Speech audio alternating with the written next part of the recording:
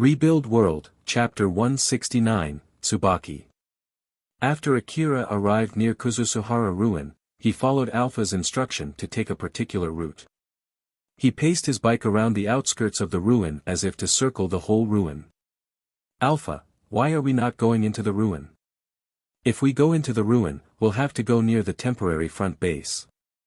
It's not like we can use that wide road made for sending supplies into the deeper part of the ruin. But isn't it easier if we just go through that road? Since it's a properly built road. Alpha's expression was saying you didn't get it, didn't you, as she shook her head. If you go through there, it'll definitely gather a lot of attention, you know. A young and not so strong-looking hunter going back home with a lot of expensive relics. A rumor like that would definitely spread around if we do that. Akira slightly frowned. I'm no longer the old me. After all, my current equipment cost me 500 million orum, so are they really going to still look at me as a young weak hunter? Indeed, the current you have way better equipment compared to the past you, but judging from the relative danger of the places that you're frequenting, you still look like a young boy coming into dangerous places that don't suit your current skill. Of course, if you say that you can fight those big monsters guarding old world facilities without my help, that would change my mind. Alpha said so with a challenging smile. Akira lightly frowned. That would be a no. Akira looked a bit depressed. Alpha smiled at him as if to cheer him up while also approving of his reply. He smiled bitterly in reaction to that as he paced his bike faster. Not too long after that, once he had put enough distance between him and the temporary front base, Akira went into the ruin. The ruin was filled with half-destroyed buildings. Of course, most of the roads there were not maintained. It was not rare to find some of them semi-blocked or even fully closed by rubbles. There were only limited roads that hunters could pass through, and that was if they were bringing vehicles designed for the harsh condition of the wasteland. Akira was able to navigate through those difficult roads relatively fast thanks to the expensive bike that he bought and Alpha's advanced calculation ability. Though its wheels bounced a few times against the hard rubble, its body was mostly undamaged. Akira saw a huge pile of rubble blocking his way to the direction that Alpha was instructing him to go, so he was going to take a detour around it. But Alpha controlled Akira's augmented suit and prevented him from doing that. Alpha. The way forward is blocked, you know. It's fine. It's fine. Alpha took control of the bike and accelerated right into that pile of rubble. Akira was slightly thrown off balance by the sudden acceleration, but he flusteredly returned to his posture. It would take too much time evading all the blocking rubbles. Since you got yourself an expensive bike, let's make the best use of it. Wait for a sec. There's no way we can just charge through that pile of rubble. The pile blocking Akira's way forward was at least 8 meters high. Its slope was sharp enough to make it unscalable. As Akira was still flustered, his bike did not stop accelerating. At this rate, if he kept going forward, he would collide right into the rubble, and with that speed, not only his bike, it might as well danger his life too. But Alpha ignored him and kept on accelerating the bike. Akira, who felt that his life was in danger, unconsciously used time compression. The scene in front of him slid past him at a slower pace, then suddenly, the direction of the sliding scenery in front of him changed. Alpha changed the direction of the bike. At the same time, she used small rubble on the ground to propel the bike to the sky and to the big building to its right. Akira was so surprised as he was lifted off the ground together with his bike. Alpha forcefully readjusted the bike's posture in the middle of the air. It then landed on the side of the big building without losing balance at all.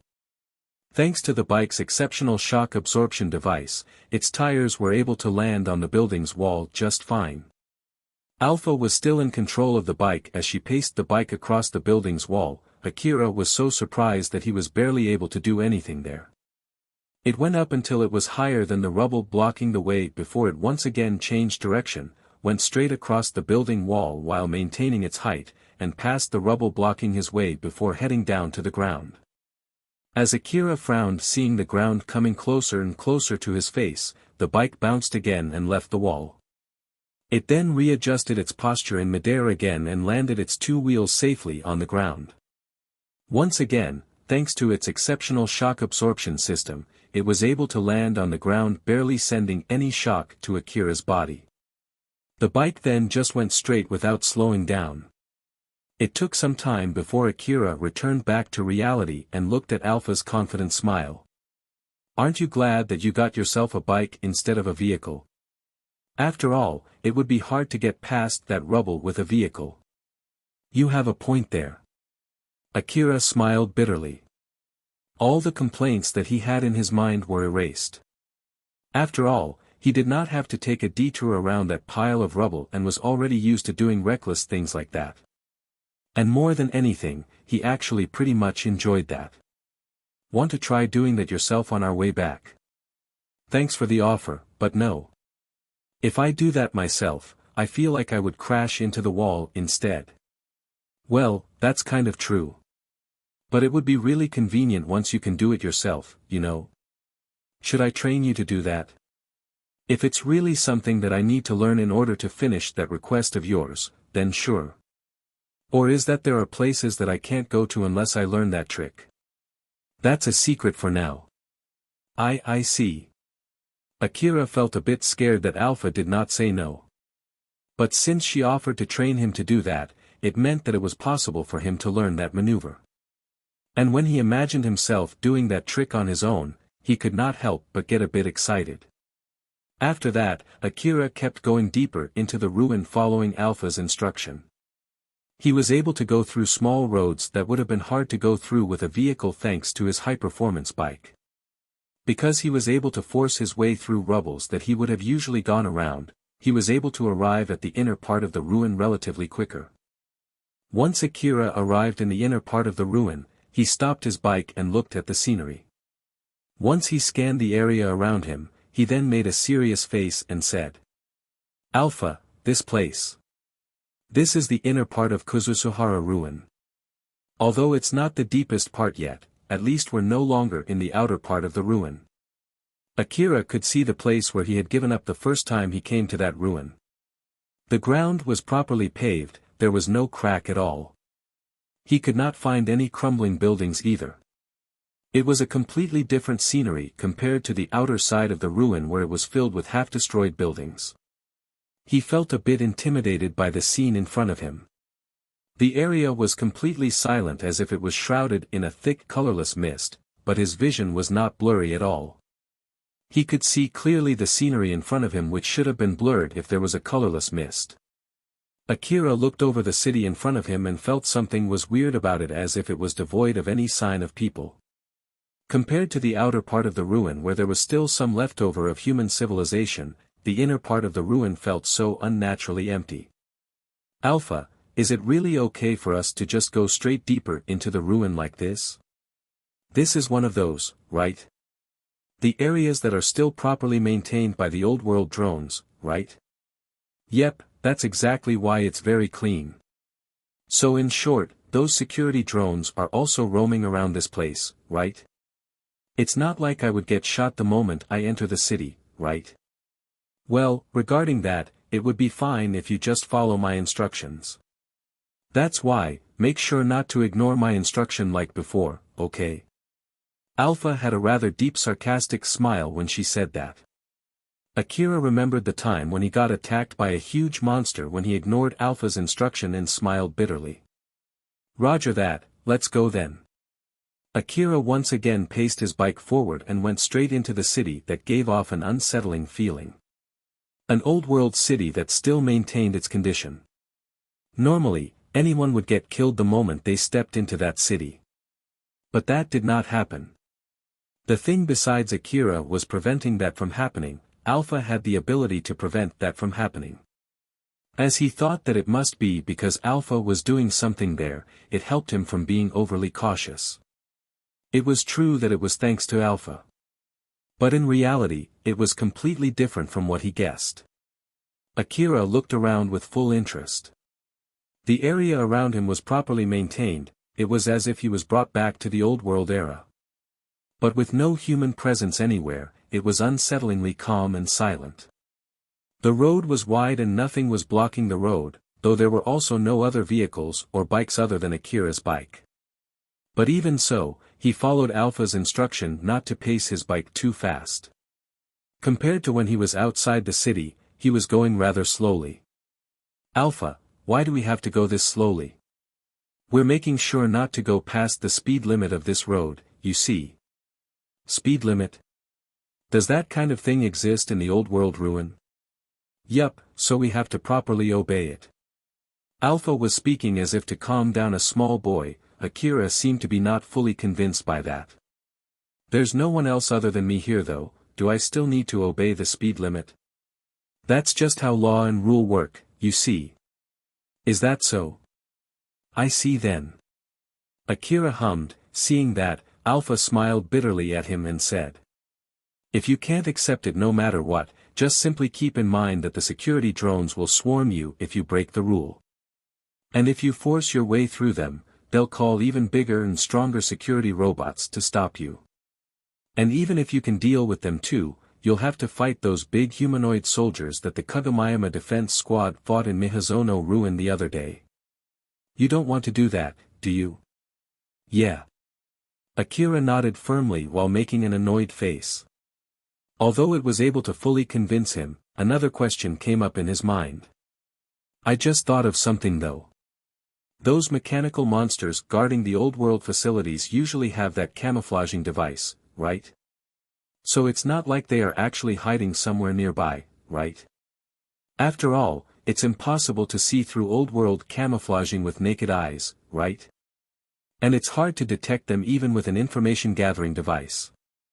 So are we really going to be alright?" Alpha smiled at the worried Akira as if to calm him down. "Don't worry, it would be alright." "Is that so? Then I guess they're not around, huh?" Akira smiled and sighed in relief.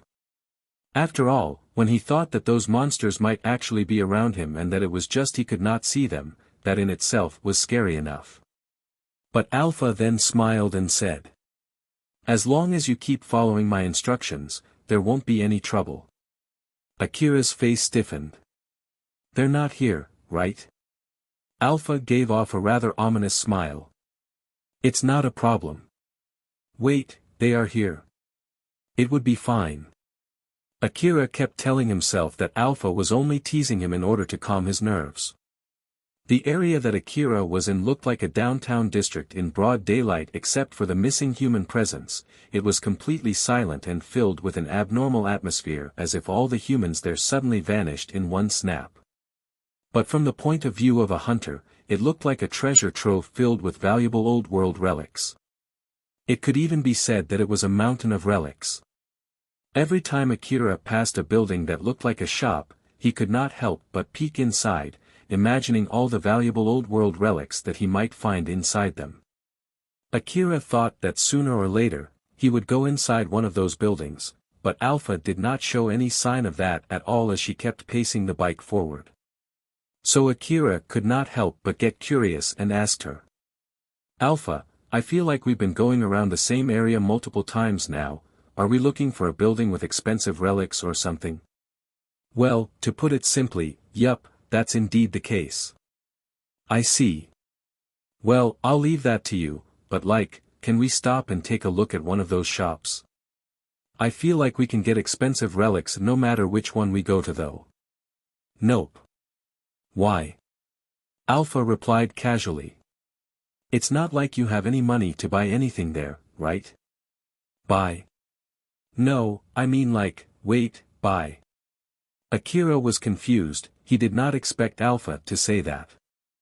What he had in mind when he asked Alpha that question was to break into one of those shops, fill his rucksack with any expensive relics that he could find, and escape the building while fighting back the security drones before finally getting away from that place on his bike. He did not expect to have to pay anything with his money. "I understand what you want to say, but that would be too dangerous. The only way to get out from this place with those relics is to bring along the city defense squad, render the security drones temporarily disabled, and get out from this place while they are still disabled. And of course, the ensuing battle would leave this place half destroyed." You need enough firepower to turn this place like the outskirts of this ruin. Have you forgotten the reason why we have to obey the speed limit? Akira frowned slightly. Well, you have a point there, but if I can't do that, then why are we here? It's not like I came here risking my life just for sightseeing, you know. My only choice would be to look for a place with relatively weak security to break in, right? Isn't that why we're just roaming around the area? That line of thinking is not wrong, but it's better to break into a place where it's unlikely to turn into a fight, right? Just leave that to me. You did say that you're leaving that kind of thing to me too, remember? Alpha smiled and sent a rather strong gaze than usual to Akira. Akira, who noticed that, decided to stop saying anything unnecessary. Alright. Although I don't know what's your plan here, I can't afford to go back without anything. So I expect to get some relics to bring back, okay? Of course, just leave it to me. You just need to make sure to follow my instructions. Don't just go ahead and shoot even if you spot a mechanical monster, okay? Wait, so they're actually really here, huh? They won't cause you any trouble as long as you follow my instructions. Akira frowned. His expression was a mix of worry and expectation, but Alpha only smiled back at him with her usual smile. Even after that, they were still only driving around the area for some time. Akira then noticed something strange in front of him and squinted his eyes. He could see a tall building in front of him, and there was a vertical road on the side of that building. When Akira thought that the old world ruin was indeed a place filled with strange things, his bike suddenly accelerated. Akira raised his eyebrows in surprise. Alpha, wait, are we going to climb the side of a building again? I don't think we can do it for that road though. Don't worry. Not to mention, you ran down on the side of a building not too long ago, remember? We'll do that again but with a bike this time. The bike accelerated even more. It then went to the curved part of the road that was connecting the road on the ground and the side of that building and went straight up, scaling the side of that building. Akira looked down past his feet and into the wall of the building and frowned. He already climbed pretty high up and his bike also started slowing down. If he fell down now, it would be simply disastrous. Is it that the old world roads even have a feature that allows people to drive vertically? Not in this road here, this one is basically just a simple wall. Just a wall. And I'm scaling a normal wall. As Akira was dumbfounded, the bike slowed down even more. At this rate, he would be falling down with his bike. As he thought so, he immediately grabbed his bike's handlebar and raised its power. But the bike kept slowing down, and once it reached a certain speed, it stopped slowing down and continued climbing at a constant speed. Alpha smiled amusedly at Akira, who was still in a panic. Although the wall doesn't have that feature, the bike has the feature to prevent you from falling over. Or to be more precise, it has the feature to stick its wheels on the surface that it's running in order to prevent losing control of the bike when you're driving through uneven ground. Since its wheels are sticking on the surface, you won't fall that easily. Compared to the last time you were running on a building's wall, this time it's way safer, isn't it? Akira sighed in relief, but he immediately pouted soon after. Didn't I always tell you to at least let me know before doing something like this? Just think of it as a training for you to keep calm at a time of emergency or when facing an unexpected turn of events. Alpha said so while smiling. Her expression then suddenly turned rather serious as she pointed her finger. Let me warn you about one thing. Don't shoot at it and don't show any hostility. Akira looked at Alpha's expression and frowned. He then looked forward in the direction that she was pointing at and noticed that a portion of the towering side of the building was distorted. As he put up his guard, the distorted part of the building revealed a mechanical monster. That monster was disengaging its camouflaging device.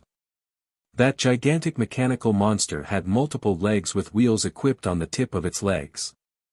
It approached Akira and then started climbing the wall beside Akira. Its side camera revolved and was fixed at Akira. Other similar monsters appeared and did the same thing too. Alpha lightly waved at that drone. The drone looked toward Alpha, who pointed her finger and an insignia appeared floating on the tip of her finger.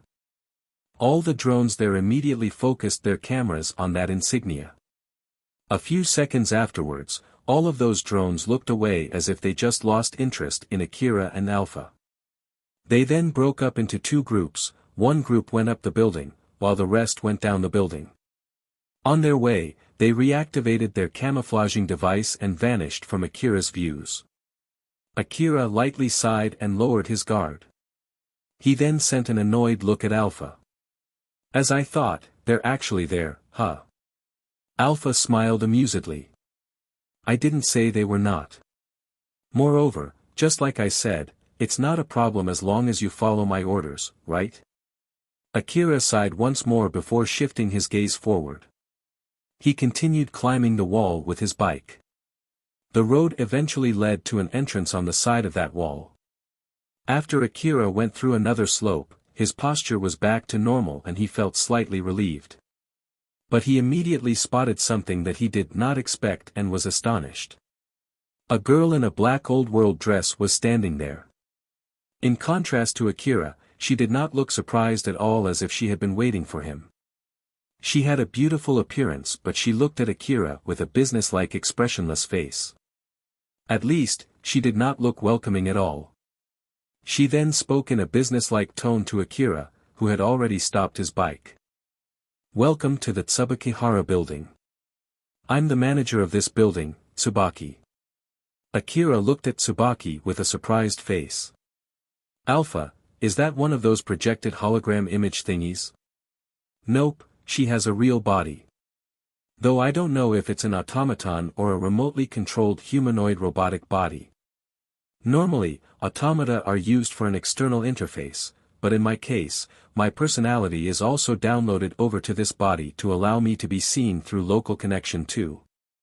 So normally, you should be able to recognize me through your information gathering device too, but since your information gathering device has been completely rewritten, I came with this body just to be safe. Tsubaki was obviously looking at Alpha. Akira was surprised by that as he looked at Alpha and Tsubaki alternately. Alpha, not only she can see you, she can even talk to you too, huh? But she can't hear telepathic communication between you and me, though that doesn't seem to be the case for the telepathic communication from me to you. She can see me through the network, but locally, she can only see you. But still, to think that she would come all the way here to welcome us, I wonder if she doesn't have anything else better to do. Alpha somehow looked rather displeased. But Tsubaki did not seem to be bothered by that at all. It's a precaution so that I won't get even busier later. I'll guide you in. Over here, please. Tsubaki turned around and went into the building. Akira was still a bit surprised as he just stood there. Akira, let's go. Ah, right. Akira returned back to himself after Alpha reminded him. He then slowly drove through a tunnel that went straight into the building with his bike. Although Akira was not wearing anything on his head and the sunlight was far away from his reach, he was clearly able to see the interior of the building as if it was under broad daylight. There were multiple multi-legged security drones from before roaming on the walls and the ceilings of that building. Some of them were not moving as they were loading something, while some of them were moving around at a rather high speed. Just like the drones that Akira encountered on his way, all of them had already disengaged their camouflaging devices. These drones went past Tsubaki, who was guiding Akira, and also went past Akira without doing anything. But even so, Akira could not help but feel nervous. These drones did not slow down at all as they passed next to him while carrying heavy materials. It was understandable for him to get scared there. Not too long afterwards, Tsubaki stopped, turned around, and pointed at the wall on her right. There was a ginormous imposing-looking door. The door silently opened up. Behind that thick metallic door, was a room that looked like a warehouse. It's over there. Please leave as soon as you're done with your business here. Akira carefully looked left and right so as not to get crushed under the passing transport drones as he went into that room on his bike. Rebuild World, Chapter 170, Expired Articles. Tsubaki guided Akira and Alpha into a room that looked like a warehouse. It was a pretty wide room with a tall ceiling. There were organized shelves lined inside, and each of those shelves housed old-world relics. Akira was a bit overwhelmed by the scene when he peeked from the entrance. A normal hunter would go crazy in that situation, but for him, it took some time to process the scene in front of him. He was more troubled than happy. Akira stepped off from his bike and just stood there, so Alpha smiled at him and told him to start working. "Well, she did tell us to get out of here as soon as we finish, so let's get this done fast. Alpha, can you give me explanations of what is going on here? I'll explain it to you while you're working. It would be bad if we don't leave this place before that girl's mood gets worse." Alright. Akira started his work. He took out a rucksack from his bike and pulled out more rucksacks from within the previous one. That girl is the manager AI of this Tsubakihara building. Although I said she's the manager of this building, she's also managing the area around this building. The well-maintained state of the area around this building is mostly thanks to her. Although it's not like she did everything herself, you can just think of her as someone who is responsible for maintaining this area. There were all kinds of relics on the shelves. It was impossible for Akira to carry all of them back home. So he was looking around the room to choose only the most expensive-looking relics. Remember that we were just driving around this area since we came to this city, right? It's just as you guessed, I was looking for a building with not too strict security. I was planning to choose a building with a lowered security system due to the time deterioration to look for relics there. But unfortunately, in the end, I couldn't find a good place at all. There were cases made of transparent-looking material that looked like glass or plastic. The height of the case itself was only about 4 centimeters. Inside it, there were spherical objects that seemed to be made of rubber or metal. While other cases had cubes, or triangles, or even powders inside them. Alpha said that they were basically some kind of old-world information terminals, so Akira prioritized those objects to stuff into his rucksacks. I did consider robbing a place with relatively lower security, but as I thought, it's too dangerous. Although I don't think they'll use full force just to fight a single person, I have no idea how much force they would bring out. With that being said, it's not like we can go back empty-handed, that's why I made a change in the plan. There were also fabrics stored on some shelves. Some of them looked like working attires or some kind of uniforms, and of course, all of them had an old-world design. There were also other articles that looked like something that Akira could find in the current era shops. All of those articles including the clothing were stuffed inside boxes. So then I made a deal with that girl to let us take the expired articles. In exchange for that, we have to leave this place as soon as we're done with it. Although I said it so casually, it's the result of a difficult negotiation. If the amount of information that we exchanged is written in words, it might take about 100 years. Being able to make that kind of deal is one of the great things about my support, you know. Of course, normally it would be impossible to do that without me. Remember when you tried to talk with the AI manager of the Saranthal building? That time, she did not even respond to you, right? That's what normally would happen without my support. There was also some lady underwear among the clothing articles. Although he hesitated, since they fetched a relatively high price for the amount of fabric that they had, Akira told himself that it would be the perfect relics to bring back in that situation where he only had a limited amount of space to spare and decided to take them too. She came by herself to pick us up because I was able to get us that deal. She said that she would only let us in if we can reach this place by ourselves, but it was no problem at all thanks to your bike. Aren't you glad to have bought that bike? Akira also found some underwear for men. Since he thought that he could use them later, he decided to take the whole box with him. After all, he kept changing between them quickly since they got soaked with blood in no time. Some of the underwear that he found were even made of strong enough fabric to even be used as armor. But personally speaking, as long as he could wash them and reuse them again instead of just throwing them away, it was more than enough for him. By the way, it seems that this warehouse is actually for obsolete articles. So all of the items here are basically trash. Akira's hands stopped the moment he heard that, and he inadvertently looked at Alpha. Trash. Yup. Akira once again took a good look around. There were many shelves around him, all of them were filled with relics that were still in good condition. So all of these relics. They're all expired articles. All of them. And since they're trash, they'll be just thrown away, right? Yup, that's exactly why she allowed us to take them for free. So let's take as much as we can. Although Akira was surprised, he also looked slightly conflicted.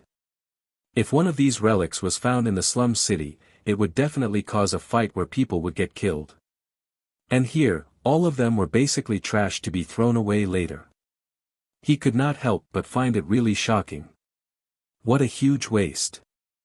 All of these relics are basically in very good condition, and I feel like they'll fetch me way more money than those relics that I got in Yanazuka Station ruin. To me, they don't look like trash at all, you know. Although they're expired articles, it's not like they're broken or anything. Some of them have simply expired because of the change of season. Or they are just articles that simply get replaced after a fixed amount of time. These articles are basically registered as expired articles in the system, although they're not broken or faulty. Since no one would buy them and no one would use them, they were built and then showcased for sale, and later collected for disposal. This cycle has been going on forever. Alpha said so in such a casual manner. But Akira felt an indescribable feeling, a mix of suspicion and something close to loneliness. He then said with a serious expression. Why are they doing that? Well, even if you ask me so. There are actually various reasons why they're doing that. The core system which manages this place doesn't question that at all, although it might look meaningless to normal people. That's why they never stop doing it. That's also the case for most of the manager AIs too, that's why they don't try to stop that system. Even if there are some AIs with better intelligence that question the system, unless they have the right to change the system, they would not be able to stop that cycle either. Is that so? Yep, well, but of course, there are exceptions. If some AIs prioritize individual opinion above rules, they might decide to ignore the rule and apply some changes. For example, some of them might adapt to be able to trade with the people of the current era. These AIs might be the reason why some of the big companies can trade with them using Chrome.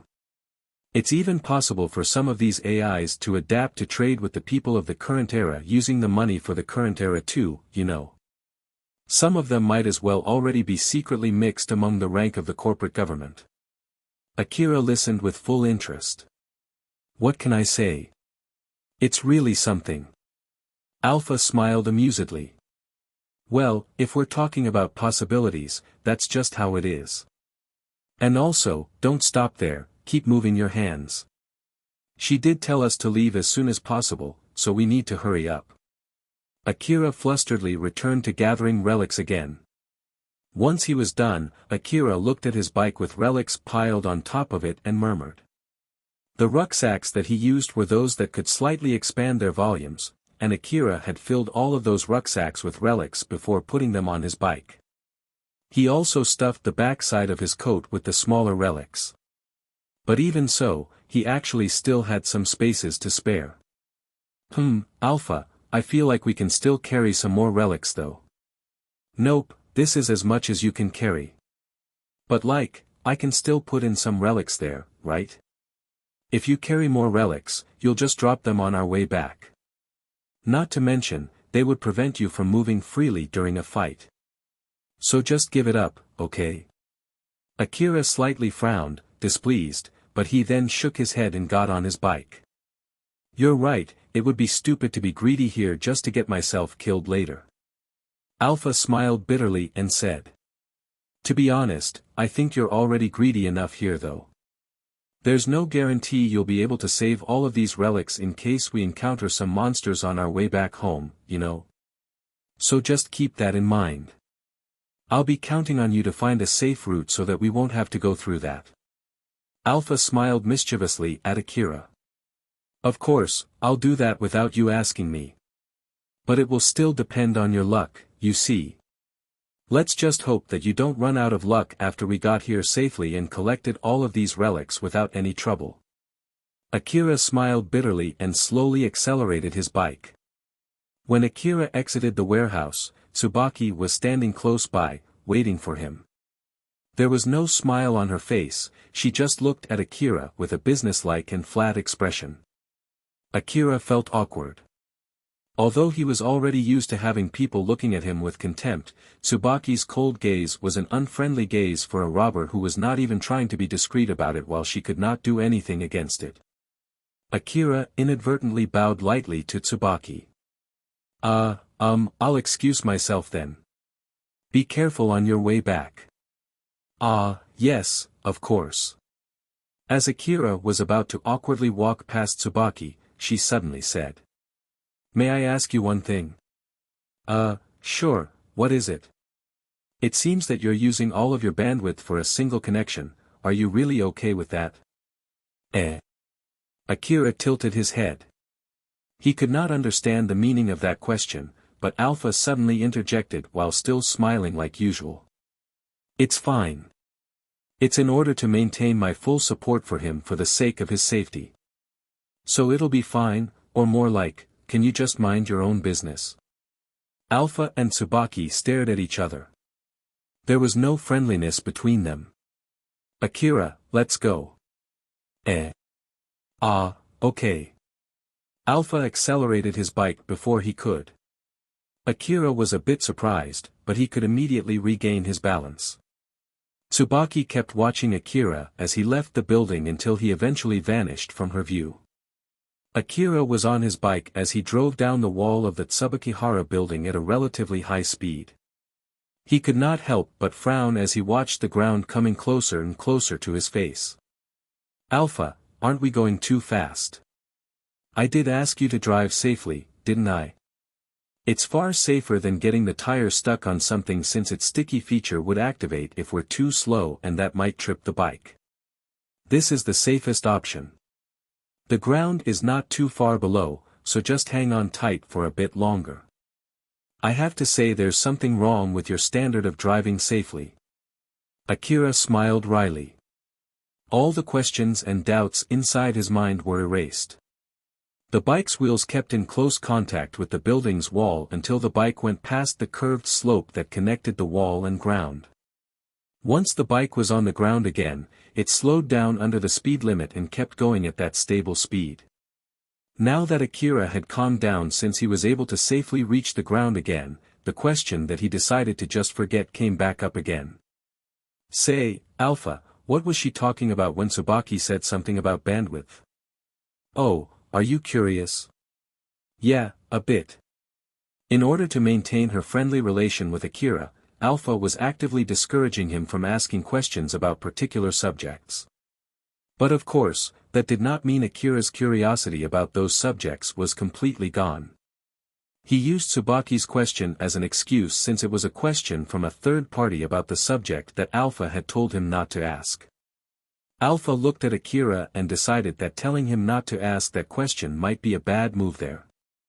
So she casually smiled and said, You are someone who can connect to the Old World domain and you're using that connection to download information from the Old World network. My image and my voice are both conveyed to you through the network. But the amount and the speed of information transfer through the network are not unlimited. And at the moment, all of your connection capacity is allocated for transferring information with me, that's why she said that back then. Is that something bad? Not at all. It's no problem at all. After all, I need enough bandwidth to maintain the support that I can give you. Moreover, if I take most of your bandwidth, you can maintain a high-speed connection even when you apply an information filter for the sake of your safety. Like that one, remember when you met a maid girl that I couldn't see in Higuraka Residence Ruin? In the worst-case scenario, that could have killed you, It was because I'm putting a filter in your connection that you were safe. That's why it's not something for you to worry about. Well, that does sound like it's no problem at all, but then why did Tsubaki say that? I bet it's a matter of individual opinion.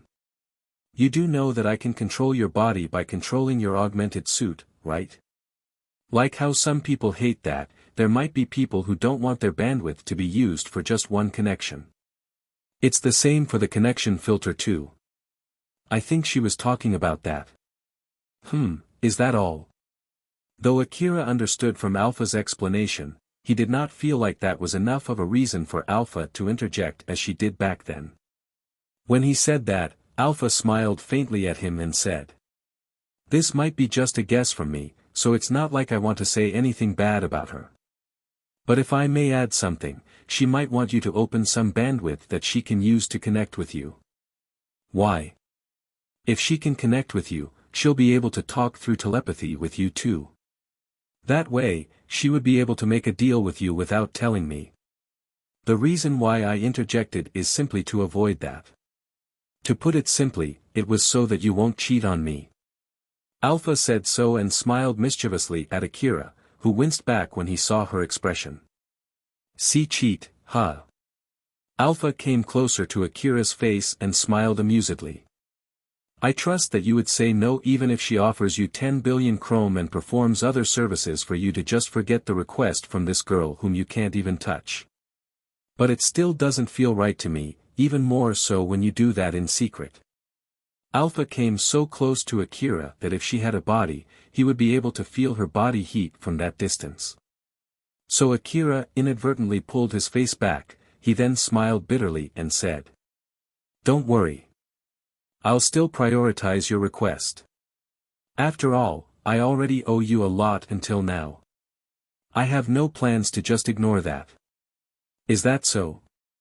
"Thank you, I'm really happy to hear that." Alpha smiled as if she was really happy, she then returned back to her usual posture. Akira tried to calm himself down as he shifted his eyes forward. He then thought, "Does this mean that Alpha still hasn't fully trusted me yet?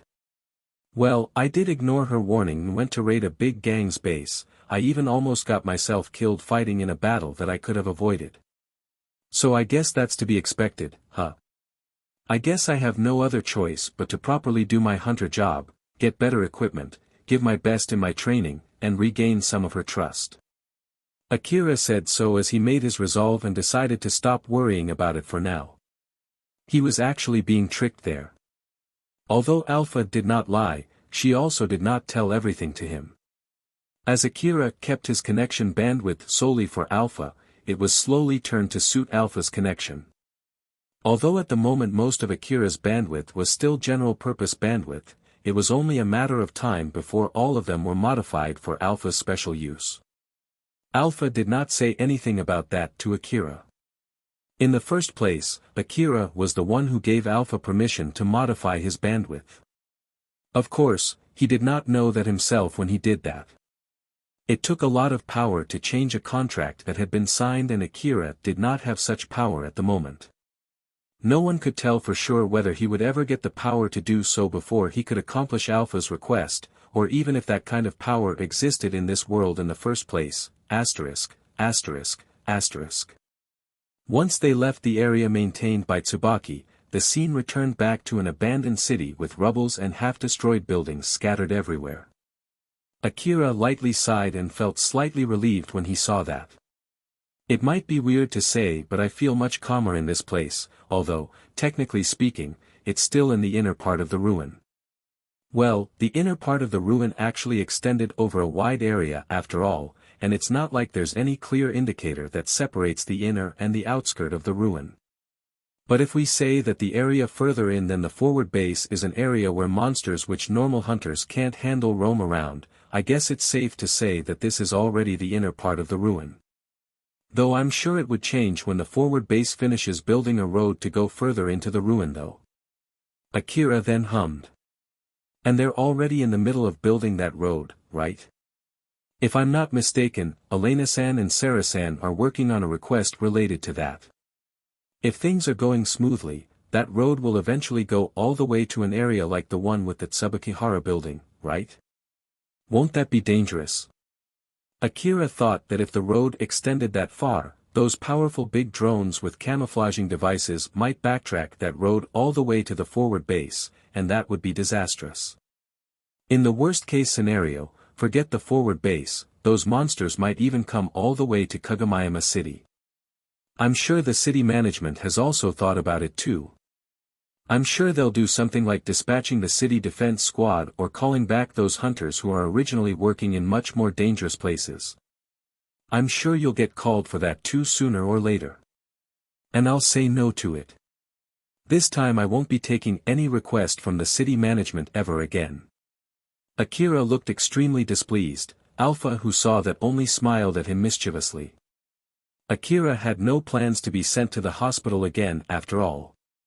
Alpha's expression then changed to a serious one. At the same time, she augmented Akira's views. Akira, we have company. Roger that. Well, in the first place, I didn't expect to get back home without encountering any monsters after all. Akira casually said so as he switched his mind to battle state. He let go one of his hands from the handle and reached for his CWH anti-material rifle. That was when Akira's relaxed face turned stern. Akira could see multiple signals from the monsters chasing him from behind in his augmented vision. At first, when Alpha warned him, it was only one signal, but it immediately went to 4, then to 8, and now it was already 20. Aren't there too many of them? They're a swarm of weapon dogs. But I don't know if it's a huge swarm or if it's an amalgamation of multiple swarms. Akira remembered his past experience the moment he heard the word weapon dog.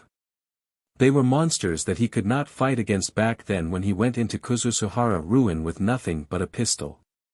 Even the one that he was barely able to defeat was the one that was faulty. But he was no longer the same from back then. He had more firepower now, a better augmented suit, and more support from Alpha. The current him should be able to take care of that swarm just fine. He thought that it was a good chance to confirm how much he had grown since then as he looked at the first weapon dog. But he frowned when he saw that weapon dog. Isn't that weapon dog bigger than usual? They originate from the area near the inner part of the ruin, after all. They're basically different to their smaller siblings that you can find roaming around the outskirt of the ruin. Akira thought that those weapon dogs would only be equipped with some big guns that normally won't be used to fight people. But the weapon dogs in front of him had cannons, mortars, rocket launchers, heavy machine guns, and big bodies powerful enough to support all of those guns. Akira, we'll be running away as fast as we can. I'll take full control of the bike, so you just try to shoot their heads. And also, make sure to hold on, it might get a little rocky. Roger that. Akira aimed his rifle behind. At the same time, the bike's arms also started to move too. The A4WM automatic grenade launcher and DVTS minigun fixed on the ends of those arms were properly aimed at the incoming weapon dogs. Akira focused his aim on one of the weapon dogs and pulled the trigger. The CWH anti-material rifle had enough power to even destroy a tank, while the grenades from the A4WM automatic grenade launcher had enough destructive power to destroy the rebels. As for the DVTS minigun, it could turn normal monsters into minced meat in no time. Those three guns started shooting at the same time. Sounds of explosions mixed in between the weapon dogs' howls. The cannons that could destroy a tank, the missiles that could destroy buildings, and heavy machine guns that could easily pierce a thick metal, all of those rifles on their backs started shooting at Akira. The lonely wasteland was swallowed with sounds of explosions and fire in a snap.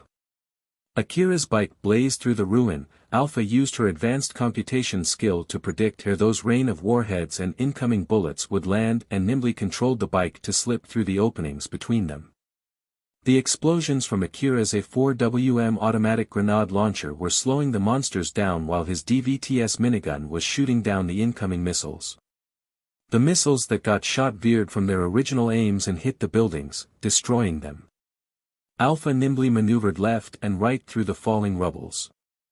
When the road forward was blocked, she ran the bike on the walls of the building to get past those rubbles. The weapon dogs ignored the rubbles blocking their way forward as they used their powerful body to break through those rubbles. Akira did try to make some turns and used buildings to get away from the incoming bullets, but it did not seem like he was able to get away from the weapon dogs that were chasing him with a speed unsuitable for their sizes. Akira was aiming from a situation that was far from ideal. His aim swayed left and right following the bike's movement. Not to mention, sometimes it ran on the side of a building's wall too. In that chaotic situation, he only gathered his focus to its utmost level when he was about to take a shot. As he compressed his time perception to its limit, he carefully aimed his rifle inside a world that was almost completely frozen in time before pulling the trigger. Although the special bullet's firepower was reduced the further the distance it traveled, it was able to deal a deadly injury to the head of the weapon dog that it hit, since those weapon dogs were weaker than a tank. The weapon dogs that had lost their command centers went limp and just dropped dead on the ground. Akira let out a long breath before he moved to his next target. But he was taken aback by what he saw. The weapon dogs that he had shot down slowly started to move again. They slowly stood back on their feet and aimed their weapons at him. Alpha. Those monsters are still alive even after I shoot their heads. Akira, calm down. It's just because something else outside that swarm is controlling them remotely. It still doesn't change their weak point, which is their heads. So that kind of enemy is here too, huh? If you only destroy their control device and leave their bodies mostly undamaged, they can still be used for fighting if something else takes control of their bodies. It might be some kind of system to make sure that they can still fight even after losing their control device. Akira, reload. The bike's arm extended its DVTS minigun next to Akira. The arm did not have an automatic reloading system. Although it was using an extended magazine, it did not take much time for it to run out of ammo when used for continuous shooting. Akira hurriedly reloaded a new magazine. Once he did that, the DVTS minigun returned its aim at the incoming swarm and started shooting again. It did not take that long before his A4WM automatic grenade launcher also needed a reload. Akira kept alternating between reloading new magazines and shooting the swarm. Alpha's shooting was more focused to suppress the enemies, while the killing shots were executed by Akira with his CWH anti-material rifle. The special ammo for the CWH anti-material rifle was not cheap. Every time Akira loaded a new magazine and threw away the empty magazine, he felt like he was throwing away a bundle of money. So he could not help but complain there. There are so many of them and they're too strong. What's going on here? We didn't encounter any of them on our way here, right? So why are there suddenly so many of them on our way back? And here I thought my bad luck was finally gone when we didn't meet any monsters on our way in and were able to collect all of these relics without much trouble. It must be because you're carrying relics now. They must have reacted when their sensor detected someone carrying a lot of stolen goods with him. Akira did not stop shooting as he replied. Stolen goods. But these are expired articles and we had the permission to collect them, right? Though I can understand the system looking at hunters as robbers, that's not the case this time, right? That might be true for the mechanical monsters under the management system of the city, but that might not be the case for the monsters roaming the wasteland, you know? I'm sure that there are a lot of other faults in their programs too. But with that being said, it's indeed suspicious to see someone carrying this much luggage through the ruin. So that's why they started shooting at me, huh? What a huge pain in the neck. If you understand it now, it would be great if you can stop complaining and focus more on the fight. You're right. I feel better now to know that it's not because of my bad luck. Akira smiled bitterly and said so as he returned back to shooting the incoming weapon dogs. Rebuild World, Chapter 171, Tsubaki's Decision. Akira was still fighting the weapons dogs which chased him in the middle of the Kuzusuhara ruin filled with half-destroyed buildings. The weapon dogs' firepower was overwhelmingly above Akira. They kept spewing bullets, missiles, and warheads that easily blew the buildings around them to smithereens. Alpha used the full mobility of Akira's bike to evade the incoming warheads and bullets. Akira could feel explosive wind scraping off his skin. He sometimes had to dive into the smoke while shooting down the weapon dogs that seemed to be endless. The numerous weapon dogs had more firepower, more stamina than him. Both Akira and Alpha were desperately holding on against that fierce onslaught. Akira slipped past the raining bullets, warheads, and missiles with the help of Alpha's advanced computational ability and by using the environment around them. At the same time, he was sniping the weapon dog's weak points while Alpha was shooting down the incoming missiles. The fierce fight that was even changing the contour of the ground in that area was finally coming to an end. Both sides were starting to run out of ammo, and that led to Akira gaining the upper hand. The weapon dogs were using ammo that they produced with their organs. After shooting all of those missiles and warheads, even with the automatic resupplying organ and advanced old-world technology, they still needed some time to refresh their ammo. Not to mention, Akira was prioritizing shooting down the weapon dogs that were carrying a lot of ammo. Even if those weapon dogs that had exhausted their ammo ran as fast as they could to chomp at Akira, they could not catch him on his bike. And with the fewer weapon dogs shooting at him, Akira did not need to do too much evading. Alpha utilized the full power of the bike to accelerate forward in a straight line to widen the gap between them. Now that it had come to this, it was impossible for them to catch up. Akira did not slow down as he left the weapon dogs as well as Kuzusuhara ruin behind him. Once Akira left the outskirts of the ruin and stepped into the wide wasteland again, he stopped his bike, turned around, and looked at the ruin behind him while still sitting on his bike. "Did we get away?" Alpha smiled to reassure him. "Yup, we completely got away from that swarm. They originated from the inner part of the ruin. After all, even if they widen their activity range, they won't go outside the ruin's outskirts. So I'm sure they won't chase you outside the ruin. And even if they do, the city management would definitely dispatch the defense squad to clean them up." Akira leaned on his bike as he was pretty tired after what he had gone through. He then sighed in relief and said, "That was tiring. But we were able to somehow get away from them. Well, that was really something. Good work there, or so I want to say, but we can't exactly relax yet before we get back to the city, okay? I know, but still, at least let me take a short break here." "Geez, just a short break, alright." Akira lightly nodded and sighed as if to expel all the tiredness from his body. He was leaning on his bike, using the bike to fully support his body, and looked around. That was when his gaze wandered at all the relics on his bike. Those were the relics that he was able to bring back from that magnificent city. Although they were expired articles, Alpha told him that there was no problem with those relics. If that was true, they should be able to fetch him quite a lot of money. As he thought so, he inadvertently raised his expectation and could not help but smile.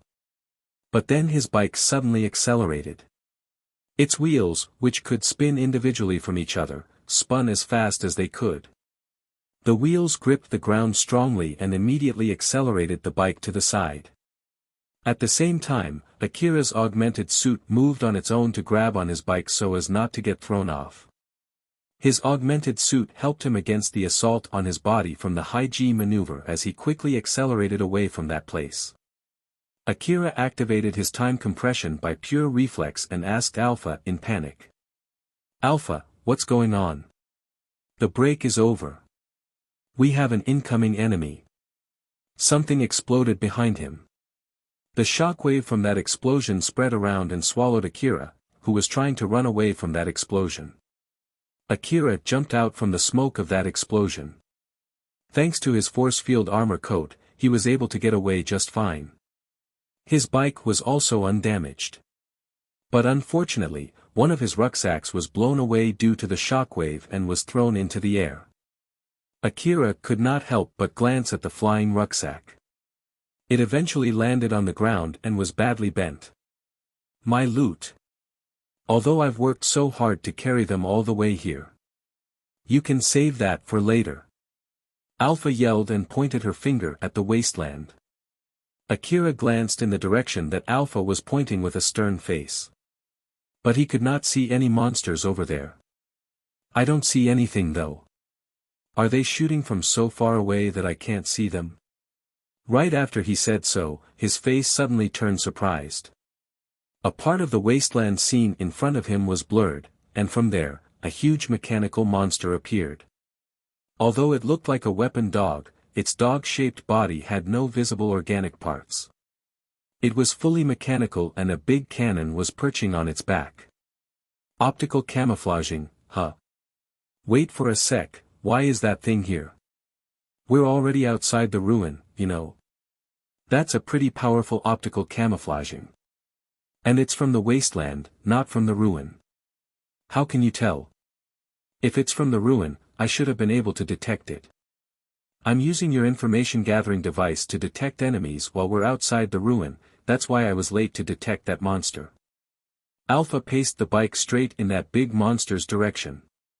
Akira understood that she had decided to fight that monster rather than running away from it, so he immediately reached out for his CWH anti-material rifle. Akira, use anti-force field ammo. Akira smiled bitterly as he changed magazine. He bought that ammo as a trump card for emergency only, he did not expect to use it again this quickly. Geez, I only bought this ammo as a lucky charm, you know. Alpha smiled at Akira to cheer him up. Oh my, it's exactly thanks to that ammo that we can get out of this place alive, you know. So here is where you should seriously feel thankful for it, right? That's just a play on words. It just happened to be like this, I'll leave it as that. Akira lightly smiled and took aim with his CWH anti-material rifle. His bike accelerated even more. In order to avoid the monster's aim, it approached the big monster in a zigzag path. A big warhead flew past Akira and exploded right behind him. Every time the bike made a sharp turn to evade the incoming warhead, his body was whipped to the side together with his bike. Alpha was also in control of the bike's force field armor, so she used that to make a turn that would have been impossible to execute at that speed. Akira used his augmented suit to force his body against the inertia while aiming his rifle. Akira, let's use your blade, so get ready. Is that monster that strong? Why is a monster this strong here? Isn't it just strange? Since it's there in front of you right now, it doesn't really matter. You should be thankful that we are lucky enough to at least have the chance to put up a fight. You have a point there. Akira smiled bitterly. He still had his CWH anti-material rifle in his left hand while his right hand reached for a blade in his breast pocket. It was nothing but a handle, he gripped it firmly and pointed it away from his body. Silver metallic liquid extended out from that handle and formed a long blade, 3 meters to be exact. It was not something that people would use against other people. Once it reached its full length, it started to glow with a faint blue light. Akira still had his blade extended on his side as he slipped under the incoming warhead. He then gathered all of his focus and aimed his CWH anti-material rifle. Now! The anti-force field ammo flew out the CWH anti-material rifle's muzzle. It hit the monster's head and released a flash of blinding light. The monster quickly calculated the trajectory of the incoming bullet and focused its force field armor to protect its head. Thanks to that, it was able to withstand that shot which would have been able to easily destroy a tank. Although the backlash threw its huge body off balance, it sustained no damage. But of course, it lost its force field armor protection temporarily after receiving that shot. While that monster lost its footing, Akira quickly closed the distance between them. He went past besides that big monster as he swung his blade at it. The blade buried its sharp edge into the monster's metallic body and the bike immediately accelerated to push the blade through the monster's body. Fire sparks burst around the cutting edge of the blade together with a sharp stinging sound of metals being sliced. The bike drove past the mechanical monster, it then made a U-turn and stopped. The blade in Akira's hand turned into dust and was carried away by the wind. Did that do it? Akira looked at that metallic monster with a stern face. The monster that had lost its control center slowly fell to the ground. Alpha smiled victoriously and said, "Yep, that should do it. Once again, you did well." Akira let out a big sigh. He looked at the blade, of which only its handle remained, and smiled bitterly before throwing it away. One expensive anti-force field ammo and one old-world blade. I even had to use 2 of my trump cards and was only barely able to defeat that thing, huh? Akira once again let out a big sigh. That blade was one of the relics that he got from the Tsubakihara building. He had decided to save it for his own use instead of selling it, that was why he put it inside his breast pocket instead of his rucksack. Although he still had some spares, it did not change the fact that he had used one so quickly. Alpha smiled and said in a bright tone to cheer up Akira, who looked slightly bummed out. A win is a win. So cheer up, okay? Let's pick up that rucksack and go back home. Akira raised his eyebrows in surprise. Pick up that rucksack. The relics in it are not broken after it got blown away and landed on the ground that hard. Like I said before, although they're expired articles, they're not faulty or broken. Old world relics are pretty robust, you know. So I bet they're just fine. Moreover, even if they're slightly damaged, they are still precious old world relics, they'll still fetch you some money. Akira beamed up. He thought that those relics were gone for good after being smacked into the ground like that. So he happily went to pick those relics up. Akira picked up his rucksack as well as the relics that were scattered on the ground when that rucksack was blown away. After that, he climbed on his bike while carrying that rucksack on his arm. He left the driving fully to Alpha as he focused on keeping the rucksack under his arm. Although it was not easy, he held on in that position while heading back to Kagomayama City, leaving the corpse of that big monster behind, asterisk, asterisk, asterisk. Inside the Tsubakihara building, the automaton Tsubaki, the AI manager of that building, was mumbling. He took it down, huh? Tsubaki was watching Akira's fights closely, both when he fought the weapon dog swarm and when he fought the big monster. She was observing Akira through the network connection with the monsters that attacked him. Although it's not enough to fully grasp his real strength, I believe that he's good enough to consider. Alpha had made a deal with Tsubaki to let Akira take the expired articles. During that negotiation, although it was mostly affected by the difference in power between Alpha and Tsubaki, Tsubaki mostly made her decision by considering the amount of damage that it might cause inside the area under her supervision in case a fight occurred. If letting him take the expired articles was enough to send him back, then there was no need to cause any unnecessary fight. That was the biggest reason why Tsubaki accepted that deal. But seeing that from a different light, it also meant that if Akira was weak and if Tsubaki could kill him without sustaining much damage, then she would have done that. Putting aside the difference in their ranks, if Alpha had the gut to threaten her by claiming that Akira was stronger than he actually was, Tsubaki was thinking of answering that with a rather extreme action. The weapon dog swarm and that big mechanical monster were sent to fight Akira for the sake of checking Alpha's claim. Judging from the result, including the info that she gained from Alpha, Tsubaki decided that at least for now, Akira was worth considering, both for the better and for the worse, asterisk, asterisk, asterisk. Akira originally planned to immediately sell the relics that he got from the Tsubakihara building. But Alpha stopped him. She told him to be careful about it in order to avoid getting strange rumor out, or if he could not avoid making rumor, at least to keep that rumor to a minimum.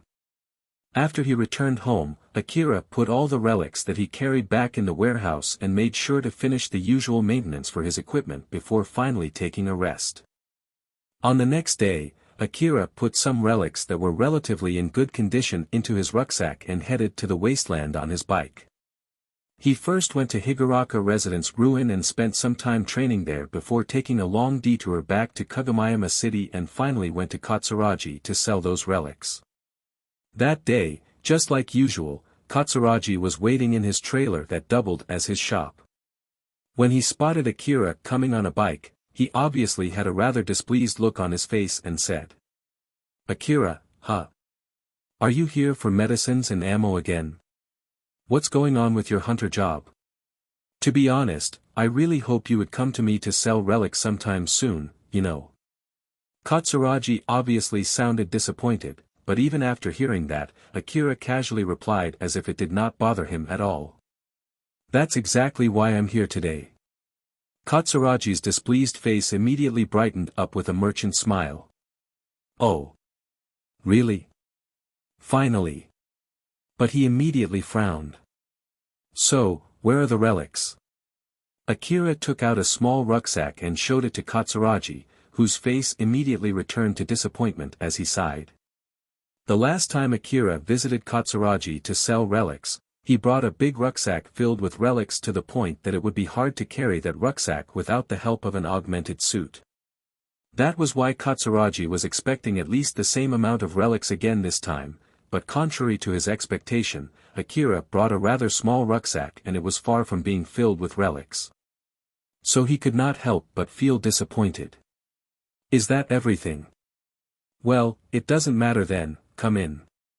Akira and Katsuragi went into the trailer and into the break room reserved for staff. They sat face to face with a table between them. Katsuragi then said in a rather unmotivated manner. "Well now, let's take a look. Bring out the relics."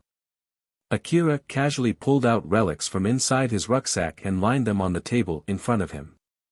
It was 6 transparent box cases with a spherical object inside them that looked like they were made of metal or rubber. They were old-world information terminals. Katsuragi, who seemed to be not interested at all up until now, froze up.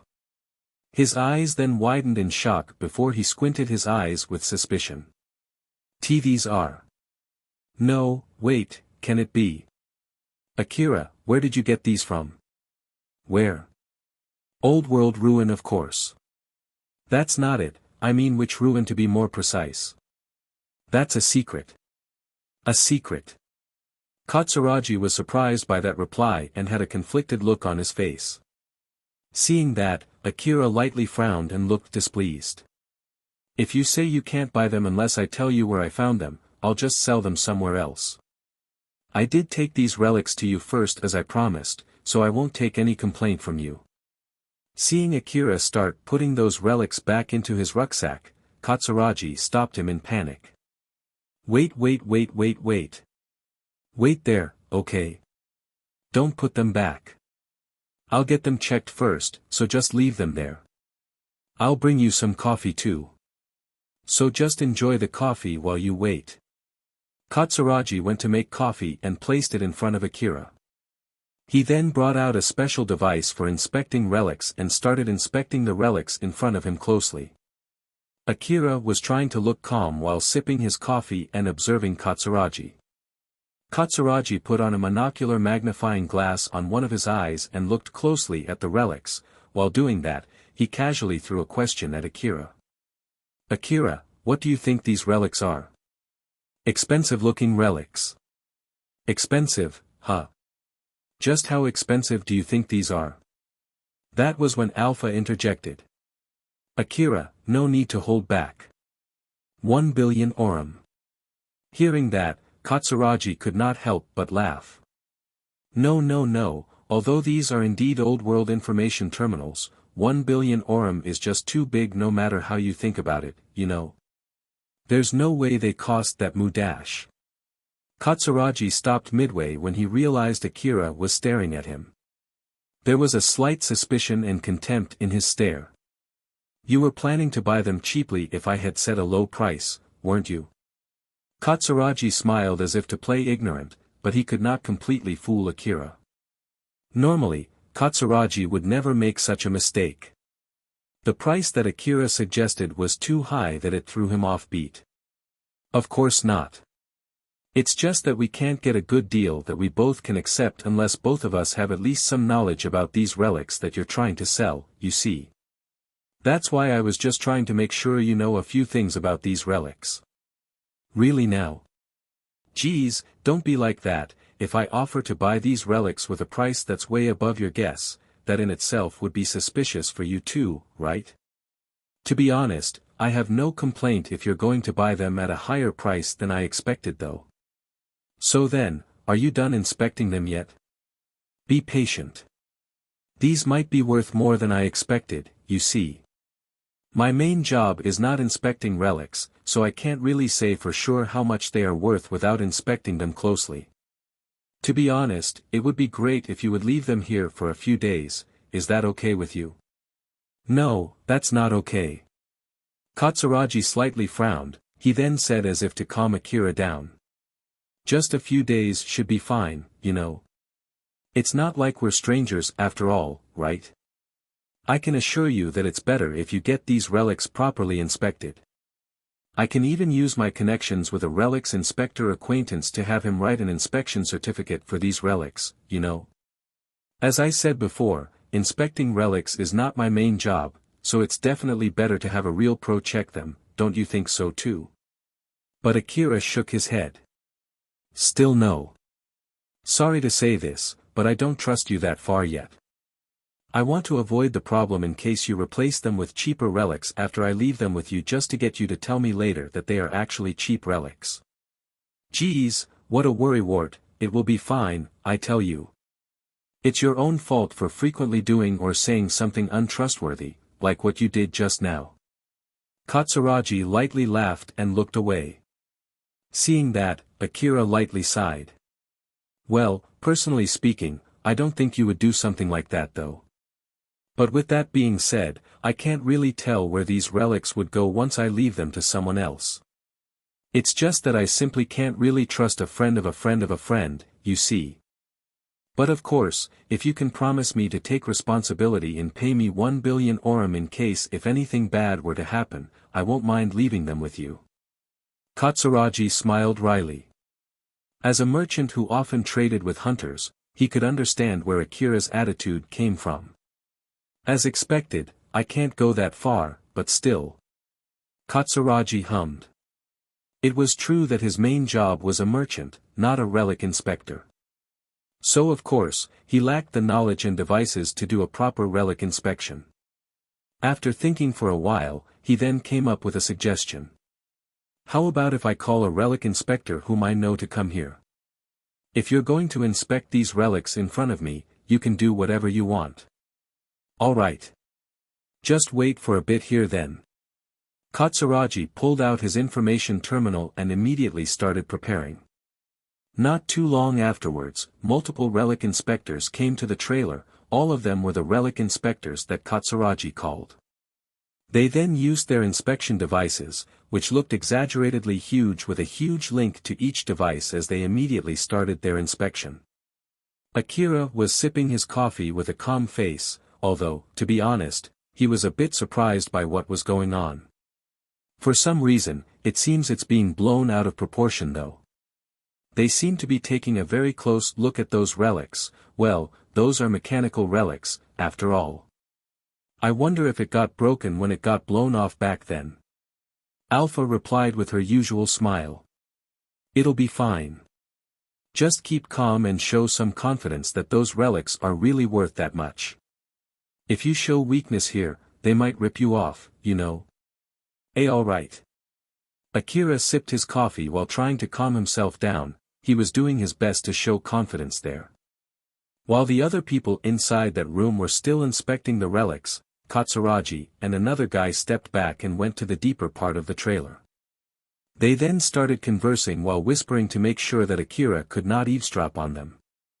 Katsuragi, is that boy the one who brought in those relics? That doesn't really matter. Just make sure to do a proper inspection of those relics. So, how is it? Are they not fake? I can't really say for sure since I can only carry relatively low accuracy inspection devices with me, but from the result up until now, I think they're not fake and they are in a pretty good condition too. If I'm being strict here, the cases are a little bit bent, but that should not affect the articles inside them. So then, where did that boy get those relics? Geez, give it up, will you? Can't you just open the case and take a closer look at them? Some of those cases will break its content when not opened with the right method, you see, and that's doubly true for articles that can only be contained inside a container. For example, those articles in the form of powder. I don't want to be held responsible if we open them and break their contents. That aside, why won't that boy tell you where he got them from? Is it because he's just a carrier from another shop or something and those relics were actually found by another hunter? Do you have any good guess where he might have got those relics? Just drop it already. I only asked you to inspect the relics that one of my customers brought in. Isn't that enough already? If you keep pestering me with unnecessary questions, I'll have you leave, you know. Katsuragi said so and glared at the other guy. So the other guy clicked his tongue and decided to stop pursuing that subject. After that, they continued talking in secret about the result of the relic inspection. Once they reached a conclusion, Katsuragi sent the people that he called in to inspect the relics out.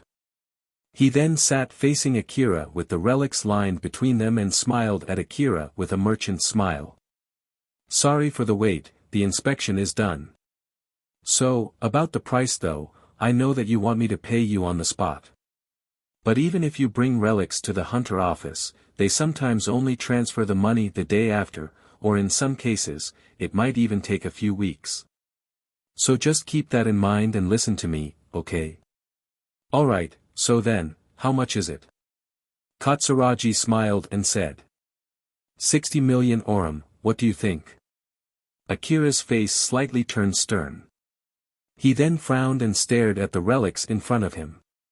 Don't just fall silent, tell me if you're okay with that price or not. Akira was actually trying his best not to show his surprise on his face, he did not expect those relics to be worth that much. That stern gaze on those relics was actually because he was so surprised that he inadvertently looked at them with a mix of suspicion. But for some reason, maybe because he was slightly desperate, Katsuragi who saw that thought that Akira was doing calculations if that was a good price or not. Akira suddenly extended his hand. In reality, Akira was just going to take a closer look at the relics, but Katsuragi thought that Akira was going to stuff them back into his rucksack. Whoa there. Wait, let's think carefully about this, okay? It's 60 million orum, you know. 60 million. I'll at least let you know this, even if you bring them to the hunter office, at most, they'll only pay you 50 million orum. I'm sure it won't go close to 60 million. Although in place of that your hunter rank would go up, I know that you don't really care about that, right? If you're looking for money, just sell them to me. Akira did not say anything. He only looked at the relics in his hand and Katsuragi alternately. Moreover, if you bring them to the hunter office, they'll pester you about where you got those relics and whatnot. That's the same if you try to sell them somewhere else. You don't want to tell anyone where you got these relics, right? If it's me, I'm willing to buy them from you without asking where you got them, and I can guarantee you that I won't leak anything to anyone. I know that this is a good deal for you, so just sell them to me, yeah. Akira still would not say anything. Katsuragi started to get even more desperate. Alright. I'll buy them for 70 million orum but with one condition. As expected, even I can't offer you more money than that. If this is not good enough for you, I'll drop this deal, you know. One condition. Katsuragi was slightly relieved seeing that Akira finally gave a positive reply. Although he calmed down, he still had a mix of desperation in his merchant smile. Although I'll buy them for 70 million orum, I can only pay you 30 million orum. So for the rest, I'll give you 40 million orum store credit. After all, I know that you would just use all of them for medicines, right? So I'm sure that it's a good deal for you too. I don't mind if you want to use it for my other goods, and if you need something else, I can also put an order for you. Of course, you'll have to store some money for that order though. And also, if you ever find similar relics again, make sure to bring them to me first. That's the condition. Akira was pretending to be thinking when he was actually trying to calm himself down. Katsuragi was nervously waiting for Akira's reply. In the middle of that strangely tense mood, Akira opened his mouth and finally said. Alright, I'll take that deal. Nice. I'll transfer the money right away, so you should check if it properly reaches you. Katsuragi immediately finished the transfer before Akira changed his mind. Akira checked the transfer and confirmed that it indeed reached his account. I received the money, that's it then. Katsuragi sighed with a big smile on his face. He quickly brought out a strong-looking case and carefully transferred the relics into that case before handing it over to the relic inspectors that he sent outside the trailer. When he returned, he had a wide smile on his face. It seemed that he also got a good deal with those relic inspectors. That was a good deal. Now then, it's my turn now. What do you need? Is it more medicines? Wait for a bit here, I'll bring it out. Katsuragi went to the warehouse and returned back with a box of medicines and placed it on top of the table. The box also contained not the usual 2 million orum per box medicine that Akira usually bought from Katsuragi. This is my recommended medicine. I ordered these expensive medicines especially for you. It's 5 million orum per box. 5 million, huh? Isn't that a little too expensive? Akira frowned, but Katsuragi smiled as if it did not bother him at all. Well, it's originally for hunters who usually work further to the east after all. So that price is pretty normal out there. But I can guarantee it, it's a high-quality medicine. Like I said, I ordered them especially for you. To be honest, as someone who's selling medicines to you, I'm a bit worried about how you spent your money only on medicines, you know. I'm sure you can understand that, right? Well, can't really say I don't.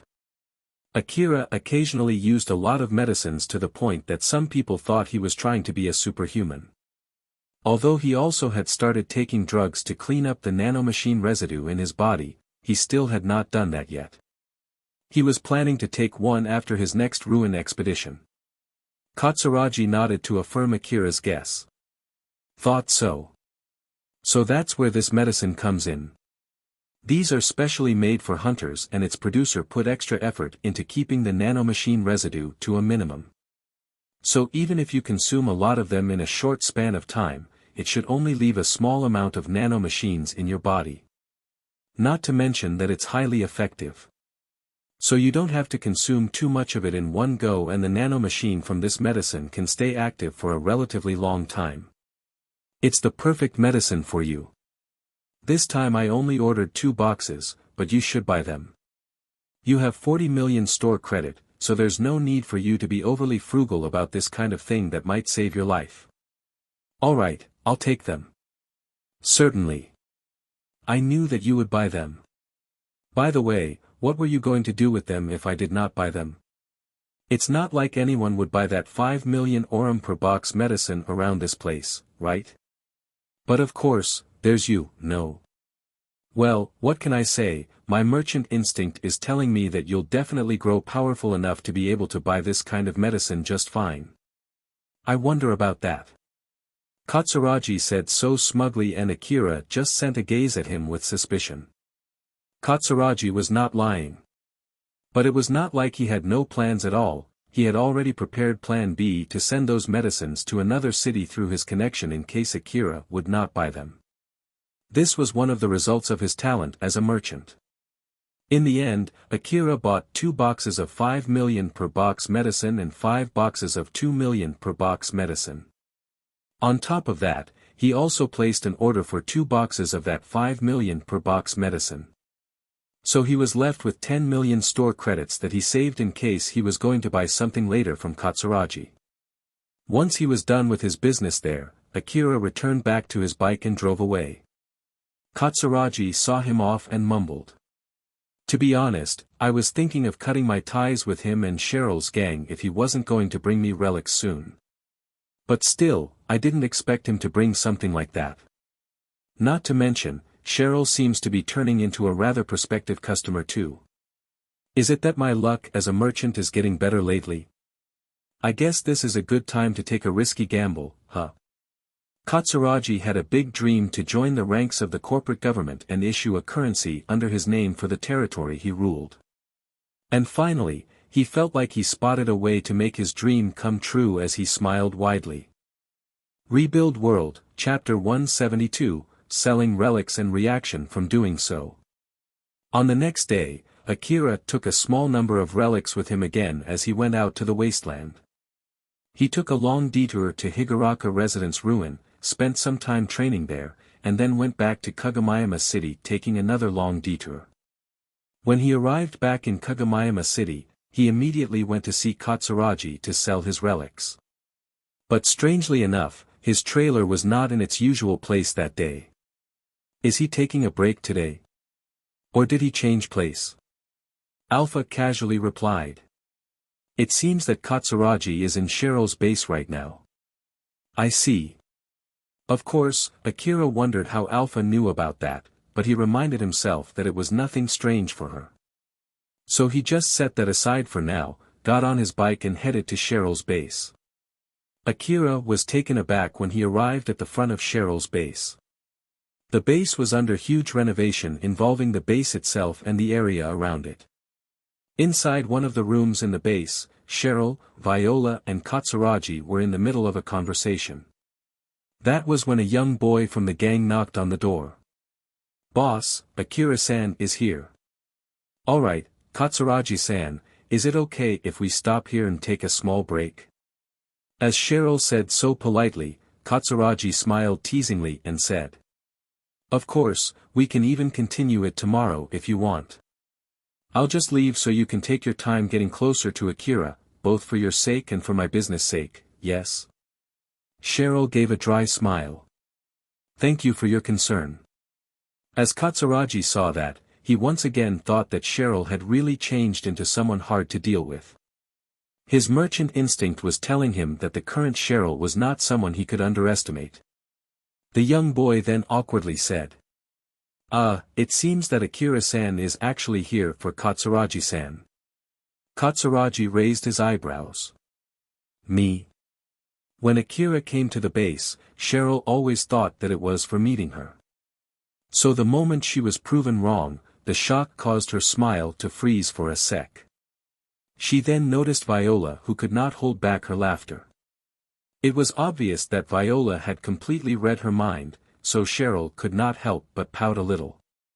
The young boy realized that he had just soured Cheryl's mood.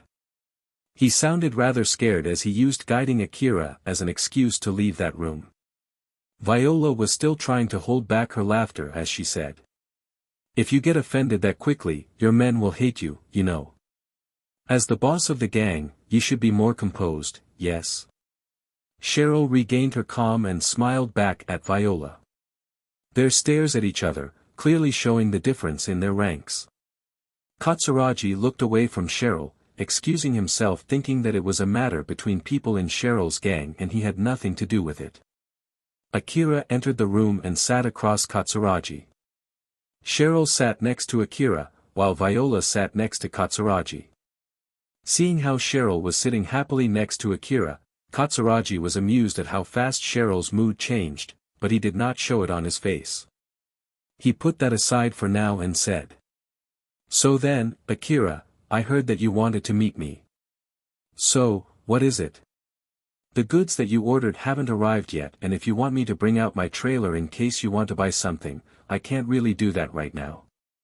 I'm taking a break today from that one, you see. How about buying relics then? Well, I don't mind doing that, but make sure to bring something that might fetch a lot of money, yeah?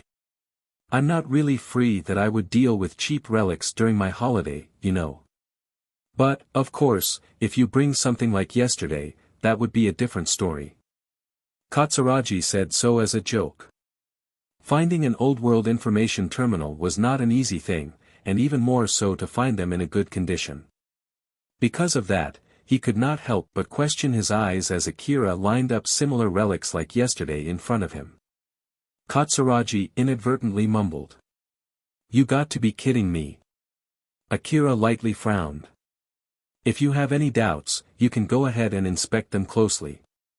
Akira said so casually that Katsuragi had a surprised look plastered on his face. Viola found it surprising and smiled amusedly.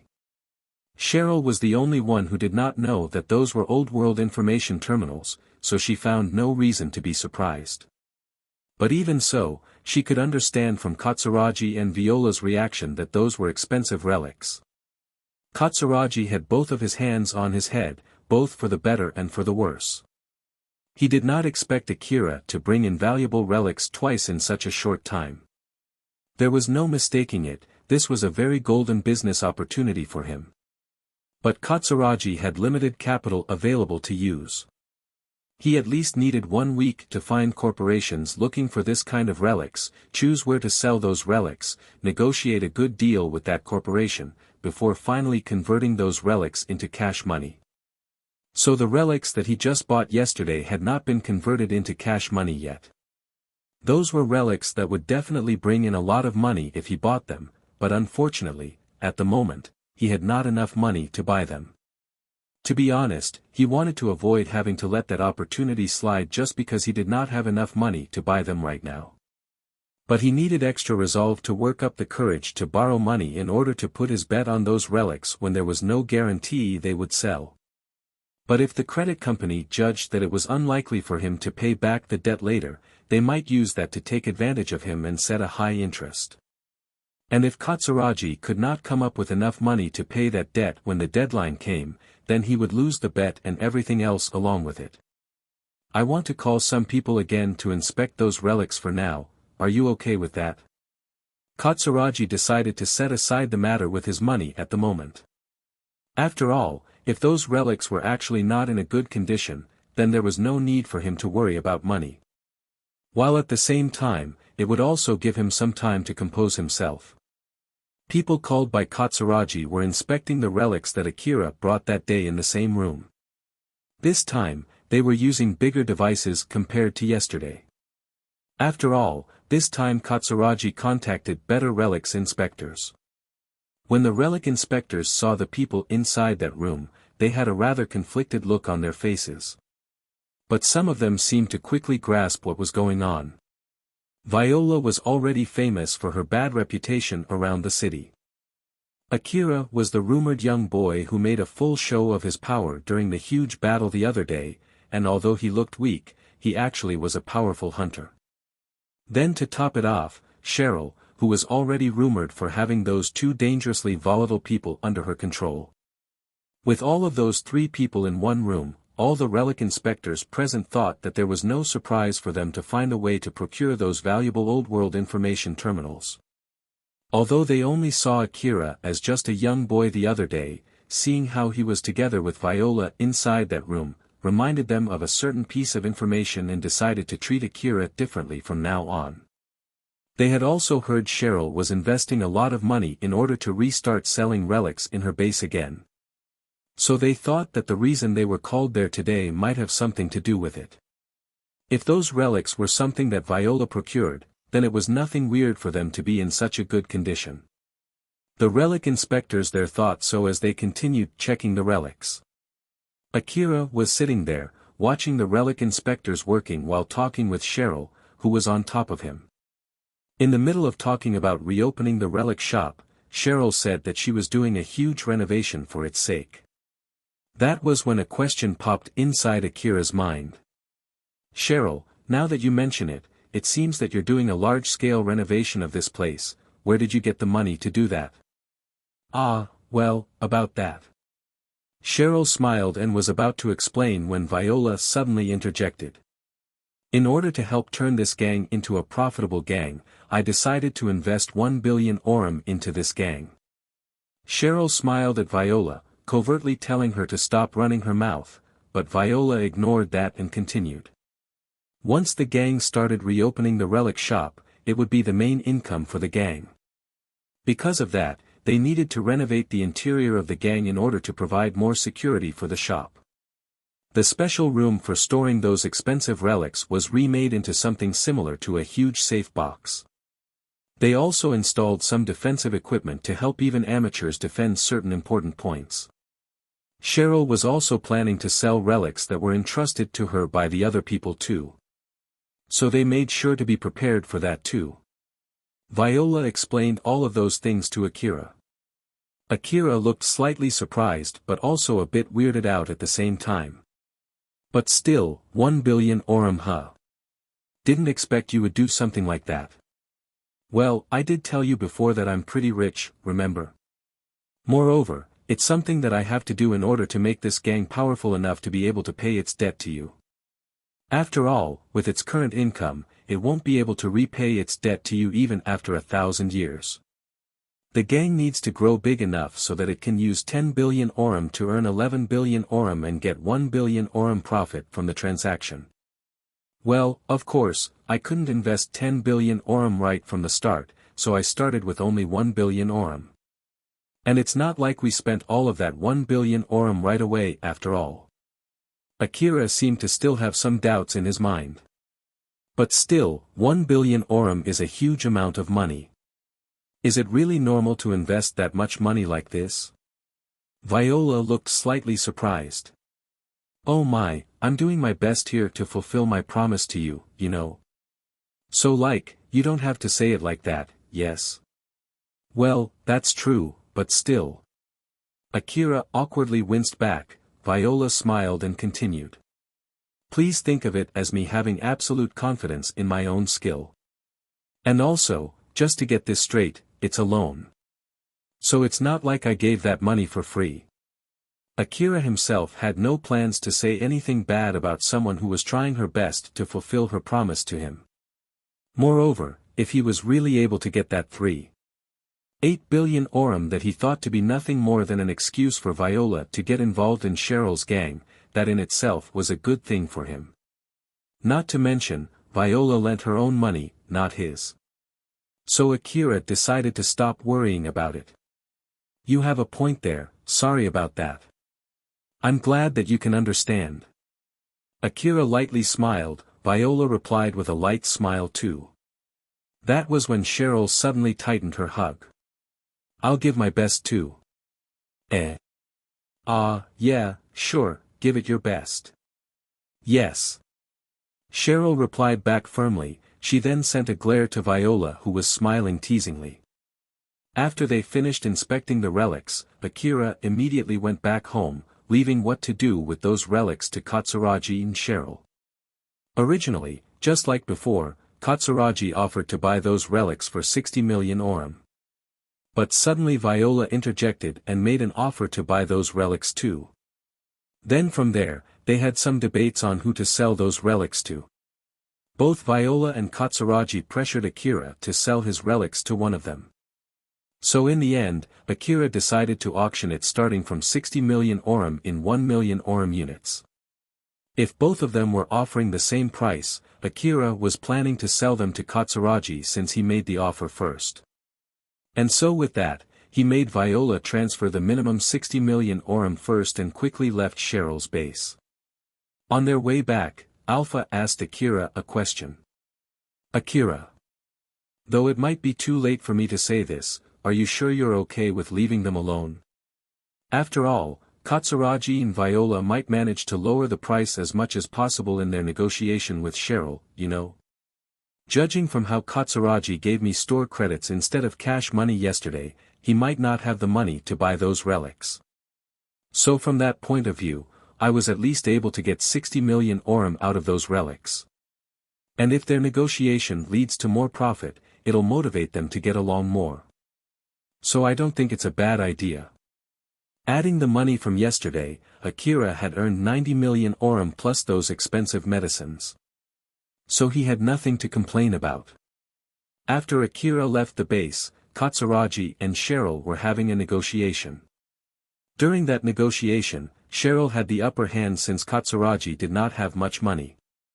Katsuragi had made a plan to have his branch inside Cheryl's base and invested some money in Cheryl's gang for the sake of that plan. Moreover, Cheryl had also ordered a lot of equipment and defensive devices for the gang from Katsuragi. So Katsuragi had also spent a good portion of his money to put those orders in. Because of that, he did not have much money in hand and he had a disadvantage during the negotiation. Of course, Viola did not let it slide and pushed Katsuragi into a difficult negotiation. Don't tell me that Akira sold those relics to me yesterday for the sake of probing my current financial situation. No, it can't be. Right? Katsuragi put extra effort during that negotiation, but when he looked at how Cheryl was acting and how Viola was smiling like usual, he could not help but feel anxious. Cheryl kept coming up with demands that were cutting close to the limits that he could accept.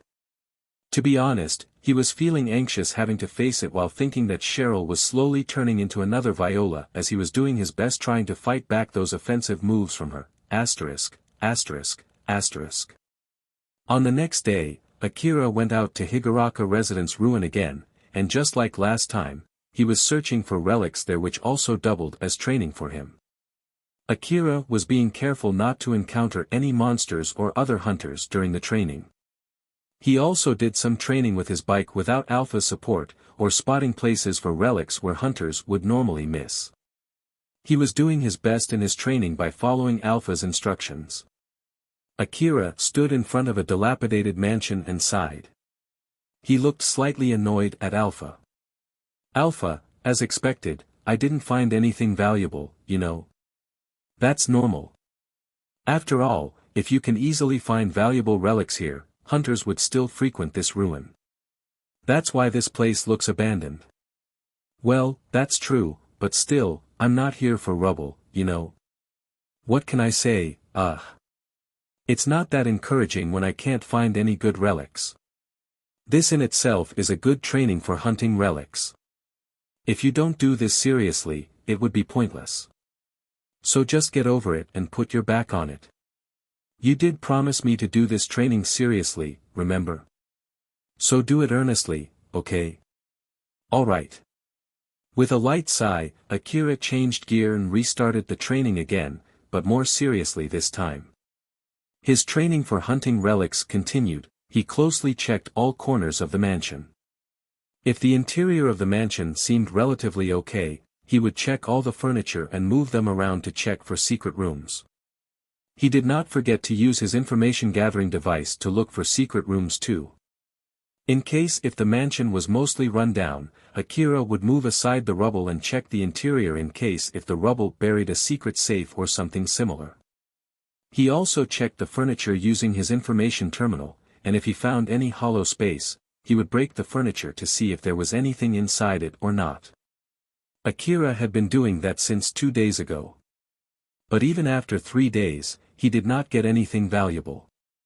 Of course, it was not like he did not get anything at all, but for a hunter who had now spent 500 million orum for his equipment, it was not worth the hassle. At first, Akira was diligently and seriously doing it.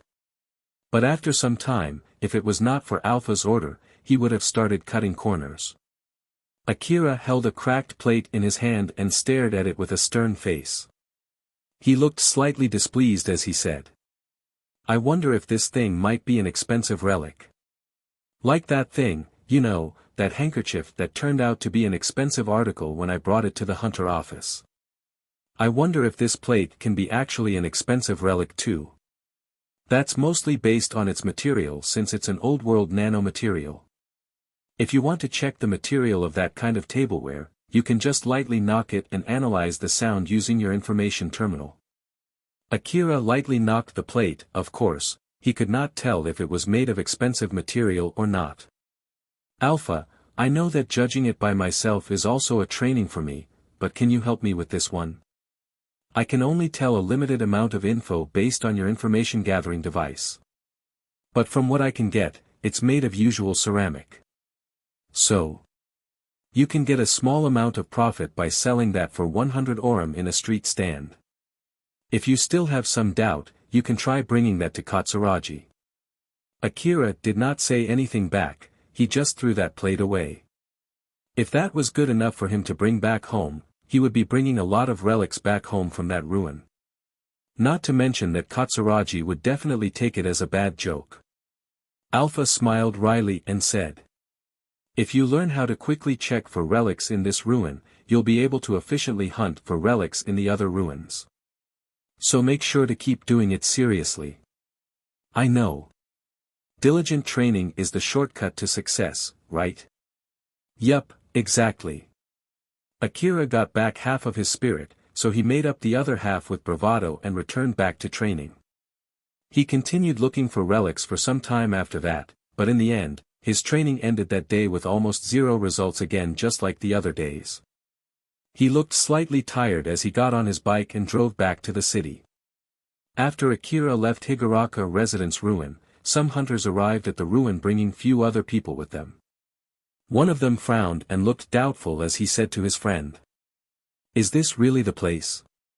It has been quite a long time since all the relics from this ruin were carried out, right? Though I'm sure there are still some relics here, I feel this would be nothing short of a pointless endeavor. Like hell if I know. It's an order from the boss to inspect this Higuraka residence ruin, especially for places where other hunters are also searching.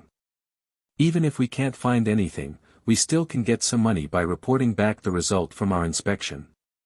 So just stop complaining already. You have a point there. We were paid to come here. The hunters present were paid by someone to come there, so they decided to focus on their job and started searching the ruin. When Akira returned back to the city, he went to his house and took a box full of relics to Shizuka's shop. Unbeknown to him, Elena and Sarah were hanging out in Shizuka's shop at that time. When Akira entered, they froze for a few seconds and just stared at each other without saying anything. As things started getting awkward, Elena smiled to exorcise the awkwardness and said, "Akira, long time no see." "Ah, yes, long time no see. I heard from Shizuka that you're starting your hunter job again, so how is it going?" It's going pretty well." "I see." Elena looked a bit troubled on how to continue from there as she threw a friendly smile at Akira. But behind it, she actually felt relieved that she saw no sign of contempt, or alertness, or hostility from him. Sarah, who was also smiling awkwardly until now, looked relieved seeing Akira's friendly reaction. Shizuka smiled as it seemed there was no need to worry about their friendship and welcomed Akira.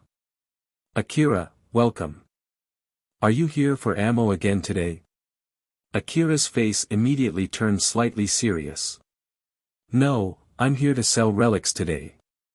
I remembered that you said you can buy fabric relics from me, so I'm here with those relics today. This is it." Akira placed a box filled with relics on top of the counter. Shizuka opened that box and checked the content. Elena and Sarah also peeked at the content of that box. Shizuka, Elena, and Sarah were amazed when they saw what was inside. That box was filled with ladies' underwear, and of course, all of them were old-world relics.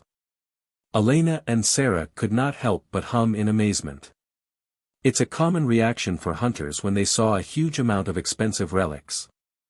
There was no feeling of awkwardness although the one who brought in that huge amount of ladies' underwear was a boy. But that was exactly because Elena and Sarah were hunters. Shizuka took one of the underwear out of the box and checked it. It seemed to be in excellent condition without any damage. But something else surprised her, its design was rather daring. In her surprise, she made eye contact with Akira and ended up blushing, which was very rare of her.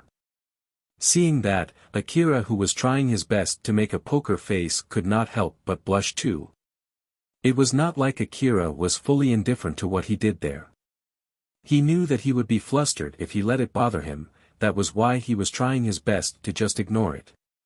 He was there solely to sell relics, so he was sure that Shizuka would react accordingly and there was no need to be overly concerned about it. He kept telling himself that in order to keep his calm. But since Shizuka gave a reaction that he did not expect, Akira could not hide his surprise and started feeling embarrassed too. I think I promised to bring this kind of relic here if I find them. So, yeah, here I am. I see. Well, I too remember that we did have that kind of conversation before, yup. Akira and Shizuka smiled at each other, trying to avoid the subject. Looking at that, Elena and Sarah seemed slightly surprised. Shizuka put the underwear in her hand back into the box and closed it. She then intentionally tried to change the mood by saying, "Akira. It's rather difficult to inspect this kind of relic, you see. Though I did say that I would buy them from you, it's not like I'm an expert in this. So if you're okay with it, can you leave them here? I'll have them inspected and get a good deal to sell them. But that would mean you'll receive the payment later when everything is done." "Yes, I don't mind. Alright then, I'll take care of the rest." Shizuka said so as she moved the box behind the counter, out of everyone's view. The only thing left was the lingering awkwardness from what just happened. Rebuild World, Chapter 173, Choosing Rifles. Even after Shizuka stored the relic box out of sight, there was still some awkwardness left in the air. So Akira tried to change the mood by getting into the real reason why he came there that day. Shizuka-san, I actually want to consult about buying a new rifle. Is this a good time? Sure. Akira slightly hesitated. I actually want to look for a particular type of rifle, you see. But this might sound crazy, so if it does, please just forget about it. Shizuka frowned but immediately broke into a smile. I won't be able to tell unless you let me know first. So you can just go ahead, no need to hold back. It's also one of my jobs to cope with any requests that my customers ask me. Though I don't know whether I can find something that would satisfy you or not, I'll at least give my best effort to not betray your expectation. Akira looked relieved as he nodded. He then started to explain his wish. After listening to Akira's wish, Shizuka hummed. It was indeed an unreasonable request. A rifle that could rival the power of the CWH anti-material rifle with its special ammo, with the ability to shoot in rapid succession like a DVTS minigun, and could shoot grenades just like the 84WM automatic grenade launcher. Then to top it off, Akira also wanted that rifle to be able to do long-range precision sniping too, and all of those features to be packed in a small-sized rifle. Although he was okay as long as he could use it with his current augmented suit, he wanted it to be as light as possible too. As I thought, there's no rifle that good, huh? Akira himself understood that he was saying unreasonable things. When he saw Shizuka hum while looking slightly troubled, he decided to take back what he said. That was when Shizuka said with still a slightly troubled face. If you ask me whether such a rifle exists or not, the answer would be yes. It does? Yes. There are actually many people who are looking for such a versatile rifle. So some companies actually manufactured such rifles and are selling them in the market, although, I'm sure they only do that because there's demand for that sort of rifle. But personally speaking, I don't recommend you to get such a rifle. Is that so? I'm sure it would be really helpful to have such a rifle though. Akira looked rather confused. Seeing that, Shizuka's expression turned slightly cloudy, which was very rare for her. She then explained as if to emphasize the disadvantage of such a rifle. Because all those features are packed into one, such a rifle is usually exorbitantly expensive. Moreover, although it can do all of those things, its overall firepower is less when compared to a normal rifle of the same price tag. Of course, there are those with enough firepower to rival normal rifles. But with the better firepower, their prices also increase exponentially. How big is this price gap? In your case, for a rifle that's basically an amalgamation of CWH anti-material rifle, DVTS minigun, a 4WM automatic grenade launcher, and DSS sniper rifle, it will cost about the sum of all of those rifles with some zeros trailing. I see, it's really that expensive, huh? Yup, with that kind of awful price-to-performance ratio, I can't really recommend that kind of rifle. Shizuka started by pointing out the price disadvantage of such a rifle. Seeing that it was enough to make Akira rethink it, she then continued adding more reasons in order to discourage him from buying such a rifle. Not to mention that you'll need a special set of skills to be able to effectively use that kind of rifle compared to when you use individual rifles. So, you'll take more time mastering a single multi-type rifle compared to mastering multiple single-type rifles. Akira frowned even more. Shizuka then added one last detail as the last push. And even if you learn how to master it in a relatively short time, you'll have less freedom and firepower compared to if you're using 4 different rifles. Like I said before, compared to 4 people having one rifle each, using one multi-type rifle definitely offers less firepower. Akira nodded. Although on the surface, Shizuka's expression was saying that she felt guilty for not being able to comply with her customer's request, deep inside, she was hoping that with this, Akira would change his mind. Sarah then suddenly interjected casually. Say, Akira. If you want a rifle for sniping, you can just buy a sniper rifle, right? No, I'm already carrying around CWH anti-material rifle, DVTS minigun, and a 4WM automatic grenade launcher. So I thought that it would be hard for me to move if I carry another rifle, you see. Now that you mention it, you did bring a lot of rifles with you back in the Saranthal building. Even I limit the number of rifles that I carry to 2 at most. Sarah smiled wryly. Akira replied back with a bashful bitter smile. Well, to be honest, if it's possible, I want to use all the rifles I buy. It would be such a waste to just let them sit in my vehicle after I bought them after all. What's more, there's nothing bad with having more firepower. All of my rifles have their different uses and it's not like I can use any of them in place of another. But, it's not like I can carry one more rifle, so I just thought that it would be great if there's a gun with all functions from the other guns packed into one. That's kinda true, but still, normally you won't carry each and every type of rifle just because each of them has a different use. If you're planning to go to a ruin where you would need that kind of firepower, you can just invite us to come, you know. After all, we did ask you to come with us back in Mihazono ruin. Although it's not like we can always come with you anytime you invite us since we have things to do too. But if you invite us to come, we might be able to fit it into our schedule. Or at least, Elena will, right, Elena? Sarah just realized that she was talking for both herself and Elena without asking Elena first. So Sarah sent a glance to Elena, remembering that she was a little bit finicky about changing her schedule. So, it might really annoy her if Sarah suddenly changed their schedule without her consent first. Elena smiled. It seemed that what Sarah said did not bother her at all. It's all right. We did ask you to accompany us when we went to the Saranthal building in Mihazono ruin after all. I don't mind shifting the schedule a bit if you invite us. Sarah sighed in relief. Elena saw that and smiled bitterly at her, and then turned to Akira and smiled at him too. So there you have it. If you need more help, you can ask us anytime. Thank you very much, I'll ask for your help when I need it. Akira lightly smiled and bowed at Sarah and Elena. Shizuka then smiled and made a suggestion to Akira. So then, Akira, what's your plan? If you're going with Elena and Sarah, as I thought, you won't need that rifle. You can just choose to bring rifles to complement Elena and Sarah's equipment. So instead of buying a multi-type rifle, you can just buy a sniper rifle, you know. Thank you, but as I thought, I still want to get a multi-type rifle.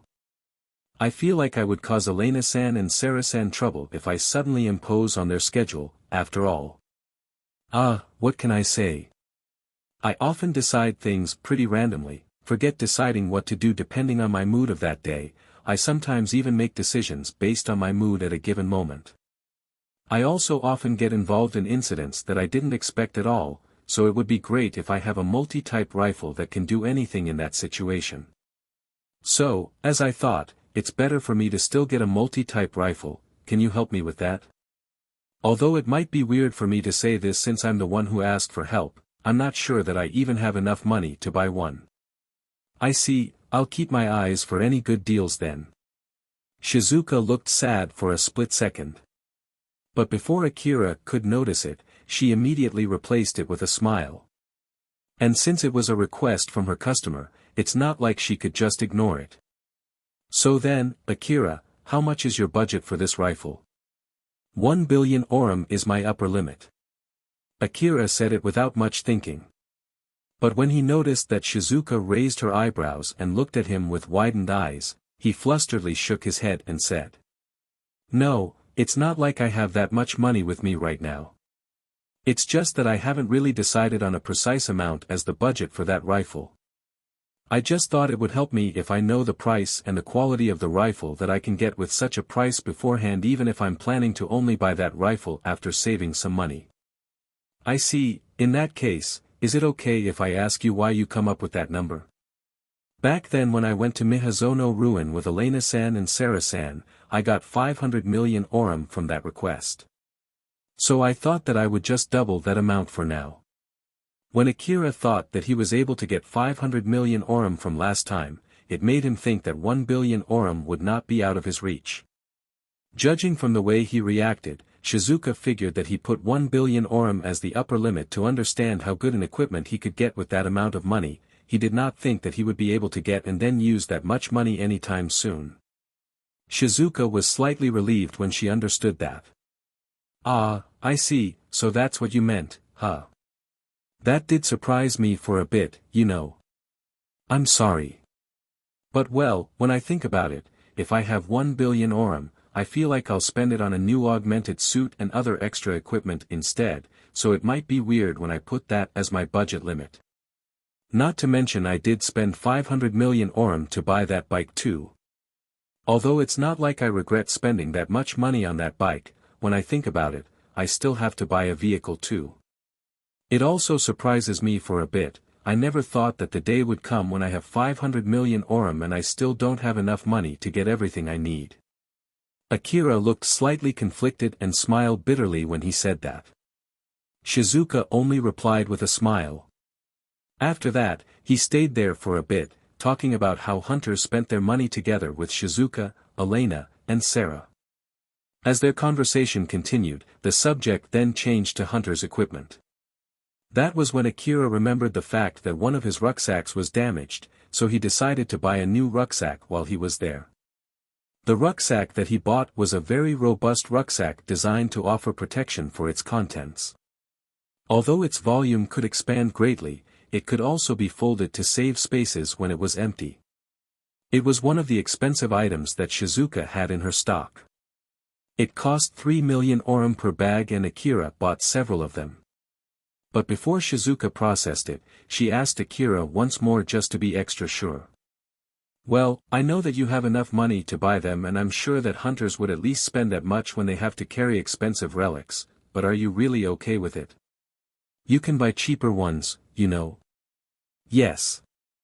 There was one time when I lost all my relics inside my backpack and something also happened recently that really made me worry about the relics inside my rucksack. So I'm planning to replace some of my rucksacks with stronger ones just like these. Akira looked at his new rucksacks and smiled happily. He lost 40 million orum worth of relics back in the Saranthal building. And on his way back from Tsubakihara, he was about to lose a whole rucksack worth of relics too. So compared to losing those relics, these rucksacks were rather cheap. That was why he could not hold back his smile. Now that he had finished his business in Shizuka's shop, he immediately went back home, leaving Shizuka, Sarah, and Elena behind. Sarah waved lightly at Akira as she saw him off with a smile. But once he left, her expression turned serious as she immediately started talking about something that she could not bring up while Akira was around. But still, where did Akira get those relics? Although Sarah believed Akira might as well just tell her if she asked him, in the end, she deliberately held herself back from asking that question. A source where a hunter could find expensive relics was extremely important for hunters. If she wanted to ask that question, she needed to be pretty close to Akira first. To be honest, Sarah was sure Akira was not that much of a stranger to her that it would anger him had she asked that question. But given what happened between them recently, Sarah decided to be more careful for the time being. Sarah actually also wanted to apologize to Akira for the other day, but Shizuka stopped her. Apologizing to Akira now might backfire and remind him of what happened back then. So if she wanted to apologize, Shizuka advised her that it might be a good idea to wait for some time until he was not bothered anymore by that matter. Elena recalled what Akira had bought and made a guess. A few high-quality rucksacks and 2 anti-force field bullets, huh? Akira did not hesitate at all when he bought those. So, basically, he knows for sure they would be useful to him. Though it's only my guess, maybe he has found another undiscovered ruin. Elena then frowned. If that 1 billion orum is not based on the money that he got from Mihazono ruin but from his guess of how much money he can get from that undiscovered ruin. Then if he bought those anti-force field armor bullets because he knows that he's going to use them to fight such powerful monsters there. Although he did say that he would ask us for help if he needs it, judging from his reaction, I'm not sure that he would really ask for our help. Last time, Akira casually told Elena and Sarah about Yonazuka Station ruin back then when it still had no name yet. But this time, it did not seem that Akira would do the same thing again if he really had found a new undiscovered ruin. Leaving aside the possibility that his trust dropped after what happened last time, the location of Yonazuka ruin also quickly spread among other hunters after he told Elena and Sarah. So Elena thought there was nothing strange for him to be more cautious this time. In the worst-case scenario, even trying to ask him this time might cause him to get suspicious of us trying to probe information from him. As long as he does not bring up the subject himself, we need to be careful not to touch on it. Though to be honest, it would be great if he would invite us to go to a prospective ruin, since that way we can regain back his trust by working with him again. Last time, Elena and Sarah invited Akira to go to Mihazono ruin thinking that it would be a light ruin exploration, but out of the blue, they got that sudden request to go to the Saranthal building, which then turned into a fierce fight. Even now, Elena was not sure if Akira thought that it was worth the trouble or not. It was fully expected for someone to be cautious or even to decline an invitation from someone else that he or she did not trust. And it was doubly true when it came to hunter work where they put their lives at stake too. As someone who was used to handling negotiations, Elena tried to objectively evaluate herself from Akira's point of view. But with her feelings and wishes getting in her way, she could not help but make a stern face. Shizuka looked at Elena and Sarah. Both of them could not be said to be in a good mood, though she could guess why both of them looked rather troubled. Elena, Sarah, about the relics that Akira brought here today. If both of you have the time, can you girls help me out? Of course, I'll also look for potential buyers, but can you help me out if you know someone who might buy them? If they sell well, it'll be easier for me to recommend expensive equipment to Akira. Sarah lightly smiled. Of course, I might even buy some from you. After all, I always wanted to get some extra spares. Just so you know, there's no discount. I know. Don't worry, I'll buy it at a higher price than the market price. After all, it'll still be cheaper than buying them from the other traders. Elena smiled and jumped in too. In that case, I should look for a merchant who would buy them at a higher price to pull the market price up. Elena? We're friends, right? It's okay for me to expect some help from you, right? But of course. It'll still be cheaper than buying them from the other traders, right? I can use that buying price as a trump card to raise the selling value of those relics when I negotiate with the other traders. Sarah and Elena exchanged mischievous smiles. Looking at them, Shizuka also smiled as she thought. If Elena and Sarah did something to increase the value of Akira's relics, and if she let Akira know about it, it would help Elena and Sarah regain his trust. It should also help lower the hurdle for Akira to ask for their help, which in turn should change his mind about buying that multi-type rifle. Shizuka did not lie when she discouraged Akira from buying a multi-type rifle. But she also did not tell him the biggest reason why he should not buy that rifle. And that reason was, once Akira mastered how to use that rifle, it would be less likely for him to ask for others' help. Akira wanted equipment to help him face any situations. He desired multifunction equipment because the thought of having other people to cover for his weakness never crossed his mind. For Akira, other people were either enemies or not enemies, but never allies. He did not expect others to help him. That line of thinking was carved deep inside his mind, and Shizuka noticed it. Even if Akira helped someone, it was very likely that he did not expect that person to give anything back. But that was not out of kindness, or selflessness, or good virtue.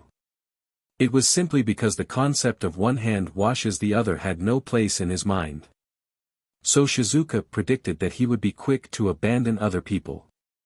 The concept of relationship to him was completely one-sided, something that he only entertained out of his selfishness.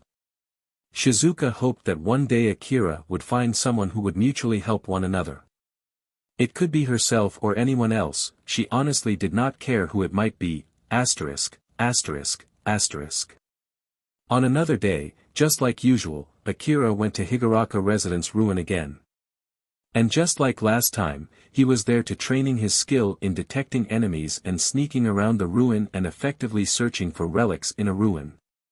If it was not for training, there was no real motivation for Akira to do something so tiring in that ruin.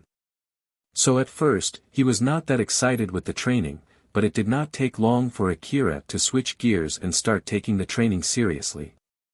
But this time, there was something different. Akira looked around and slightly frowned.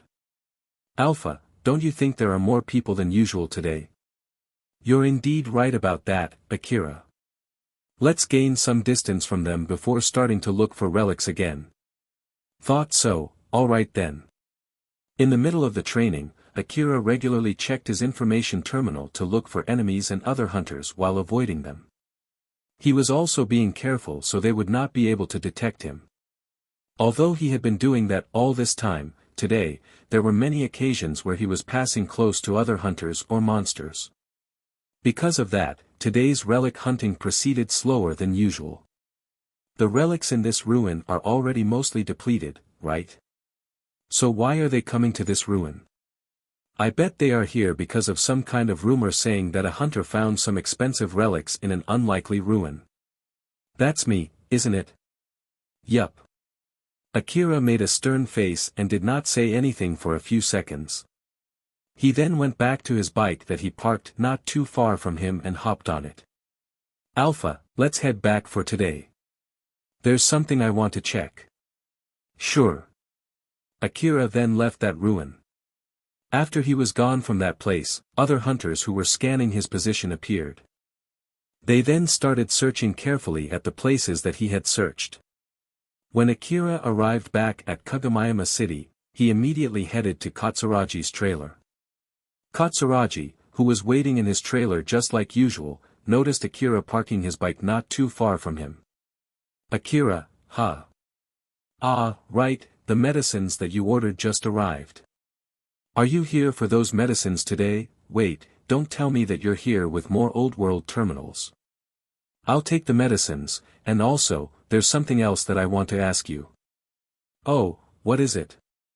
Akira then told Katsuragi what happened that day in Higuraka Residence Ruin. About the hunters who were flooding a ruin that should have no more valuable relics anymore, how it was obvious that those hunters were watching and following him, and how he was suspecting that it was because of Katsuragi's doing. But Katsura casually replied. Yeah, no surprise at all. No surprise.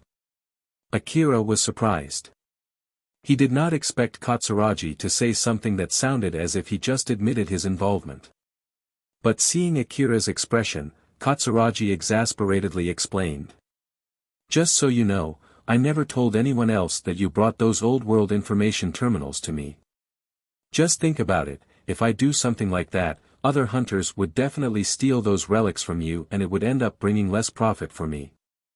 After all, that would mean you would bring fewer relics to my shop, you know. Well, you have a point there, but... Akira did not look fully convinced, so Katsuragi sighed and continued. Thought it might be weird for me to be the one saying this, but it seems that you underestimated the effect of bringing those relics to me twice. Effect? But I'm just normally selling relics though. Katsuragi sighed again, there was a mix of exasperation on his face. Good grief. Although you're already stronger than those common hunters, you're still a beginner in terms of hunter knowledge and experience, huh? Well, sorry about that. Akira looked slightly offended, to which Katsuragi gave a big smile. Very well then, it would be a huge pain in the neck to have one of my main customers doubt me. So I'll give you a long detailed explanation here. Katsuragi and Akira went into the staff room in Katsuragi's trailer, and just like last time, Katsuragi prepared some drinks and put them on the table between them before they sat face to face across the table. Katsuragi then immediately started his explanation. The information terminals that Akira brought to Katsuragi were of very good condition. Those relics were hard to find among the ruins around Kagomiyama City, but even so, a low-ranking hunter like Akira was able to get his hand on those relics, twice no less. If it was only once, it could be dismissed as just luck. But since Akira brought them to Katsuragi twice, it opened up to a whole variety of possibilities.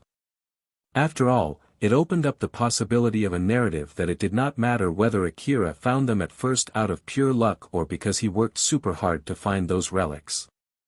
But Akira, who did not know their worth, did not expect them to be that valuable the first time he brought them to Katsuragi, and so he decided to go look for those relics again for the second time. It might hint at the existence of another undiscovered ruin. After all, it was a normal thing to find similar relics from around the same ruin. Those relics inspectors that I called saw you sell those relics twice themselves. Although it would still be a guess, it was enough for some people to make their moves.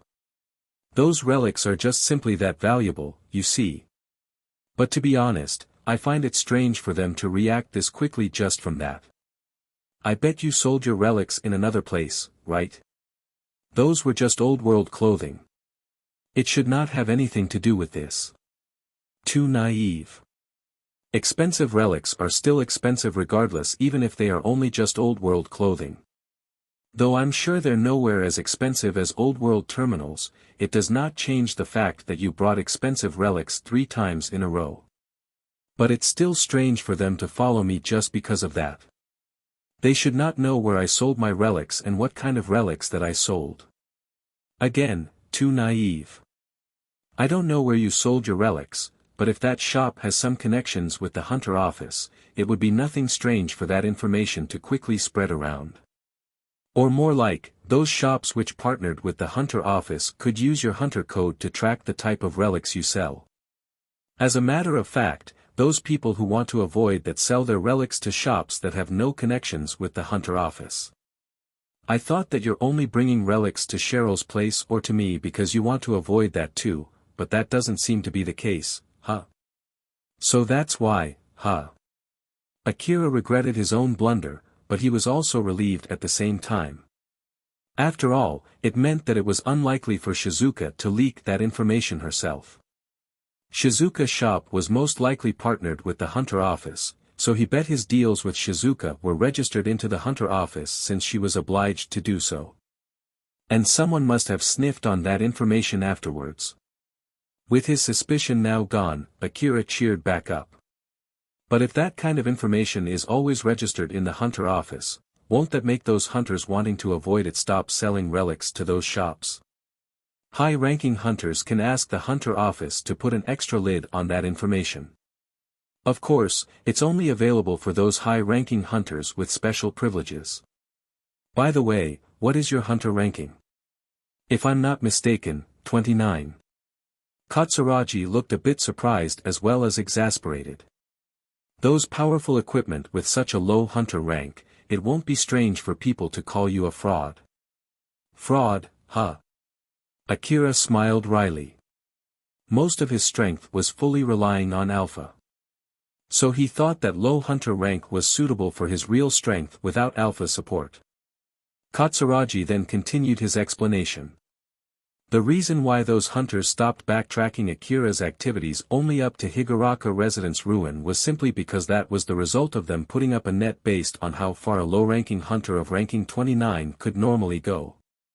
That way, they could narrow down their guesses without having to keep their eyes on Akira.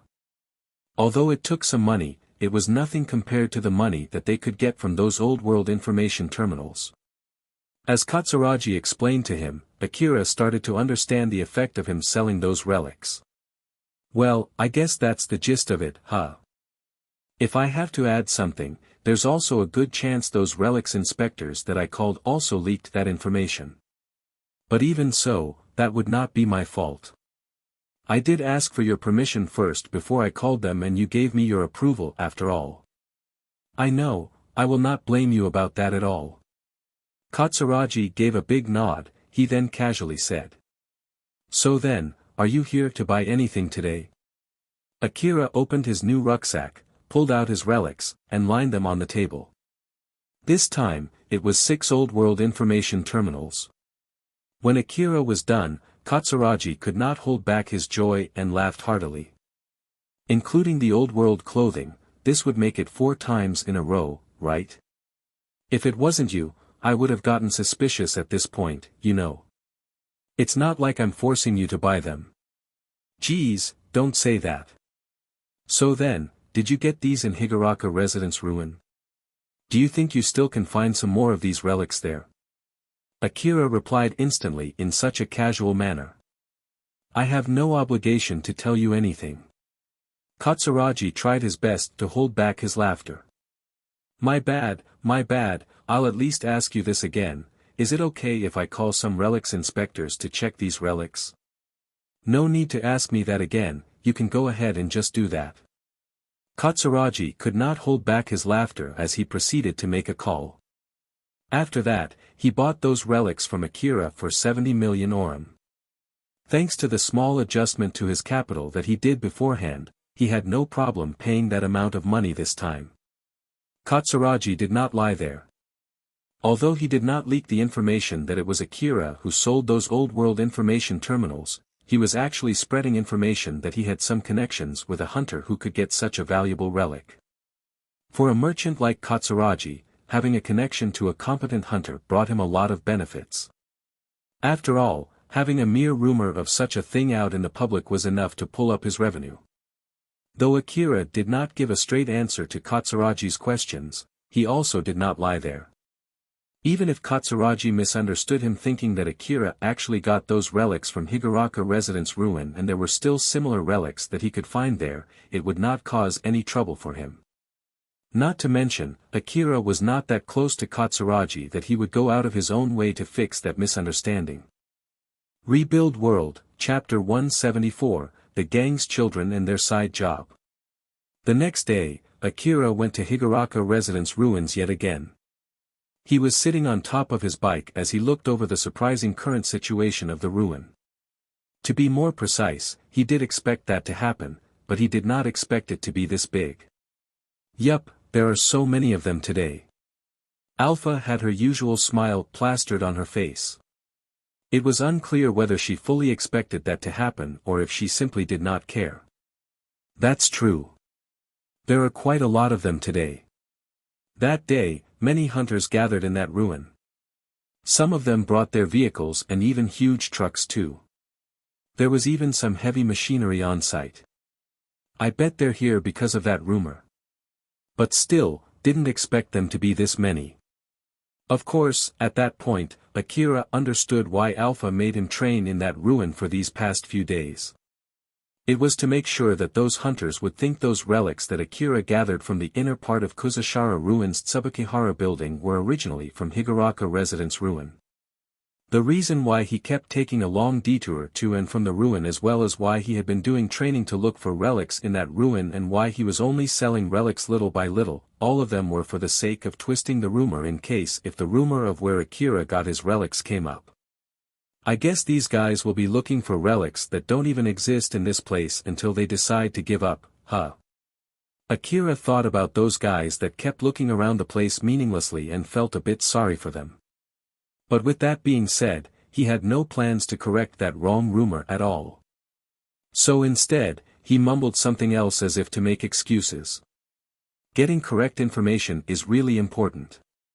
Alpha did not seem to be bothered by that at all as she smiled amusedly and said. It's nothing for you to worry about. The ability to gain the correct information is a very important skill for a hunter and they don't have that, that's all there is to it. Moreover, with this many people looking around, maybe one or two of them will really find some valuable relics. Is that so? But this ruin is already exhausted of any valuable relics, right? So is that even possible? There might be places that no one has checked yet. When they say that this place is already depleted, it does not mean that there are no longer any valuable relics in this place, it only means that looking for relics in this place isn't worth the trouble. And with this many people here, they might really find something. Also, those guys are carrying high-quality information-gathering devices, so that will also increase the chance for them to actually find valuable relics. But with that being said, of course, even if some of them find valuable relics, I'm pretty sure that they'll still end up in the red. Then how about you, Alpha?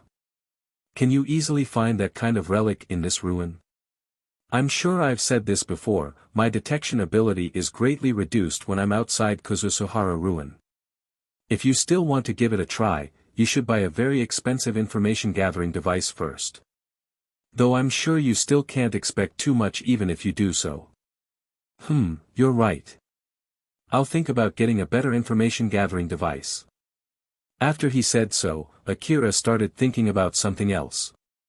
Now that I think about it, I met Alpha back in Kuzusuhara ruin, and back then she said that I was able to gather those relics from the Tsubakihara building because she made a deal with the AI manager of that building. As I thought, there must be some kind of connection between Alpha and Kuzusuhara ruin. Now that he realized it, he also noticed that it should have been obvious from the get-go. But he knew nothing more than that, and he felt like Alpha would scold him if he tried to ask her. So Akira decided to push that curiosity to the back of his mind and just shook it off from his mind for now as not to drag him down. So then, are we still going to do relic hunting training for today? Looking at this situation, I don't think this is a good time to train here though. You're right, let's just head back home for today. Akira made a U-turn with his bike and headed back to the city. Although some of the hunters there saw that, it did not stop them from searching the ruin. As a matter of fact, some of them even started looking more diligently since they thought that the rumored person decided to head back home because he could not afford to get close to the location where he found those expensive relics with this many hunters around. As the rumors spread further, more and more hunters came to that ruin, and it did not seem that it would slow down anytime soon. When Akira arrived back at Kagomayama City, he went straight to Cheryl's base. He received a text message from Colbert on his way back saying that Colbert was looking to meet him in case he was free and was around. Though judging from that message, it did not seem that Colbert was expecting Akira to really come. Though he could just ignore it, since he decided to cancel his training in Higuraku Residence Ruin, Akira had some free time now, and by coincidence, he was also somewhere close to Cheryl's base. So Akira decided to visit the base. In his mind, he had no reason to go to meet Cheryl unless she had business with him, and he would not go as far as to readjust his schedule just to go to meet her. He went to Cheryl's base only when he had some free time. For Akira, Cheryl only mattered that much. But lately, that line of thinking had been slightly affected by Cheryl pleading with him. Though he had not realized it yet, there was no mistaking that he would be shocked if he noticed this change. Akira was guided to a room inside Cheryl's base. Colbert, Ravin, Ario, and some of the other children from the gang were already inside that room. Colbert was so surprised when he saw Akira enter the room. Akira, didn't expect you to actually come, you know. Akira looked slightly offended. What are you even talking about? You're the one who asked me to come, didn't you? I did. But you didn't even reply at all, so I thought that you wouldn't come, you know. Well, just calm down for now. It's my loss, you see. Your loss. Colbert smiled wryly there as he pushed the money on top of the table to Ario's side. Those were the money that Colbert and Ravin bet, and since Akira actually came, Ario and the other children won the bet. To be honest, Ario also wanted to put his bet on Akira not coming. But when Ravin brought up Akira's relation with Cheryl, people would get suspicious of him, and it would damage his position if he also put his bet on Akira not coming. So he ended up putting his bet that Akira would come. Ravin seemed really frustrated. Although it was not a huge amount of money compared to the amount of money that he was regularly earning, for someone who had a debt to pay, losing a bet that he thought he would win still hurt. Colbert only smiled bitterly at his loss, while Ario and the other children were flustered by the large sum of money, or at least that was the case from their point of view, that they just won. Akira sighed, he looked even more annoyed.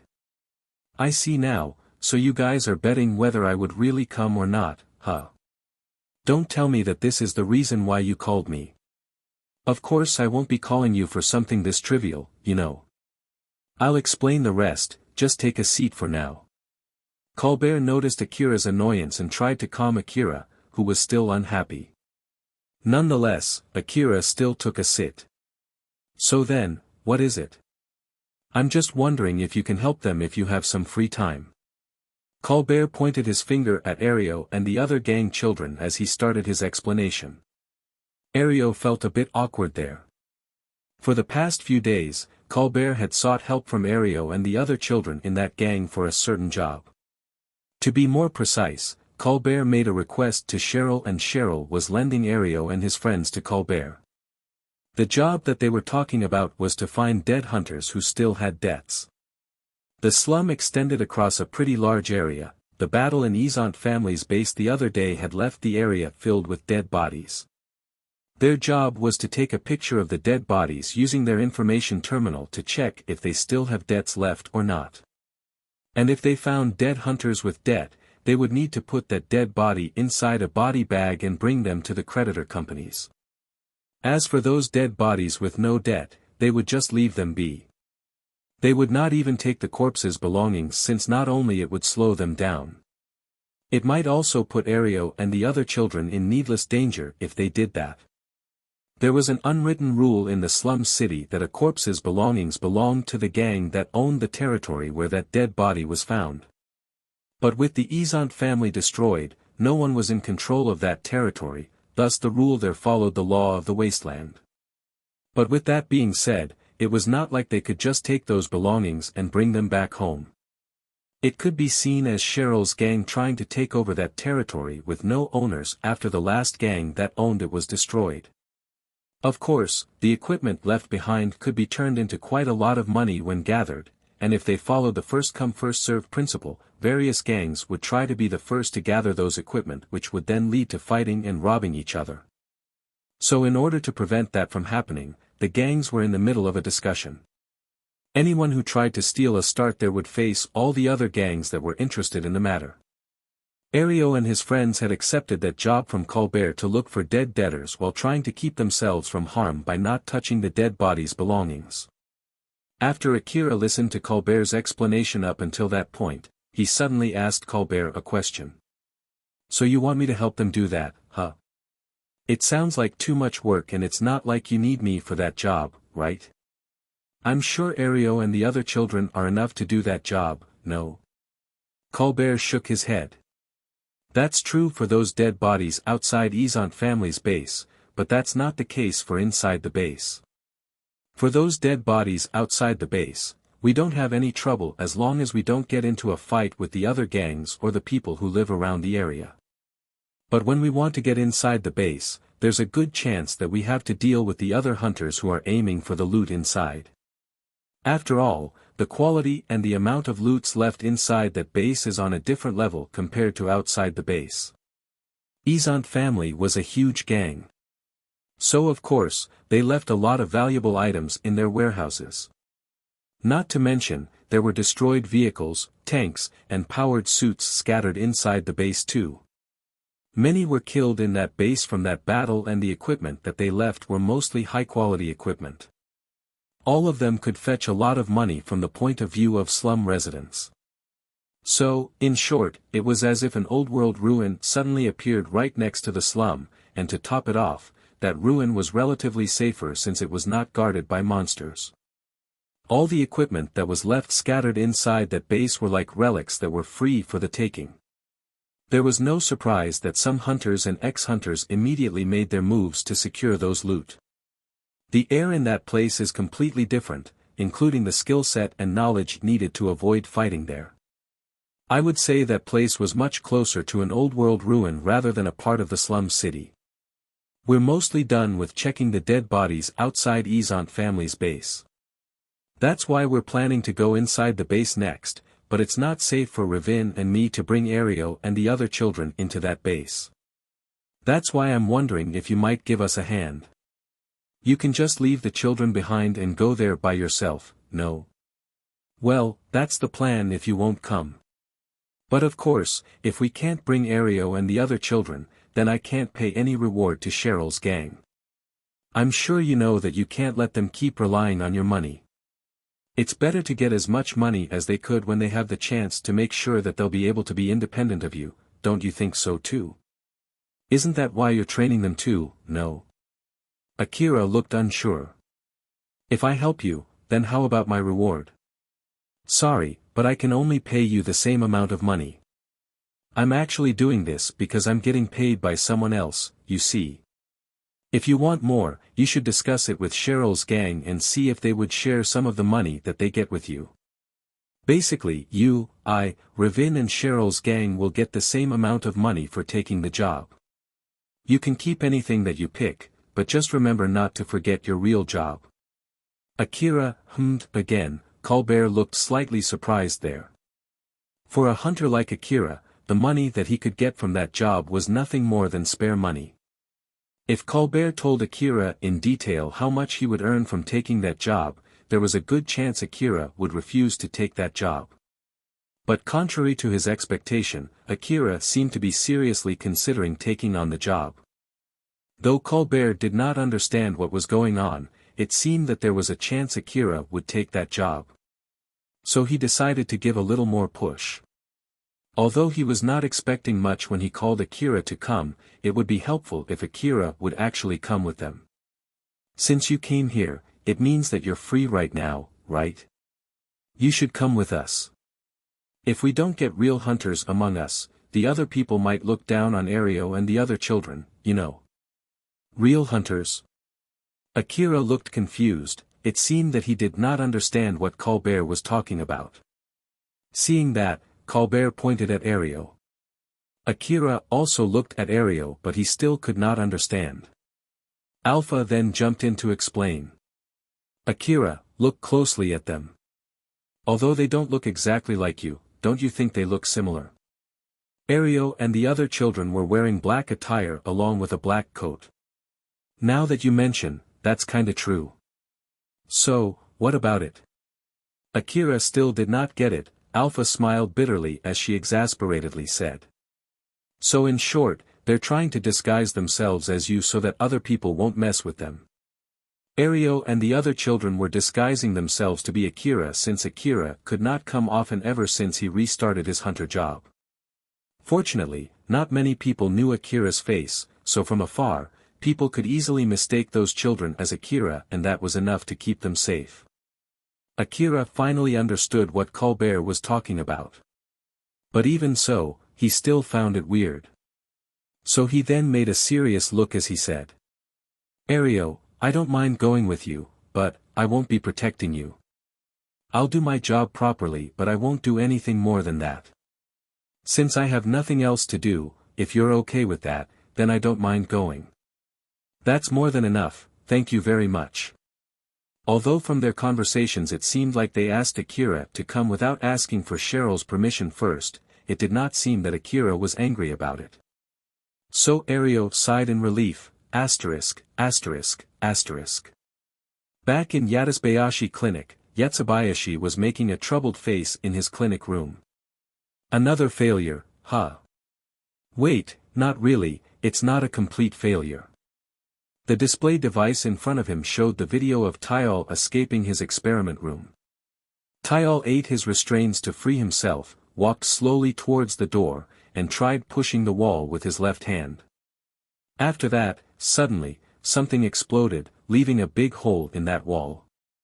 Though his left arm was blown off too, Tyal did not seem to be bothered at all as he left the room through that hole. Yatsubayashi watched that video multiple times, zooming and replaying some parts of the video to check it closely. If my guess is correct, it seems that his gunpowder-producing organ is working fine. Did he produce the gunpowder from the restraint that he ate? I used robust restraints that is used to restrain people with enhanced body. It's not the same as eating a fork, so how exactly did he do that? Yatsubayashi took some time making various guesses while looking at that video. After he gathered his thoughts, he finally stopped the video and changed into a map of the lower district. There were red dots displayed on that map. The trackers are working as they should. But the bomb that I planted in his head would not explode. Did the nanomachine that reached his brain also dismantle the bomb? Or is it that he dismantled the trigger? I have no idea at all. I do want to check it, but it doesn't seem that he'll return back anytime soon. He even tried to escape. I'm not sure if he still has any shred of reasoning left, but it did not seem like he's going back to Cheryl's base either. It seems that he's just roaming around the same place. Yatsubayashi mumbled. Tayal-kun, what are you exactly doing there? Tayal's tracking device was showing that he was roaming around the same area that was not too far from the slum since yesterday, asterisk, asterisk, asterisk.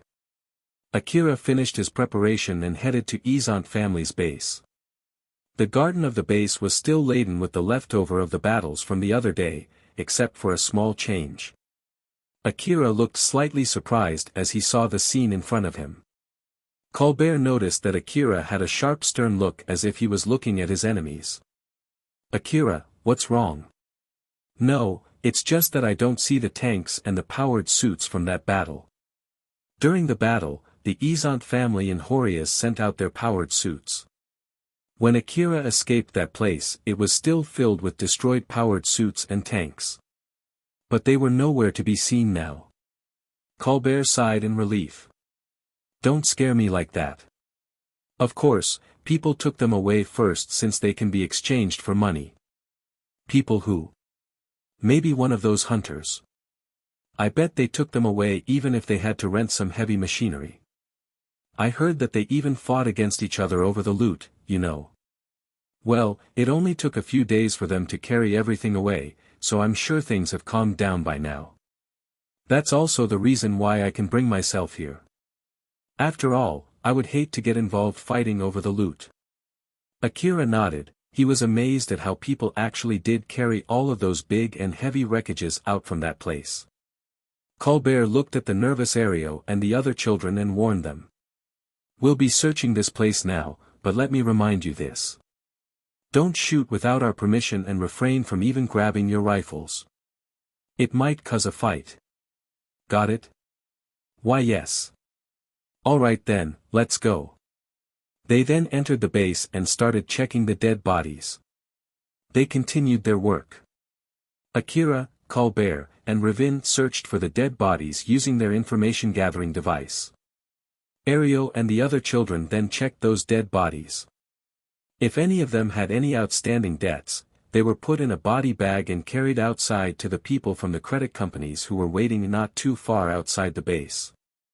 Ario and the other children were already used to seeing dead bodies, but couldn't hold well when they looked at the badly dismembered corpses.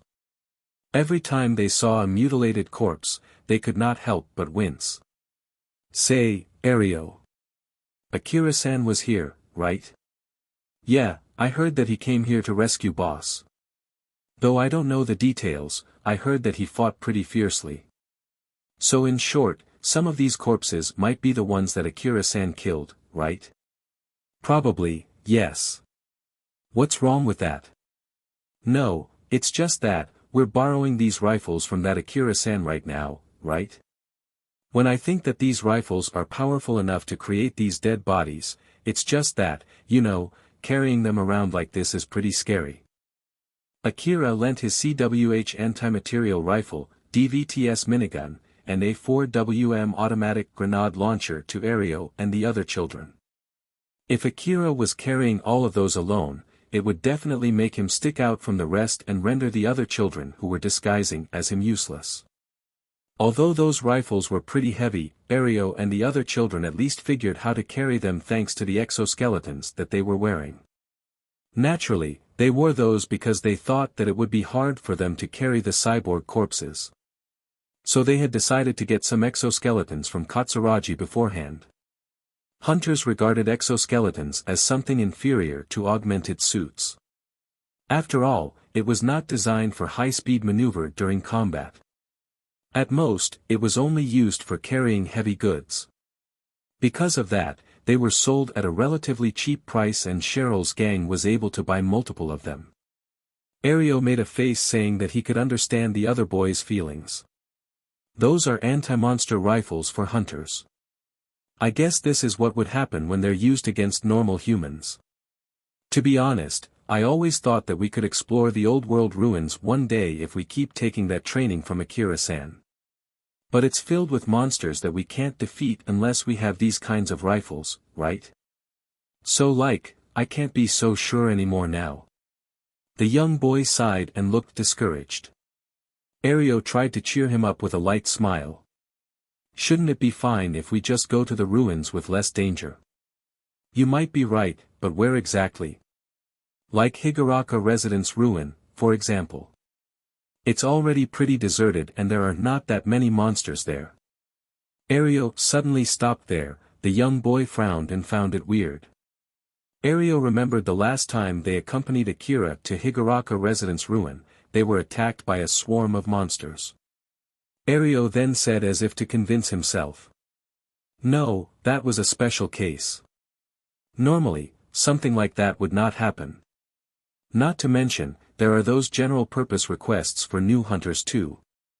It should be alright if we start from those relatively easy hunter jobs, and then we can gather better equipment from there.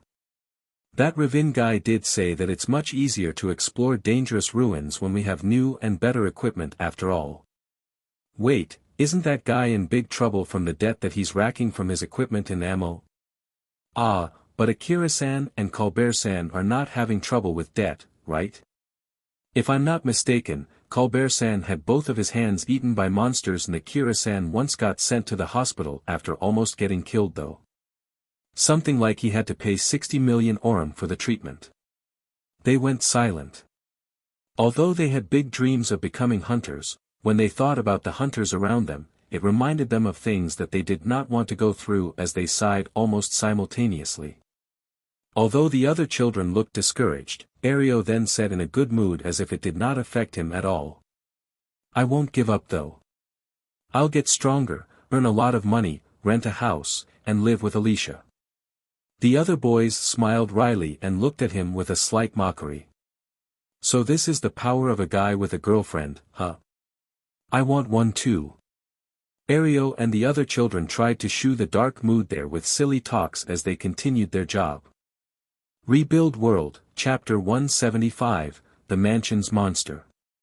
Akira and his companion finished checking the corpses outside the mansion, so they moved to check the corpses inside. Since no one took care of the corpses, the mansion was filled with them from the last battle. The floor, as well as the walls and the ceilings, was still dyed red with blood. Akira and the other hunters felt nothing at all when they were welcomed with such a scene as they stepped into the mansion. But that was not the case for Ario and the other non-hunters. They looked obviously distraught. A short check was enough for them to find a room filled with dead bodies inside that mansion. The people who came beforehand had no interest except for the loot, so they just piled the corpses in one place to clear the way for them. Colbert decided to start working in that room. As one of the many people who were responsible for that, Akira did expect to find something like this. But he also noticed something that he did not understand when he saw all the corpses there. Alpha noticed it. Akira, what's wrong? If you regret fighting in that battle, it would be great if you can hold yourself back from doing something like that next time. No, that's not the problem. I just thought with all of these corpses and blood, this place doesn't smell like blood at all. Oh, about that, huh? There are reasons for that, you see. The cyborg, for example, doesn't rot even after they die. While the medicines that they use sometimes also contained an anti-rot drug. It is also said that the colorless mist of the Eastern District prevents the smell from spreading. Well, it's basically the same reason as to why the corpses out there in the wasteland don't smell. So that's the reason, huh? Although most of them are in a bad shape, they're basically the leftover after that battle. Fortunately, most of them still retain their original shape. It should at least help Ario and the other children to identify those corpses. Now that you mention it, that is kind of true.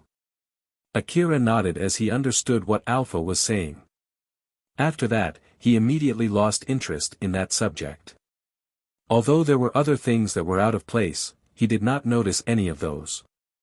While Ario and the other children were checking the corpses, Ravin was checking the equipment those dead corpses left behind. It did not matter if it was a powerful rifle, or if it was mostly destroyed, it was nothing more than wreckage. Of course, Ravin could fix them, but its worth would still be greatly lowered. As for the augmented suits, although they were expensive, most of them were readjusted for personal use. So it would be worthless to resell them. Not to mention that he would need a good connection for selling them too, otherwise, he would not be able to sell them at a good price, and to top it off, taking them off from the corpses were too much of a hassle. That was why Ravin was separating the augmented suits from the rifles that were easier to check if they were badly damaged or not. Thus easier to predict how much money they could fetch from selling them. Colbert, who noticed him, looked sternly at him. Ravin. Didn't I tell you that you're free from doing that as long as you don't forget the real reason why we are here? Don't worry. With this many corpses around, we'll have to wait for a bit until Ario and the other children finish checking all of them. I'm just using the waiting time for something more productive here. If you have free time, you should help them in checking the corpses or help to keep eyes on the surroundings. Don't worry, I'm doing that too. Although Ravin was answering lightly, he was still sorting the loot with a rather serious face. Since these were not old world relics, they had no obligation to bring them to Katsuragi. Furthermore, he did not have to spend bullets to gather them. He needed to get money from wherever he could in order to repay his debt. Colbert also knew Ravin's situation. Because of that, he held himself back from saying anything more after letting out a big sigh. Akira was watching the surroundings and a question came up in his mind. Colbert, I feel like we already found and carried quite a lot of bodies, are they really that many? Well, it's not that many if we're talking about the debtors for the company that paid me. But the boss of the company, Tomjima, seems to have discussed it with the other companies to share information. So in short, we're also searching for the debtors of those companies too. That's why there are a lot of them. Also, there are not that many people who are interested in doing this job. Is that so? Why is that? I don't really know the details, but the recent rumor is that someone found pretty expensive relics from a rather unexpected ruin. So I'm sure they are more interested in that rumor. Of course, in the case of Colbert, he still had not completely recovered from the trauma after both of his hands were eaten by monsters during an expedition, that was why he was not interested in that rumor.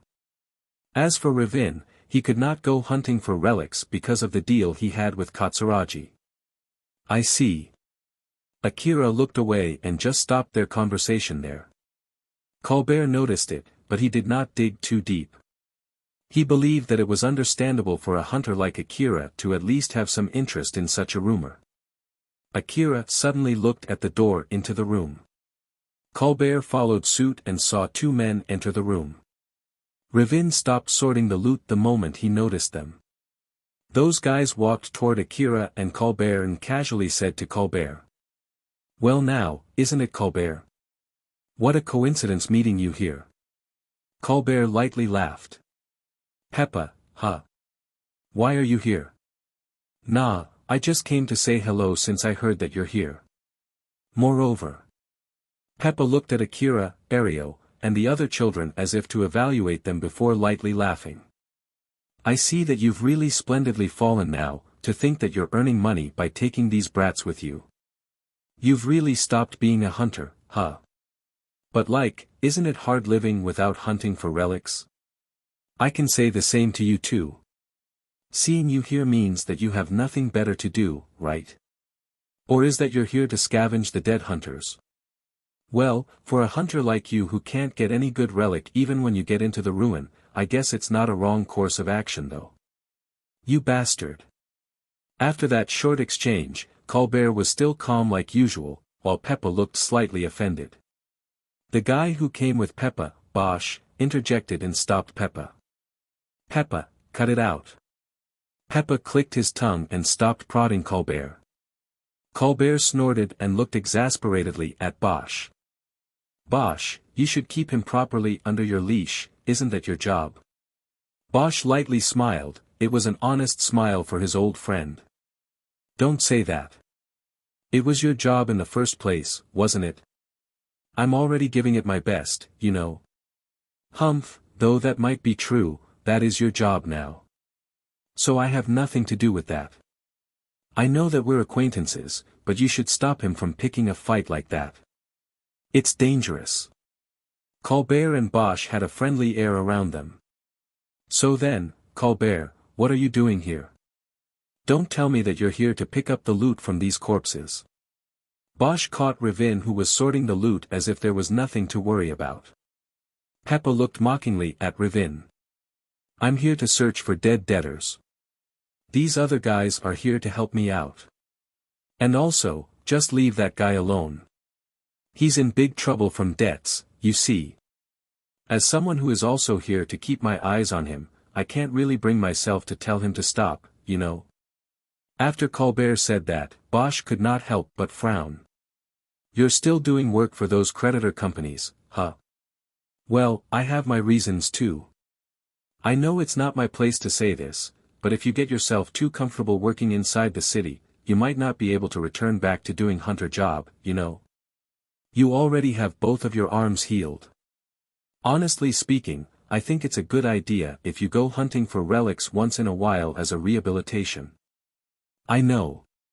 Colbert was a little bummed from that rather harsh but indeed true advice from his friend, asterisk, asterisk, asterisk.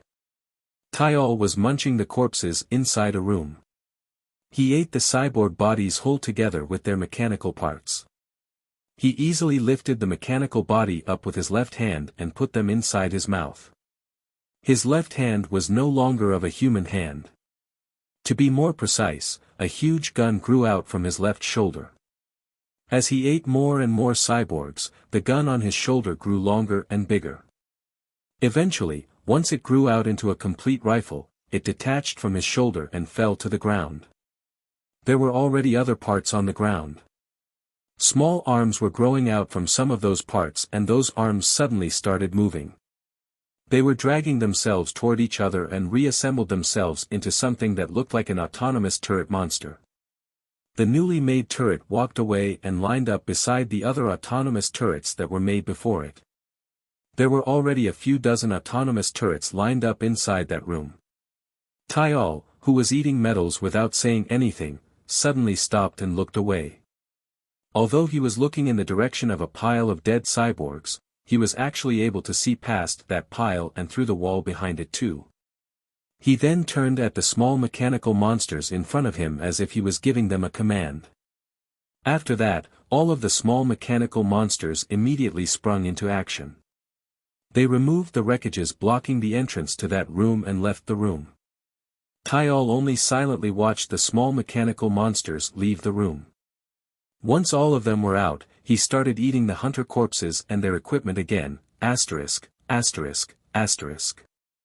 Akira was keeping his eyes on his surroundings, which doubled as training for him while talking with Alpha. But when he noticed a small change in his information-gathering device, his expression immediately turned stern as he shifted his focus to check that signal more closely. But before he could do that, Alpha suddenly warned him. "Akira, there are monsters." "Monsters? Not hunters. Either that or it's a group of non-human cyborgs that are moving in an organized manner. It's up to you to think which one it is." "Alright, I'll go and get back my rifles from Ario and the other children." "There's no need to do that. Since we have them here, how about we get them to fight too? After all, it's not like you're here to protect them anyway. Are they going to be okay?" Akira was a bit surprised by that suggestion from Alpha, but she replied with a smile that was filled with confidence.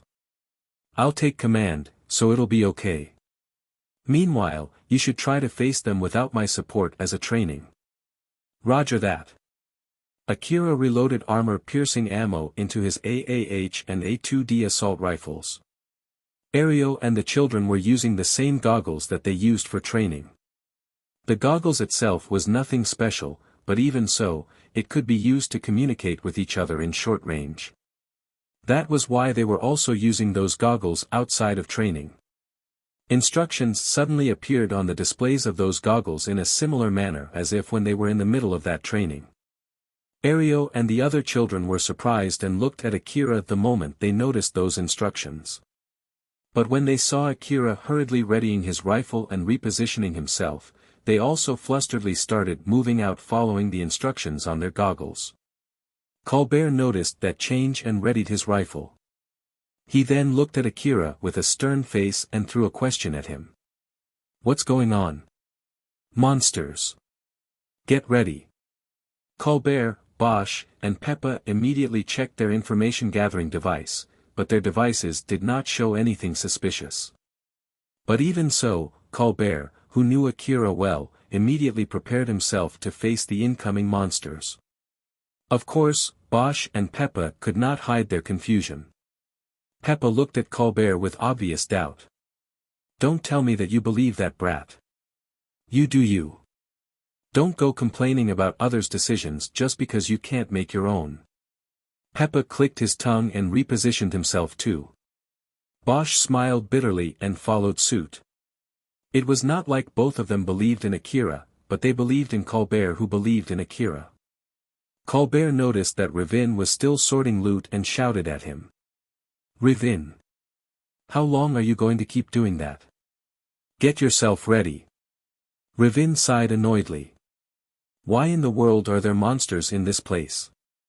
I only came here to help you since I thought that I would be able to earn some money without spending any bullets, you know. In that case, feel free to fight those monsters with your fist. I know that you're using an augmented suit, right? You should be at least stronger than normal humans. Damn it. If I end up in red again because of this, then there will be no meaning in coming here. Ravin mumbled as he also got himself ready. Everyone there had repositioned themselves to welcome the incoming monsters. They were waiting beside the big holes on the walls and the door to that room to set up an ambush for those monsters. Ario and the other children were posted on defensive places, they were waiting with bated breath. They were using the wreckage around them to help them support the rifles that they borrowed from Akira while waiting for Colbert's signal to start firing. Ario, who was carrying Akira's DVTS minigun, could see the monsters crawling behind the covers in his goggles display. When an instruction to blow them away together with their covers came up, he quickly pulled the trigger. The repeating sound of the DVTS minigun echoed through the room. The DVTS minigun unleashed a barrage of bullets that easily pierced through the weak covers and demolished the mechanical monsters hiding behind them. Since it was equipped with a part to help fix it to the bike's arm, even Ario, who was not using an augmented suit, could withstand the kickback and control the minigun to some extent. But the overwhelming firepower that was eradicating the monsters could not eradicate the fear of a battle. Ario gritted his teeth and pushed his fear to the back of his mind as he continued cleaning the rest of the monsters. As for those who did not have enough firepower, Alpha gave them instructions to help them compensate their firepower with the type or the amount of ammo that they used. Thanks to that, Ario and the other children were somehow able to maintain the upper hand. Akira was facing monsters not too far away from Ario and his friends. Since it was also training for him, he had to guess the monsters' weak points and aimed carefully at those points without Alpha's support nor his time compression. Akira slightly peeked out from the room's door and shot at the small monsters that looked like a small self-moving portable armor plating. It did not take that many bullets to stop them from moving. But he could not tell if that was enough to actually kill the monster, so he made sure to put in a few more bullets until its armor was riddled with holes and its control unit was obviously destroyed. Another monster suddenly jumped aside from behind the monster that he just turned into a pile of wreckage and shot at him. Akira pulled back and evaded that shot without any trouble. Although his coat could withstand a few shots, he decided to fight as if he did not have that protection since it was training. Akira had the upper hand, although only slightly. He also understood that if he had Alpha's support, he would have been able to clear up those monsters in no time. Although he felt that he was getting better than his past self, he also felt his strength was still lacking. When Akira kept his eyes on the wreckage that the monsters used as a cover, the equipment on his head scanned for the enemy's movement and worked together with his information-gathering device to predict the enemy's position behind that wreckage. Thanks to that, he was able to see the prediction of where the enemies were located on the display of his headgear. Akira confirmed that the monsters were not aiming at him, so he quickly jumped out from his cover and released some shots at those monsters. The monsters that got shot bent and finally stopped moving after a few shots. The information-gathering device that he was using at the moment was the information-gathering device that came as a set with his expensive augmented suit. Because of that, it was a rather high-quality information-gathering device. Its detection sensitivity was more or less as good as Alpha's detection ability, but of course, its quality and accuracy also depended on how close those monsters were to him. Every time Akira gained a new skill, or knowledge, or pieces of equipment, it reminded him of how abnormal Alpha was. And that was also the case this time. But he reminded himself that he was in the middle of a battle, so he pushed anything unnecessary off his mind and shifted his focus to a question that he had about the current situation. Alpha, where are those monsters coming from? These monsters are not the usual monsters that one can find around the city, right? You're right. And it's unlikely for these monsters to have come from the wasteland too. If I have to make a guess, maybe one of these monsters that has a self-building feature got inside the mansion and used the wreckages scattered around this place to replicate itself. Akira frowned. Alpha. This is included in your support, though it might not be a question that I should ask during training. At least tell me how many of them are there. I have no plans to keep fighting these monsters like this if they're still replicating themselves somewhere. Don't worry, there are not that many of them out there and I don't detect any reinforcement either. In the first place, if the situation here gets dangerous, I'll have you escape from this place. I see. Glad to hear that. Akira looked relieved, so he shifted his focus back to fighting. Colbert and the other hunters were fighting the monsters in another place. Although the monsters there were strong enough to pose danger to new hunters, Colbert and his friends were no new hunters. Not to mention, one of them even took debt to get better equipment, so they had no trouble fighting those monsters. Peppa glanced at Akira and the other children during that fight and was flabbergasted. He thought that those children were only useful for carrying the corpses, but they were performing pretty well during the battle. Colbert, what the heck is with those brats? They're from a gang that I have some connections with. Gang? A hunter gang? I know that Drankum is putting more incentive for young hunters, but I haven't heard of any other gang doing the same though. Nope, it's just a gang from the slum. Peppa took another look at Akira and the other children there. Ario and his friends were fighting following Alpha's instruction, so they were moving around pretty well.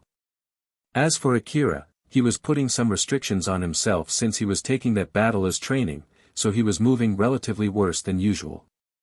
Because of that, Akira seemed to be performing as well as Ario and the other children. At most, Akira only seemed to be slightly stronger than the other children. Or at least, it was hard to believe that he raided Izant family's base all alone just the other day. Don't tell me that you're training these children to make sure that your skill won't rust even if you don't go to the old world ruin. Save that for later, we're in the middle of a fight right now. You're taking this too lightly, you know. Don't tell me that you've been only going to safe ruin since I left and now you're back to your old sloppy way of thinking. Heh, look at you running your mouth like that. Peppa laughed at Colbert's light jab as he started fighting harder to show off his skill to Colbert. He shot down and turned multiple monsters into scrap metals in a short time. Seeing that, Colbert just smiled while providing Peppa with support fire. They maintained the upper hand during that fight and it did not take long for them to defeat all the incoming monsters. Ario and the other children saw a notice saying that the battle was over on their goggles. After that, all the other extra information on their displays immediately vanished. They looked so relieved after they were finally released from the gripping nervousness during that battle. Some of them sighed in relief, some of them lightly laughed, some of them cheered, while some of them sat on the ground, tired. Ario also sighed in relief while also feeling happy that it had ended. As he was basking in the happiness at the fact that he had survived and a sense of self-confidence since he was able to perform well during that fight, his eyes wandered to Colbert and Akira. Akira was perfectly calm. Colbert and his friends were also calm. They looked as if they just finished taking care of something trivial. Ravin even had already returned to sorting the loot. Watching it reminded Ario of the differences between the hunters and the non-hunters there. All the excitement that welled up inside him immediately got shot down. Well, it is still a win. The fact still held that he had participated in that fight as well. Ario told himself so as he nodded. Colbert checked the destroyed monsters. They are not the security drones of this mansion, right? The heck are these monsters? We're here just to check the corpses, you know. No one told me that we have to fight these things. Wait, by the way, Bosch, why are you here? You're not here for looting the corpses, right? Yeah, we're here because of a request to check this place. Depending on our report, the city management might decide to burn this place up. A big mansion might be turned into a nest for monsters, not to mention that the bodies inside it provide food for those monsters, thus the city management could not just leave that mansion be. They sent requests to check the area to decide whether they had to send people to clean the place up themselves or they could trust the resident around it to take care of that place. Bosch sighed. Although it's an easy job where we just need to look around, it would be bad if we don't do our job properly. Colbert, if you have some free time, you should help us too. Nah, we are leaving. It's not a place for these children to loiter around. Not to mention, no one told us we're going to fight monsters just for checking the corpses. I see. Well then, we'll go back to our job too. Ah, by the way, because of that request, we're also taking that general monster hunting request too. How about you? Nope. I see, which means that we're the only one who will get money from killing those monsters, huh? If you don't like that, give me your hunter code later. I'll put your name in that general monster hunting request too. If you get nothing for the rest of the day today, then it means that all the rewards will be sent to us. Later then, Peppa. Let's go. Bosch called Peppa as he stood up and left. Peppa followed behind him while sending an unfriendly gaze at Colbert. Later then, former hunter. If you can fight that well, you should get yourself back out there. Seeing Peppa did not forget to leave a bad message before leaving, Colbert just smiled bitterly at him. Akira, who saw that exchange, then casually said. Thought this might be too late, acquaintances. Yeah, we once belonged to the same hunter team. Well, I did leave that team, after all, I guess it's no surprise that they don't like me. But that's all there is to it. Well now, let's go back home. Rivin. We're leaving. I don't care if you want to stay here, but just so you know, we won't wait for you, alright? Rivin stopped sorting the loot and flusteredly packed the loot he chose. Ario and the other children also flusteredly got themselves ready to leave that place. While on the other side of the mansion, Tyal suddenly stopped eating and stared at the wall. To be more precise, he was looking in the direction where Akira fought the monsters he sent. Tyal could see past the walls and look at the scene that was unseeable with normal eyes. A weird language that was not used by humans appeared on Tyal's augmented vision.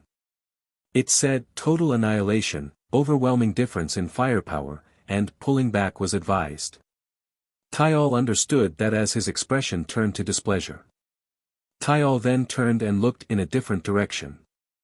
He then aimed his left hand that was turned into a big-sized rifle at that wall. A loud bang echoed as he released a shot that tore down multiple layers of walls. It even went all the way outside the mansion. Tyal went through that hole and left the mansion. He then ran through the garden and vanished into the wasteland. Rebuild World, Chapter 176, The Sphere of Understanding. Akira was enjoying the bath back in his house. Usually, he would lean back on his bathtub to let his soul melt into the warm water, but that was not the case that day. In his augmented view, Akira was seeing the information of multiple rifles floating in front of him. He was basically browsing the rifles that he could buy with 1 billion orum. Shizuka sent the list of the rifles that she recommended, and all the additional data of those rifles was gathered by Alpha through the network based on the list from Shizuka. Each rifle had an extra explanation beside it containing a small annotation that Shizuka added for each rifle, the ammo type compatible with that rifle, and the price of each rifle written in big characters. Akira stared at that information and hummed. They are all equally expensive. Alpha, just like usual, was also taking a bath together with Akira, then said. That's a given. Considering how many features each rifle has, not to mention that the small market demand preventing corporations from mass-producing them. In the first place, when you go for expensive but better rifles, it's normal for their cost-performance ratio to get worse. In that case, if I focus more on the cost-performance ratio instead, what kind of rifle can I get? The first rifle that comes into mind would be the AAH assault rifle. That rifle is basically mass-produced in the Eastern District after all, so its price is incredibly cheap considering its performance. You were able to buy it when you were just a novice hunter and it has served you very well up until now, no? Now that you mention it, that's kinda true. It's indeed a cheap yet very useful rifle. I guess it's no surprise there is a big fan base for that rifle. Akira then shook that off from his mind and continued browsing the rifles. But to be honest, all the available options in front of him prevented him from making any meaningful progress. Although the price alone was enough to make him hesitate, Shizuka also added a note listing the summed-up prices of the individual rifles that basically had the equal amount of functions of each multi-type rifle that he was browsing. The reason why Akira was doing that by himself was because Alpha reminded him that being able to choose suitable equipment based on his ability was one of the important skills for a hunter.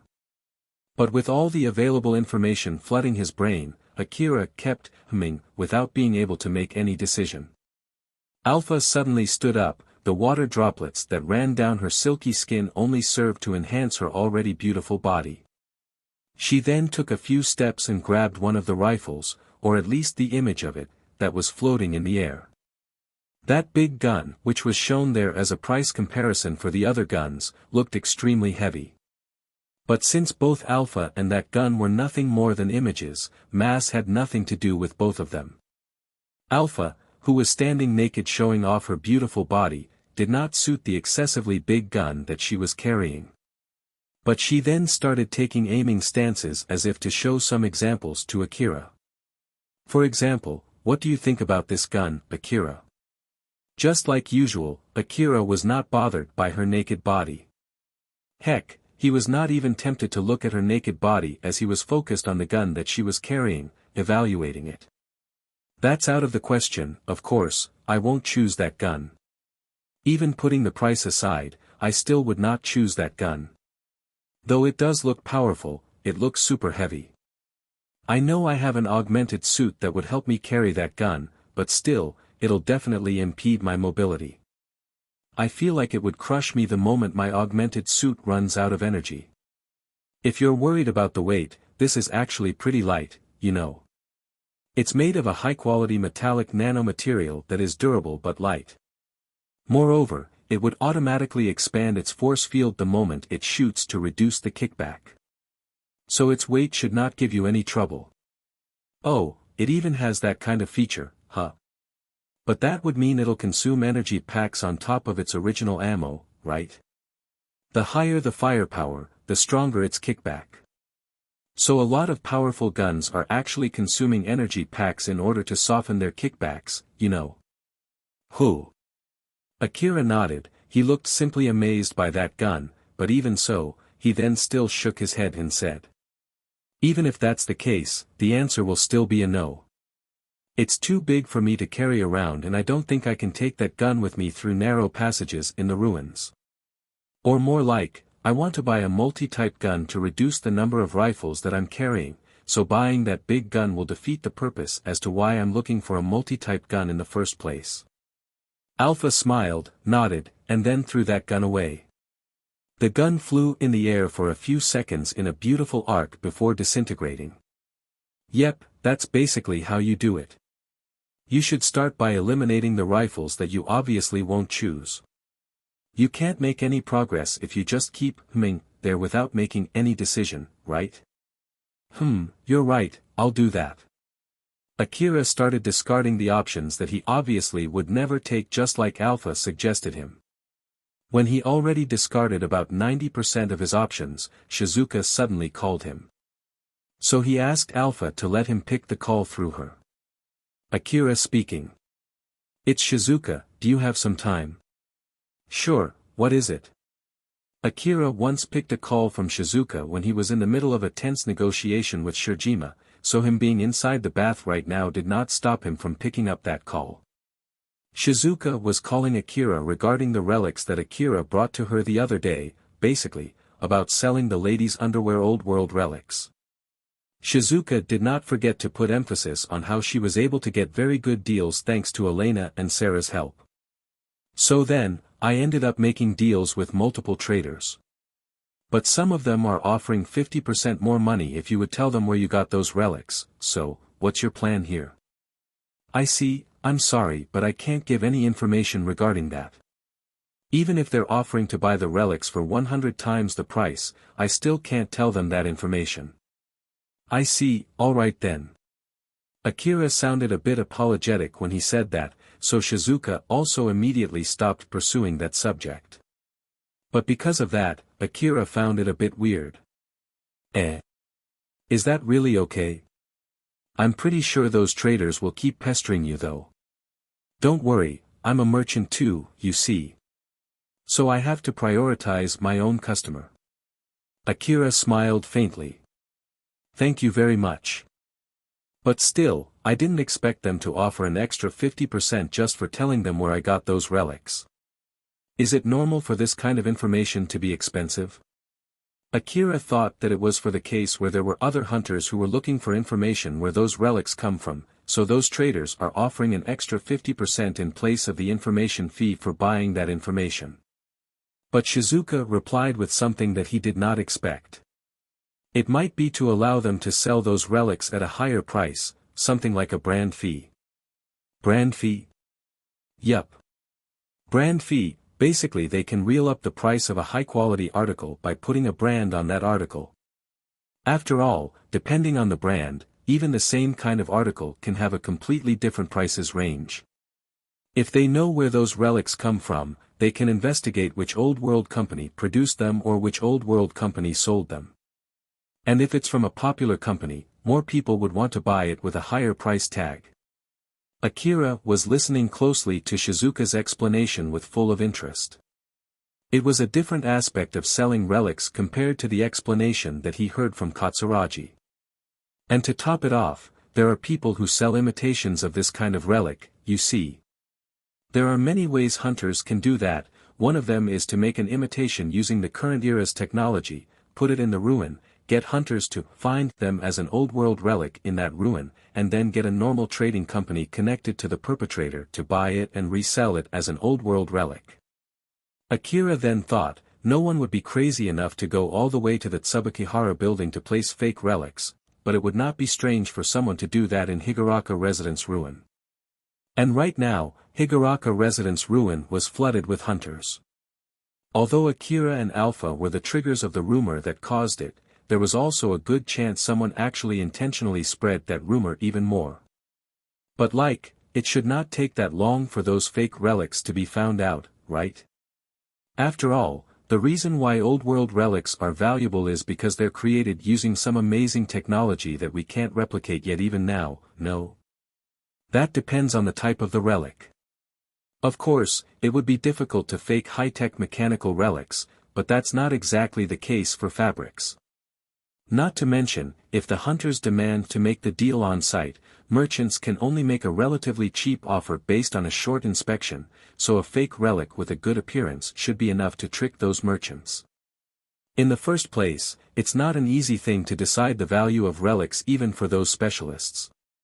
So if they know where those relics come from, they can easily decide whether those relics are fake or not without the need of inspecting those relics first. After all, relic inspections are not free, you know. Akira smiled bitterly thinking that there might be some hunters who brought back fake relics from the Higuraka Residence Ruin. What can I say? It seems that selling relic is not that simple, huh? Yup, that's why people tend to get suspicious when they make deals regarding relics. I'm sure there would be people who will get suspicious of you too. So when that happens, just keep calm and handle it calmly, okay? Okay, I'll be careful. Well, we ended up talking longer than I planned, so yep, later then. Akira dipped back to his bathtub and lightly sighed. There are a lot of things that I still don't know out there, huh? Alpha, to be honest, did I ever bring back fake relics? Not really, although, it depends on how you define fake relics. Define? For example, let's say that someone from the Old World era made a fake article, will it make that article a fake relic according to this era or not? Or is it solely decided based on whether it's made during the Old World era? Which in that case the fake article from the Old World era would be a not fake relic in this era. So yep, it's not that simple. I see, you're right about that. It really is not that simple, huh? Akira kept thinking about the definition of fake relics while enjoying the bath, but it did not take that long before that thought dissipated into the warm water too, asterisk, asterisk, asterisk. Inside a slightly high-class clothing store located in the Kagamayama Lower District, Kashua, the manager of the store where Cheryl once shopped in the past, lightly sighed. That other day when a hunter with enough money requested a refit for an Old World dress, effectively throwing its value as an Old World relic, came to her shop, her little sister who was talented in refitting dresses completed that request with amazing results. Thus, there was no surprise that Kashua was expecting that story to spread around and lure in other customers with at least that much money as that particular hunter. So in order to prepare her store for it, she decided to order some high-quality goods. But unfortunately, that type of said customers never appeared. Although it did not exactly put her book in red, the high-quality articles stuffed back in the warehouse were putting some pressure on her. Fortunately, Kashua could get someone to buy them bit by bit thanks to her talent as a seller, but it would take some time before she could sell all of them. Kashua then mumbled. What a blunder. Cheryl and Akira praised the refitted dress that much, so although Kashua did not get more customers after that, she could at least expect Akira and Cheryl to come there again sooner or later. Or at least, that was what she had thought, but unfortunately, that was not the case too. Kashua was in the middle of lamenting her current situation that could not be further off from her expectation. Suddenly, someone entered the store. The bell fixed on the store's door rang to let her know that she got some customers. Kashua immediately changed her expression back to her usual seller's smile and headed to the door to welcome her customers. They were several young boys and girls led by a lady. The lady did not seem to have any trouble with her dress, while the young boys were donning suits that looked like augmented suits. But the young girls were using rather shabby dresses, or at least, that was the case from Kashua's point of view. Looking at that, Kashua was not sure whether to ask them to leave or not, but the moment she noticed some familiar faces among those young girls and boys, she could not help but raise her eyebrows. She then immediately replaced her surprised face with a big smile as she welcomed them. Welcome. Welcome. Thank you very much for visiting our store. They were Akira and Cheryl's gang. Starting from Cheryl, Alicia, and the other officers, the girls from Cheryl's gang started to look around the store. A few of them were looking really nervous, the rest, excited. After all, it was a rather high-class store that some children from the slum would normally never be able to visit. They had their eyes sparkle with excitement from the dresses lined up inside the store that they never even dreamt of using. The only girl who was taking it calmly was Cheryl. While not too far from them, Akira was sitting together with the other boys from the gang on the tables provided inside that store. Viola, who was looking around the store with the other girls until now, came to that table and sat next to Akira. Well, this place is pretty good for a store in the lower district. I didn't expect you to know a store like this. It's not like I'm that knowledgeable about the stores around this place, I just picked this store since it had some good reviews when I was browsing through the network. Oh my, and that was enough of a reason for you to request refitting an old world dress that even cost you 1,500,000 orum in this store. I've never thought you're someone who would splurge your money like that. That money is the money that I earned, so it's up to me how I use that money. Geez, it's not like I'm criticizing you or anything, I just thought that was unexpected of you. Viola was actually prodding Akira for a reaction to guess if he actually was just simply that lax regarding money or he did that because he was that invested in Cheryl. But Viola was not able to get any meaningful information from there. Of course, she could never have guessed Akira only did that in order to check his own fashion sense. That was when Kashua approached Akira with her seller's smile. She was working hard recommending dresses to the girls until just now. But she decided to go to Akira since those girls, who did not have enough money to buy any of those dresses, always came up with excuses to refuse her offer. Since Kashua thought that it would be meaningless to keep pushing in that direction, she recommended the girls to explore the store on their own and shifted her focus to the people who seemed to have the capital to spend. Akira-sama. Is there any kind of dress that you want to get for your companions? We'll be happy to comply with any of your requests. Even if you ask me that. Alpha smiled bitterly and interjected. Akira, I'm pretty sure she means to know how much you are planning to spend today. It seems that she misunderstanding that you'll be paying this time too. Oh, I see. Akira then glanced at Viola. You might want to ask that question to Viola instead, I'm just here as an escort today. Viola turned at Kashua and lightly replied. I'll leave it to you. For now, just go ahead and recommend them dresses that you think will suit them the best based on your fashion sense. Kashua's smile, which was saying she hoped to get a more concrete answer, stiffened. Certainly, but still. Don't worry, though it might be rather rude for me to say this, I don't think you have any goods that might make me worry about my budget, you see. Kashua's smile twitched in reaction to Viola's rather rude remark. But Viola's next sentence completely overrode it. If you're still worried unless I give you a number, well, just come to me again if the total cost seems to be going above 100 million orum. Oh, 100 million orum. Kashua was barely able to hold back her shock. Akira then exasperatedly said. You would even spend that much money only for clothes, huh? Kashua did not even have the leeway to feel offended by that rude remark from Akira.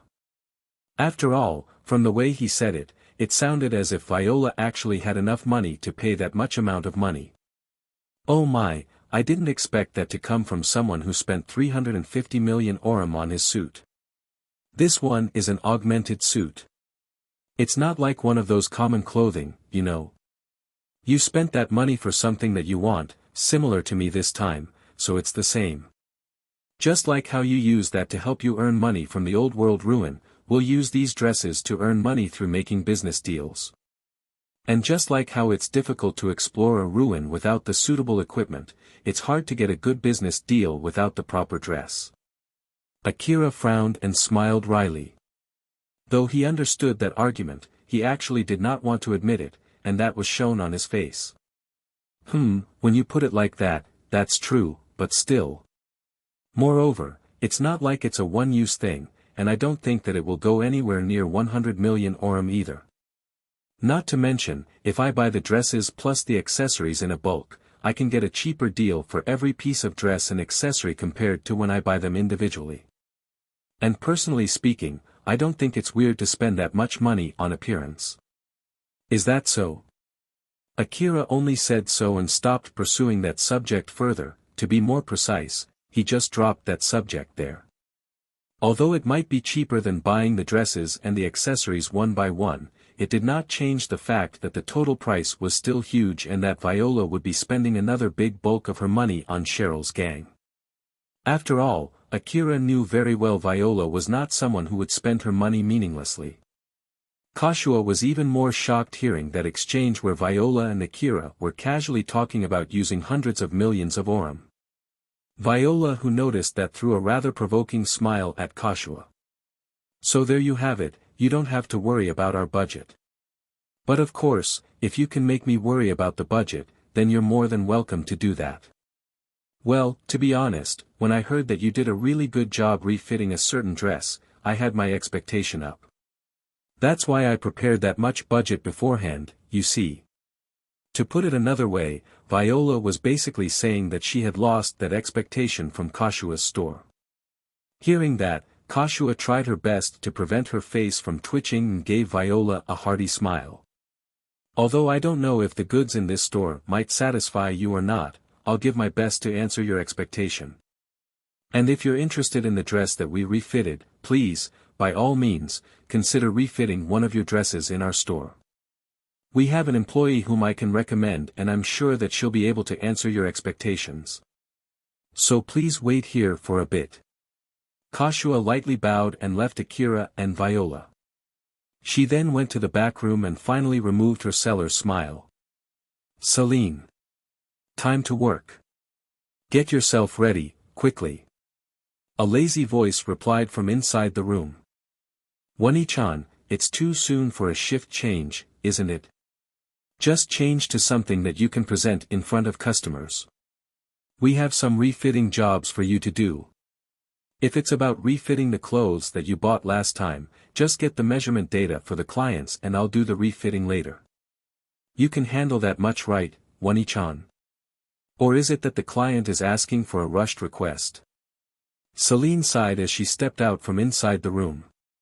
But the moment she saw how her sister looked very lively there, Celine could not help but to get weirded out by that. Did something happen? Damn right. Like hell I would let her look down on my store. Celine, get out there and take the refitting orders. The client said that there's no need to worry about the budget, she even said that she has a 100 million orum budget. This is a good time for you to show your skill that you always refuse to sell cheaply. So get out there and show them what you are made of.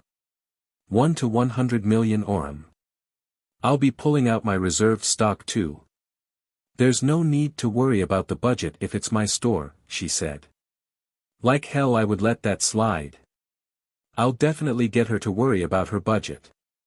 Celine was a little overwhelmed by her sister who just could not calm down. But since it was a chance for her to put out all her skill without worrying about money, she immediately started to prepare herself to get out on the floor. Kashua, who reacted very well to that light provocation from Viola, started to get to work. And as Viola schemed, Kashua was giving her best service that normally a first-time customer would never get. Kashua introduced Celine to Viola before taking a refitting order for Cheryl and Alicia. After that, they decided on the specifics and the details of that order as well as choosing the material to be used before Kashua asked them to come to the workshop to get their measurement. Alicia nervously glanced at Ario as if to hope that he would accompany her. Ario noticed that and asked for their permission to accompany Alicia. Seeing that, Alicia smiled happily while slightly blushing. Cheryl also sent a similar glance at Akira. But Akira only glanced back at her, looking a bit confused, and barely made any reactions at all. So in his place, Viola showed a reaction by holding back her laughter. Before Cheryl left with Celine while looking slightly disappointed, she did not forget to send a glare at Viola. Viola lightly laughed and turned to Akira. I know Carol said this once before, but Akira, you really need to learn how to treat a girl right. If I'm not mistaken, you're in the middle of learning that, no? Oh, shut up. Viola smiled at that thorny reply from Akira, but in the back of her mind, she was thinking about a lot of things regarding his reply. Viola realized that it might be interesting to see how Akira would react if she brought up Shizuka or Elena or Sarah, but before she could say anything, she kept the lid closed on that curiosity. Back then when she messed with Cheryl, she ended up with a hole in her chest. So if she actually mentioned Shizuka, Sarah, or Elena here, this time she might not even leave as much as a piece of herself behind. Viola at least understood that much. In order to keep her curiosity contained, Viola kept telling herself that even if she really wanted to test it, she would need to set up a better situation first to do that. While Viola was in the midst of her thoughts, Kashua approached Viola and placed a box that looked like a jewelry box on top of the table. She then said with full confidence to Viola. Although this is something that we would only offer to loyal customers, since you have given us the chance to offer you our best service, I've come with this special piece of goods that might suit your fancy. So please, by all means, have a look. Kashua opened the box and showed female undergarments inside it. Viola, who saw that, looked slightly surprised and hummed in amazement, which Kashua found very satisfying. "So, how about this piece of clothing article?" "Not bad at all. Thank you very much." Besides Viola and Kashua, who were smiling at each other, Akira curiously glanced at that underwear and Kashua noticed that. "Oh, is there anything wrong?" "Ah, it's nothing, I just thought that it looks really expensive." "It's indeed an expensive piece of clothing, but I can guarantee its quality. It's an old-world relic that would normally be sold only inside the wall. It's very rare to find this kind of article outside the inner wall. Our store was able to procure it only by using our special route." "Ah, I see. It's a very valuable piece of relic, huh? But of course, after all, it's valuable enough for the people inside the wall to compete for it." Kashua felt a bit offended since it sounded as if Akira was questioning the quality of her product. For someone who had spent hundreds of millions of orum for his equipment, Akira should have the ability to judge the quality of a relic. Kashua could not accept if he looked down at her prized possession, but it seemed that it was an unneeded worry from her side as she patted her chest in relief. She then continued by ardently explaining her prized goods. Akira only lent his ear to that explanation as his brain did not register anything while he glanced at that female undergarment. "Alpha, about that." "Yup, that's one of the relics that you brought to Shizuka's shop." "Thought so. Judging from the material and the identification code that can't be checked with naked eyes, it doesn't seem to be a fake relic." "I see." To be honest, Akira only glanced at it since he thought that the relics he brought back from the ruin seemed to have actually gotten sold somewhere. But after listening to Alpha's explanation, he was a bit surprised and a little bit scared on how Alpha could even tell that much. The only reason that it caught Akira's interest was simply because he felt like he saw it somewhere before. But then Alpha seemed to be able to inspect that piece of relic down to the things that could not be seen with naked eyes. Although Akira himself did not understand why there was any need to know that far. Akira understood that Alpha knew a lot of things about himself, but he never thought badly of it. Or at least, he did not let that bother him until that time when Tsubaki said those words to him back in the Tsubakihara building. The manager of Tsubakihara building, another similar existence as Alpha which he could recognize, warned him about something that Alpha was doing to him. But well, I guess it's too late to worry about that right now. Akira said so to himself and just forgot about it. After all, everything that he had received from Alpha up until now, including the support and all the help from her, was enough to outweigh that worry. Viola noticed that slight change from Akira and tried to probe him. "Akira, what's wrong? Though I think it's normal for you to get interested in this kind of thing, you should be careful or you would look suspicious, you know." But Akira replied casually. "Well, I'm a hunter after all. It doesn't matter whether it's a female undergarments or anything. As long as it's an old-world relic, it's only normal for me to be interested, no?" "That's true, but I heard that you just gave one to Cheryl the other day though." "Oh, shut it. It doesn't really matter, does it? It's my relic and I'm free to do what I want with it." "But of course."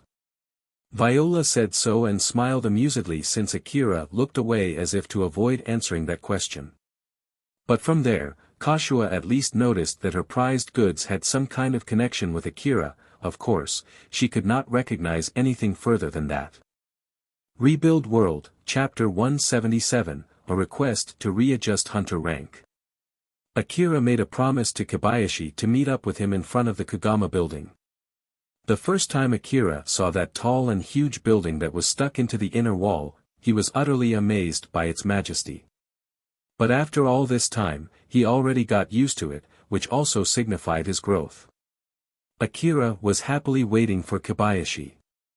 At first, Kobayashi only said that he had something he needed to talk about with him, but then Akira said to at least treat him to a meal or something, and now they promised to meet up in front of the Kagama building. Akira could not help but get a bit excited. Kobayashi appeared right on time.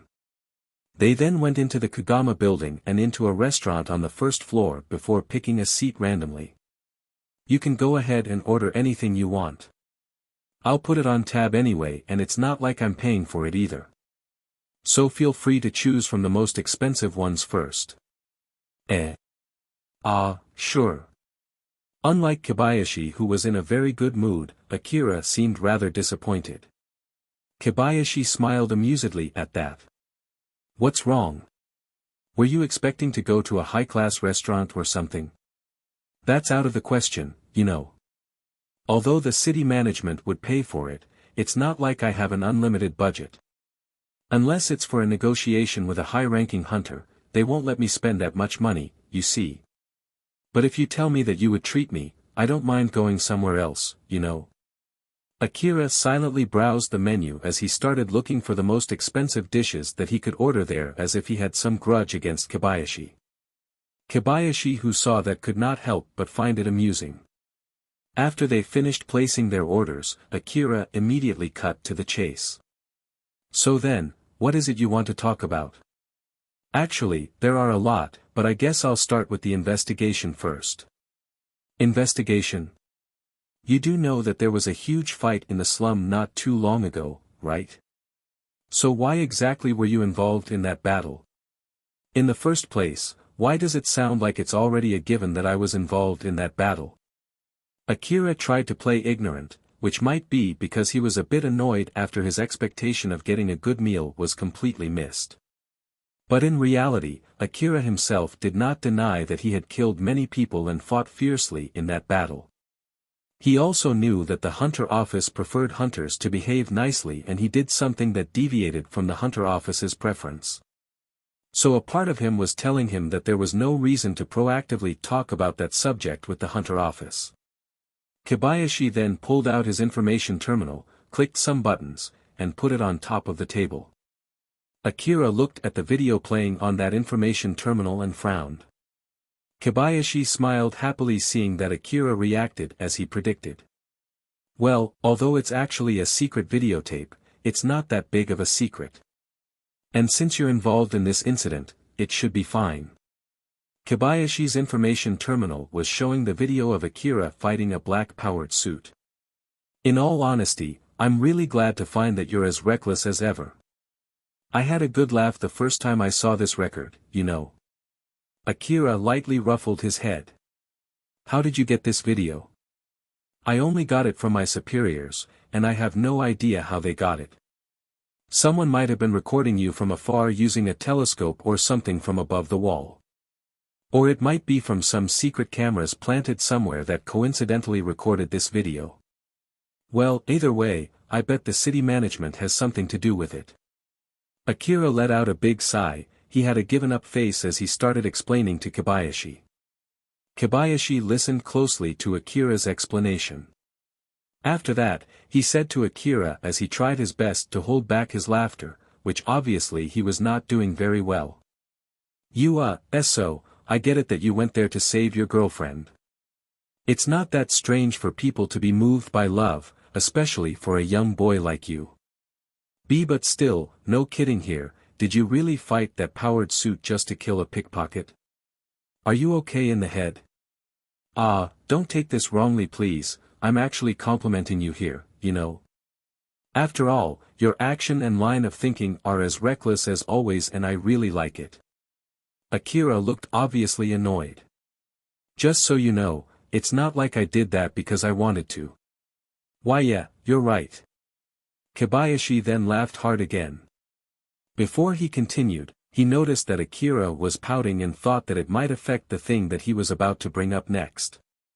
So he tried his best to calm down. Well, I get why you're in that place now. Personally speaking, I respect your decision, so you have my condolences. That must have been hard. Geez, can you stop pouting like that? That aside, I'm sure you do know that the Hunter Office puts their effort into cultivating good manners among hunters, so it would be troublesome if there's a hunter who can win against a powered suit only with an augmented suit and is willing to do that just for money. After all, there are quite a lot of hunters out there who are talented in fighting other people but could not do well exploring the ruins. So it's our duty to give them jobs that would help to keep public order while at the same time keeping them away from doing anything that might disturb it. Is that so? So you're basically here to give me a job as security or something, huh? Calm down. There, the meals are here, so let's calm down and enjoy the food for now. Kobayashi extended his hand to the food in front of him. Akira also did the same, although he still looked annoyed. Akira's mood was getting better as he continued eating. Although it was not a meal from a high-class restaurant, it was still a good meal. So every time he brought a spoonful to his mouth, his mood was slowly getting better and better. Kobayashi closely monitored the change in Akira's mood before bringing up the next subject. Now then, since we've filled our stomach, let's get to the main topic. Huh? That one just now was not the main topic. Yup.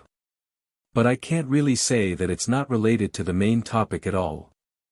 The main reason I wanted to meet you is to talk about a certain request. Well, although I said, to talk about, it's actually something close to compulsory. So, let me apologize beforehand. As long as you don't want to pick a fight against the city management, I recommend you not to refuse it. Akira slightly frowned and was obviously alerted. Kobayashi smiled bitterly in an effort to calm the situation down. You don't need to be that alert. I actually like you quite a fair bit, you know. So I won't give you any weird requests. And also, although I said it's compulsory, normally, most of the hunters would be more than happy to accept this request, you see. After all, it's a request to help you readjust your hunter rank. Basically, it's a request to boost your hunter rank. Boost my hunter rank? Yup. Let me ask you this first, you do know your current hunter rank, right? If I'm not mistaken. Before Akira was able to pull his hunter rank out from his memory, Alpha interjected. It's 30. Wasn't it 29? The relics that you brought to Shizuka the other day got you to 30. I see. So after that short pause, Akira said firmly. It's 30. Kobayashi obviously looked exasperated since Akira took that weird pause before he answered. Good grief, there are not that many hunters out there who can't immediately give their hunter ranks when asked. You really don't care about it, do you? No wonder why people thought you're faking your hunter rank. It doesn't really matter, does it? If it really didn't matter, we won't be talking here and now about raising your hunter rank, you know. Since this is a good chance, I'll explain the rest to you regarding that matter. So listen carefully. To Akira, who still looked slightly annoyed, Kobayashi started explaining about the matter of hunter rank and the request that he was about to ask Akira. The strength of the hunters in the Eastern District was represented by their hunter ranks. Of course, hunters of the same hunter rank did not mean that those hunters were equally strong. There were many other factors that defined one's strength, such as their equipment, experiences, and their talents or preferences. Although it was impossible to make sure that hunters with the same rank had the exact same level of strength, the Hunter Office tried its best to readjust the hunter rank as a good indicator for hunter's skill. The hunter rank was also a good thing for those who submitted requests for hunters, such as for bodyguards or escorts. Since that way, they could decide which hunters to employ and how much reward to offer those hunters based on the difficulty of the monsters that they might encounter and their hunter ranks. Other than that, hunter ranks were also used for so many other things, such as transferring hunters between cities, deciding the level of difficulties and danger for different areas, or recruitment into private military companies. The accuracy of the hunter rank system was an important thing for the Eastern District that was filled with hunters, as well as the Hunter Office and the corporate government that was ruling over the Eastern District. But with that being said, there were very rare cases in the Eastern District where some hunters showed abnormal strength that was far from their hunter rank. The ranking system would only grow worse if they left those hunters alone, which might lead to a full breakdown of the ranking system. The ranking system was highly valued, and the Hunter Office held the sole rights to calculate, decide, and assign that ranking system. That was the power of the Hunter Office, as well as a way for the Hunter Office to assert control over those hunters. So that's basically the gist of it. We want someone like you with a big gap between your hunter rank and your real strength to get your hunter rank to a more suitable number. But with that being said, it's not like we can just pull up your hunter rank either. That's why we dispatched this request in order to readjust your hunter rank. You get it now? I feel like I get it, but not exactly at the same time. Just accept the request. Or is it that you have a reason why you don't want to get a higher hunter rank? Not really. If I have to say anything here, I prefer you pay me in form of money instead of hunter rank. Kobayashi sighed exasperatedly, but he also seemed to understand where Akira came from. Ah, you're that kind of hunter, huh? Normally, you can get better rewards if you have a higher hunter rank, but sometimes there are hunters like you who don't really understand that. But well, you tend to work alone and you put your time mostly into hunting relics. So I guess that's to be expected, huh? Is that so? Normally hunters work by forming teams, and when they do, they usually decide their share of reward or who has the higher position in the team based on their hunter ranks. Not to mention that some of the high-difficulty high-reward requests only accept hunters with high enough hunter ranks. That's why many new hunters work so hard to raise their hunter rank. Moreover, sometimes some corporations would even sponsor high-ranking hunters too. That's also one reason why hunters tend to be desperate when it comes to their hunter ranks. Kobayashi glanced at Akira to check his reaction.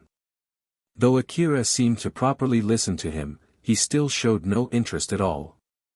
To be honest, hunters who often deal with hundreds of millions of orum tend to put extra attention on their hunter ranks though. So, do you have any interest in it? Well, even if you say so. That request for boosting hunter ranking, since most of its reward is in the form of hunter rank, I bet it doesn't give me much money, assuming that it gives me any at all, right?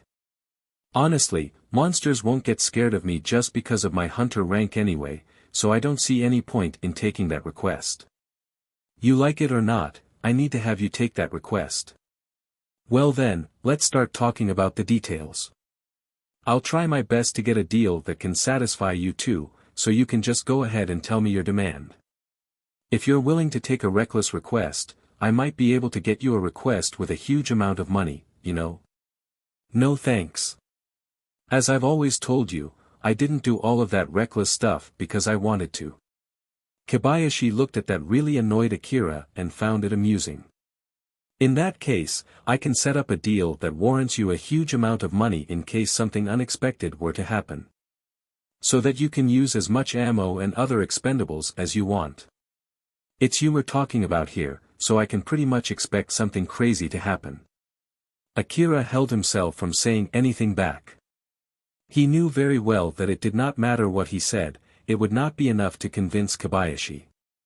After that, Akira had a difficult discussion with Kobayashi about the details of the request. When they finished, the sun had already set, asterisk, asterisk, asterisk. As Akira took a good warm dip in his bathtub back in his house, he looked back at his discussion with Kobayashi about that request. Alpha, I know it's too late to say this, but is that really alright? Let me ask you this instead, do you have any problem with that request? Not really, or more like, I don't really get the whole thing. To be honest, Akira did his best thinking about what he should ask for during that discussion.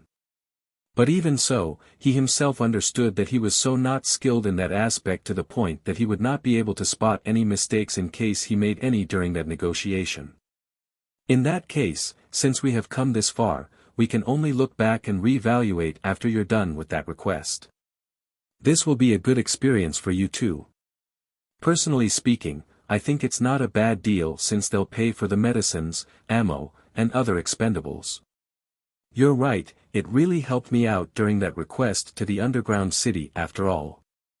Akira remembered back then when he had to compensate for the lack of his strength by shooting out CWH anti-material rifle special ammo. Both when he fought a swarm of Yarada Scorpion and the Relic Thieves, Alpha support alone was not enough to win those fights. That was just how pivotal using that ammo was. Now that I think about it, I really did pretty reckless stuff back then. It's as if I'm compensating for the lack of my strength with money, and to top it off, it's not even my own money. Yep, so let's use that advantage to our best this time again. Let's stock up powerful ammo and buy our safety, and of course, with others' money again this time. Alpha smiled when she said that. Akira smiled back at her.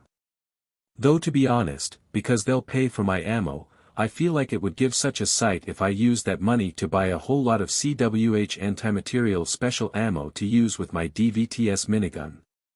That's a good idea, let's do that. Huh. That's obviously out of the question, isn't it? That special ammo can't be used with DVTS minigun, right? Akira frowned. He was surprised by that reply from Alpha, but then Alpha smiled smugly and said, "It would be fine as long as you're using a powerful enough gun that can withstand the rapid fire of such a powerful and expensive bullet. And since we're in the middle of choosing a new gun, you can just put that as an additional condition for your new gun, right?" Akira's view was augmented with the info of multiple types of guns just like last time. Then Alpha discarded all the rifles that could not withstand rapid fire using such CWH anti-material rifle special ammo. That pretty much narrows our options. Indeed, do your best to do the rest then. Roger that. Akira started browsing and choosing rifles again while still enjoying his bath just like last time. And Alpha stood next to him with a smile, just like usual, asterisk, asterisk, asterisk. On the next day, Akira let Shizuka know what was going on and asked for her help. He also did not forget to place his order for the rifle that he decided to get after a long selection process as well as for the ammo to use with that rifle. There was no guarantee that Shizuka had the type of ammo that he was looking for in stock, and even if she could order those ammo, Akira thought that it would cause her a lot of trouble if she placed such a huge order just for his sake. That's why he decided to put in his order sooner. After they finished, Shizuka then worriedly said to Akira, "I understand what's going on and of course I'll help out too, but, are you alright?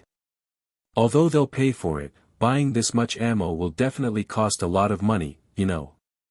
In the worst case scenario, they might take it as harassment." Akira replied with a serious face. Kobayashi, the guy that I had a discussion with regarding this matter, did give his approval.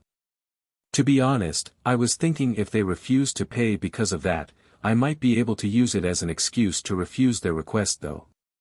Even if something were to happen after putting that order in, as long as I keep them without using them during the period of preparing for that request, it should not cause any trouble."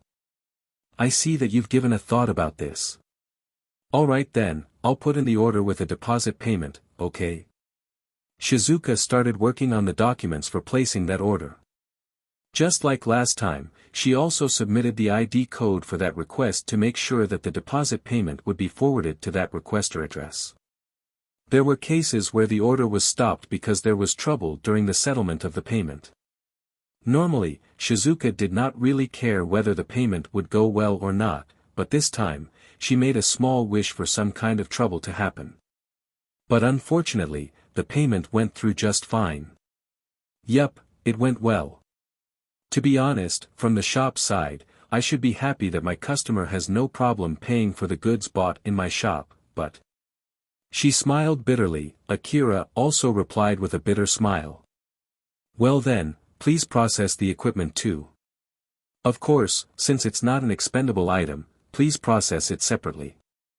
To be honest, even if it gets processed as an expendable item by mistake, I hope it doesn't really get turned into an expendable item. Honestly speaking, I don't think normal hunters can get such a request unless they're from the front line though." Shizuka then processed the rest of the deal. The payment went through just fine as it was withdrawn from Akira's bank account. "Thank you for your patronage. I'll let you know when it arrives. I'll give the ammo together with the rifle." "Alright." Akira replied casually, but Shizuka stared back at him with a rather serious face. He found that a bit weird. Shizuka then left the counter and stood in front of him before giving him a hug. Although Akira was surprised, he just silently let her hug him. Shizuka then gently caressed Akira's head. "I'm sure that it won't be easy, good luck and give your best out there.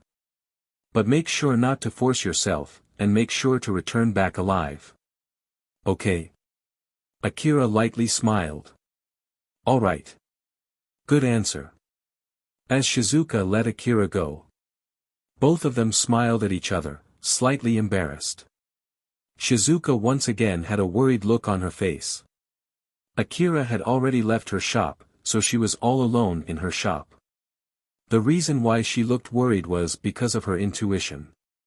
Akira once took a request in which the cost of all his expendables was paid by the request giver. He then returned back with a lot of money and used it to renew his equipment. Up until that point, Shizuka was also happy for him. But in exchange, Akira lost all of his equipment and almost got killed. He even had his augmented suit completely wasted and he had to get hospitalized too. There was no mistaking it, he had to go through a very dangerous situation. Shizuka at least knew that much. This time, the request that Akira took was a request to raise his hunter rank. It was a request that the city management personally dispatched for him. Though it was not a request that he could refuse, the situation now and then was not the same.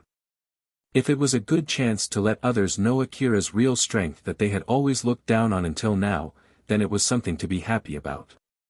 It could be taken as a request given to the hunter as goodwill from the city management and it should not be something that was overly dangerous. Moreover, she did warn him not to do anything reckless. Judging from how he responded, it should at least prevent Akira from doing anything too dangerous. As a matter of fact, Akira himself actually did not want to take that request. So he should not put himself in danger just for the sake of raising his hunter rank. Or at least, that was what she thought. Shizuka tried to abate her worry by reminding herself about those facts. She then wished that everything would be fine. She had her own life to think about, and the shop that was important to her to take care of, so she could not just sacrifice everything to support Akira. But making a wish was free of charge. That was why she wished for Akira's safety as she hoped that her intuition would be proven wrong. After all, her intuition was telling her that her wish would not come true. Rebuild World, Chapter 178, Hunters Who Stood Out. With the destruction of the two reigning gangs, a large chunk of Slum City was immediately thrown into a vacuum of power. Bosses of medium-sized to small-sized gangs gathered together to discuss that very matter right now. Their main focus was what to do with the territory left by the two destroyed gangs. Of course, they could not afford to use military power to fight for that territory. But in order to keep their right over that territory, they could not afford to just back out either. Thanks to that, they could not come to a consensus even after a long and difficult discussion. But if they kept this up without coming to any kind of conclusion anytime soon, the city management might decide to just burn down that territory. After all, there was already a rumor spreading around saying that the mansion itself was occupied by monsters. With the time going against them, the members of that discussion could not afford to keep dilly-dallying, and the sense of pressure caused them to slowly compromise, although, it was still not enough for them to come to a consensus yet. Geez, let's just decide on something. Just split that territory equally to the gangs neighboring it, isn't that good enough? Heck no. If we go with that method, you'll get a huge chunk of that territory. Even my gang had also lent those two gangs a lot of money and we can't retrieve them back now. I won't accept it unless we get enough territory to compensate for that amount. Breaking that territory into pieces will only cause more trouble later. Even the bases and the buildings are pretty valuable for us. Hunters might have no interest in them, but we can use them to earn more money. I'm sure you guys want them too. If we keep bickering like this, the city management will burn them sooner or later, you know. If you take the base, the area around the base will automatically become yours too. So how are you going to split that? I bet you're planning to take that base for yourself, right? Like hell I will just let you do that. The bosses of each gang were debating and bickering for the sake of their own profit, loss, pride, greed, and standings. If any of them backed down, it would cause them more trouble later down the line. But if any of them forced through their own desires in this situation, it would be the same as picking a fight against the rest of the other gangs. The discussion went back and forth without making any meaningful progress. Then one of the bosses from a medium-sized gang, who didn't want this to go on forever, made a suggestion. If we only divide the territory among the gangs which participated in that battle, that would be the remnants of Ezant family in Horias, and that newcomer. But with no one from the Horias nor Ezant family here, that means everything will go to that newcomer. If we go with that method, I want to at least listen to the newcomer's opinion first. Everyone in that room turned to the newcomer, and that newcomer was Cheryl. Cheryl had come to that place with Viola and Carol. Viola and Carol stood behind Cheryl's seat as if they were officers under Cheryl's gang. As the bosses from the other gangs directed their gazes at Cheryl as if they were trying to send a telepathic message to her, Cheryl just smiled and said, "In that case, would it be okay if I take everything?" No one expected Cheryl to say something as preposterous as that. Half of the people there looked at her with widened eyes as they froze in place. The silence slowly shifted into whispers, and then whispers into chatters. While they were mumbling about those unexpected words from Cheryl, one of them shouted, "Everything? Are you kidding me?" Cheryl did not wince back at all, she only looked back at that guy with her usual smile and replied, "I see, in that case, how much of that territory may I take? Well, even if you ask me." If that guy said a concrete number there, the other bosses would definitely turn at him. As he was unable to say anything, another guy interjected. "Even if you take everything, there's no way you can manage the whole territory all by yourself anyway. Use common sense here, will you?" "You're indeed right. Shijima-san, I'll leave the territory that I get to you, so will you please manage them for us? If yes, then I'll only take the territory that Shijima-san can manage. Is that good enough for everyone? Shijima-san, we can talk about the details like how are we going to split the profit and the cost for maintaining that territory later." Although Shijima was already surprised when Cheryl suddenly brought up his name, he was even more shocked by her suggestion. With everyone's attention focused on him, Shijima felt slightly overwhelmed, but of course, he did not show any of that on the outside. One of the bosses there calculated how big the area that Shijima's gang could manage with their current power, and his face turned grim as he realized that there was a good chance another gang would try to wrestle the territory from Shijima later if they did that. "Wait a sec. Why did you suddenly say that? Or more like, why Shijima? If you need someone else to manage that territory, you can pick any other gang, right? Did you guys make some kind of agreement beforehand or something?" "Not exactly. But during the discussion with Akira from the other day, we promised him to get along with Shijima-san's gang and he hasn't told me to abandon that agreement either." The moment Cheryl brought up Akira's name, all the gang bosses there showed various reactions: fear, alert, interest, doubt, mockery. All of them had different reactions to Akira's name. One of them who looked down at Akira raised his voice and questioned Akira's real strength while wording it out as if he was asking for others' agreement. "Akira, huh?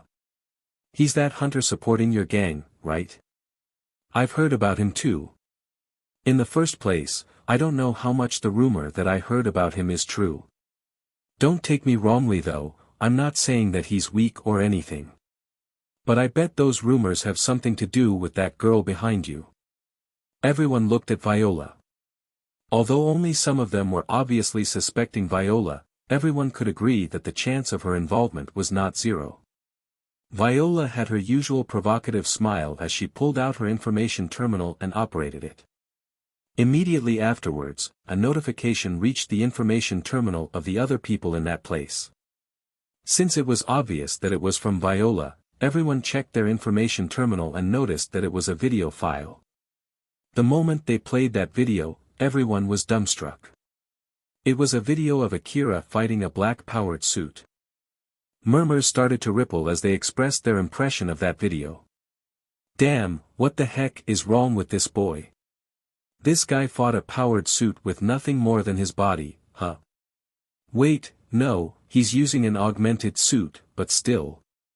Wait for a sec here, he's winning. Are you kidding me?" The video was like a collage of multiple short shots, but it was enough as proof that Akira was a real maniac. One of the bosses there could not hide his shock as he asked Viola, Can you prove that this video is not fake? For all that we know, you might have faked this video. Viola smiled at him as if to mock him and challenge him. If you can't trust me, you can try to investigate it yourself. Although it's a confidential video, it's not a huge secret. So you should be able to get the same video with a little effort, you know. The guy who asked that question was convinced that it was not a fake video from that exchange. Or at least, he understood that the city management even trusted that video too. Although he was not that convinced compared to the other people present, it was enough to shut him up. Another guy then turned to Cheryl again. He still was not able to fully recover from the shock as he said to her. Leaving that hunter aside, I still think it's too much for you to ask everything, no? Cheryl could not fully hold back her smile. True, but I have no reason to refuse that proposition either. Not to mention, I have some debts that I have to pay Akira too. So if I can take the whole territory, I'm planning to turn some of them into money. After I formally receive that territory, I'm thinking of selling some of them to the other gangs. After all, I did something similar with Shijima-san before. Debt, huh? How much is it exactly? About 4 billion orum. Murmur rippled through the room again. 4 billion? Is this some kind of joke? I can assure you that it's not. The one who calculated that debt is Viola. After Cheryl said that, everyone sent a hostile gaze to Viola. Viola only smiled back at everyone in response to that. Judging from that reaction, everyone had the same thought. Viola must have done something dirty to get Cheryl into that debt. One of the guys there had a really troubled look. He was surprised by the difference between the information that he had gathered beforehand and the information that he received just now. But even so, he still tried his hardest to think of a way to make this occasion into a profitable one for his gang. Akira was strong enough to fight a powered suit and was invested enough in Cheryl that he would go to rescue her himself.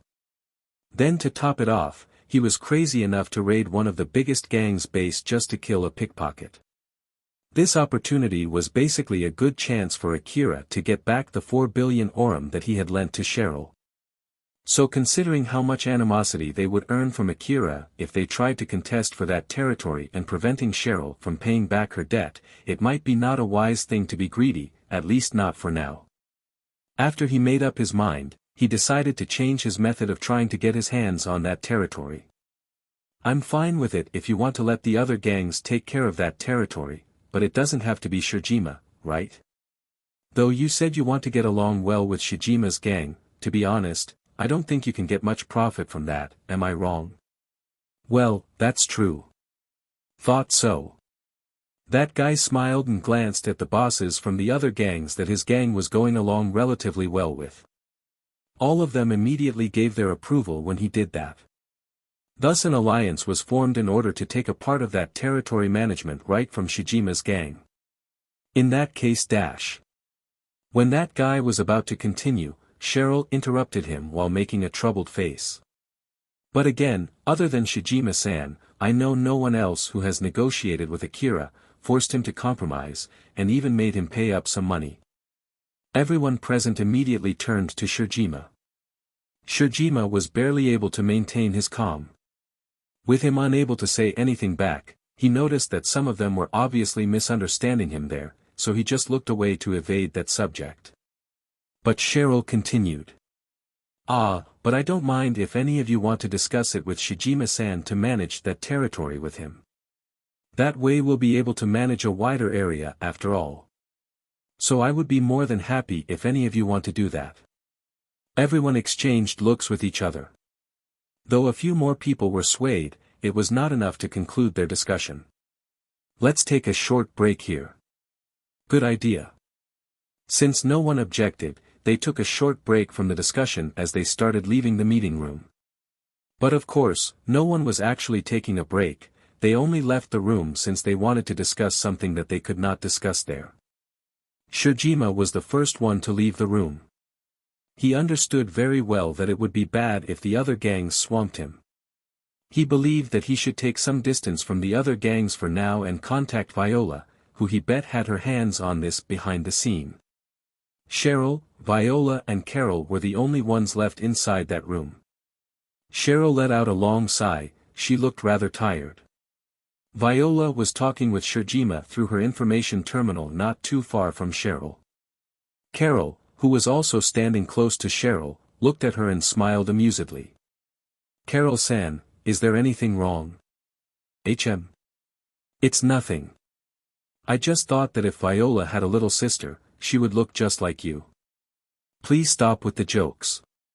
Carol could not hold back her giggle seeing how Cheryl obviously hated that idea. After that, the meeting continued pretty smoothly in one direction. Although there was a bit of disagreement, they finally agreed on a consensus, and Cheryl's gang was able to gain a lot of profits from that conclusion, asterisk, asterisk, asterisk. Akira was riding his bike through a major road inside Kuzusuhara ruin.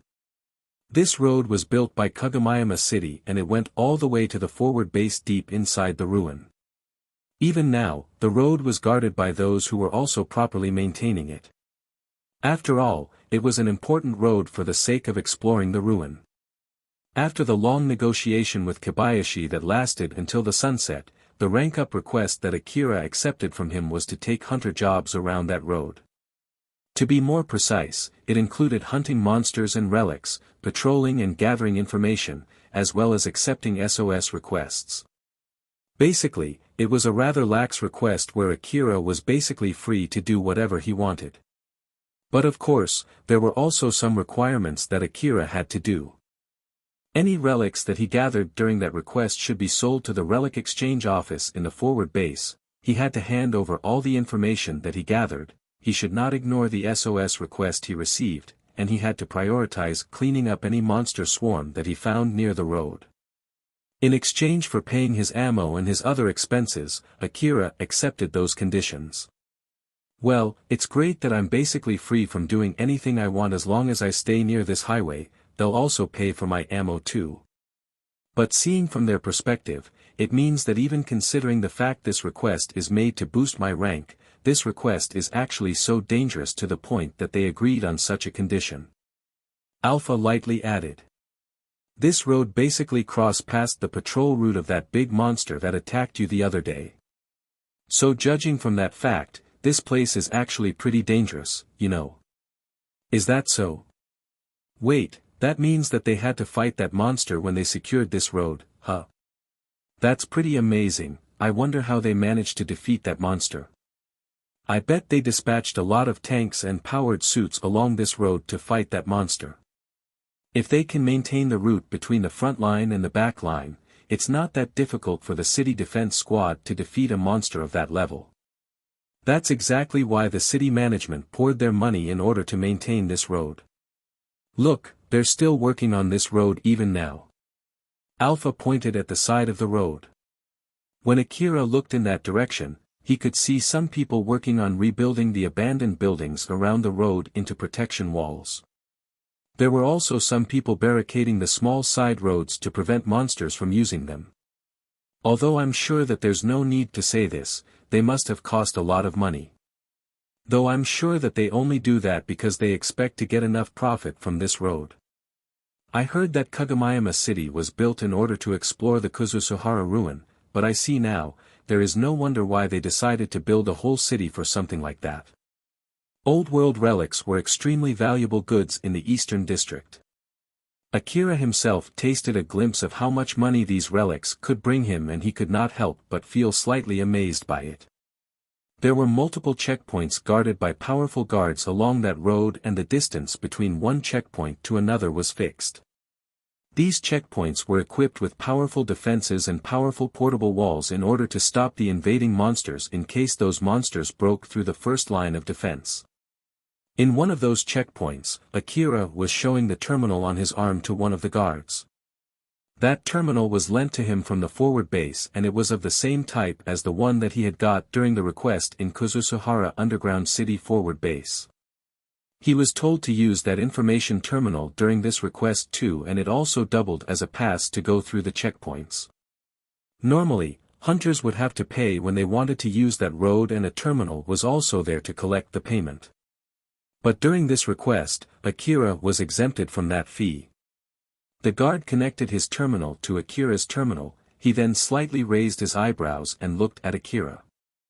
"Oh, so you're Akira, huh?" "Yes, I'm Akira, what of it?" The guard frowned and checked up on Akira. He then smiled.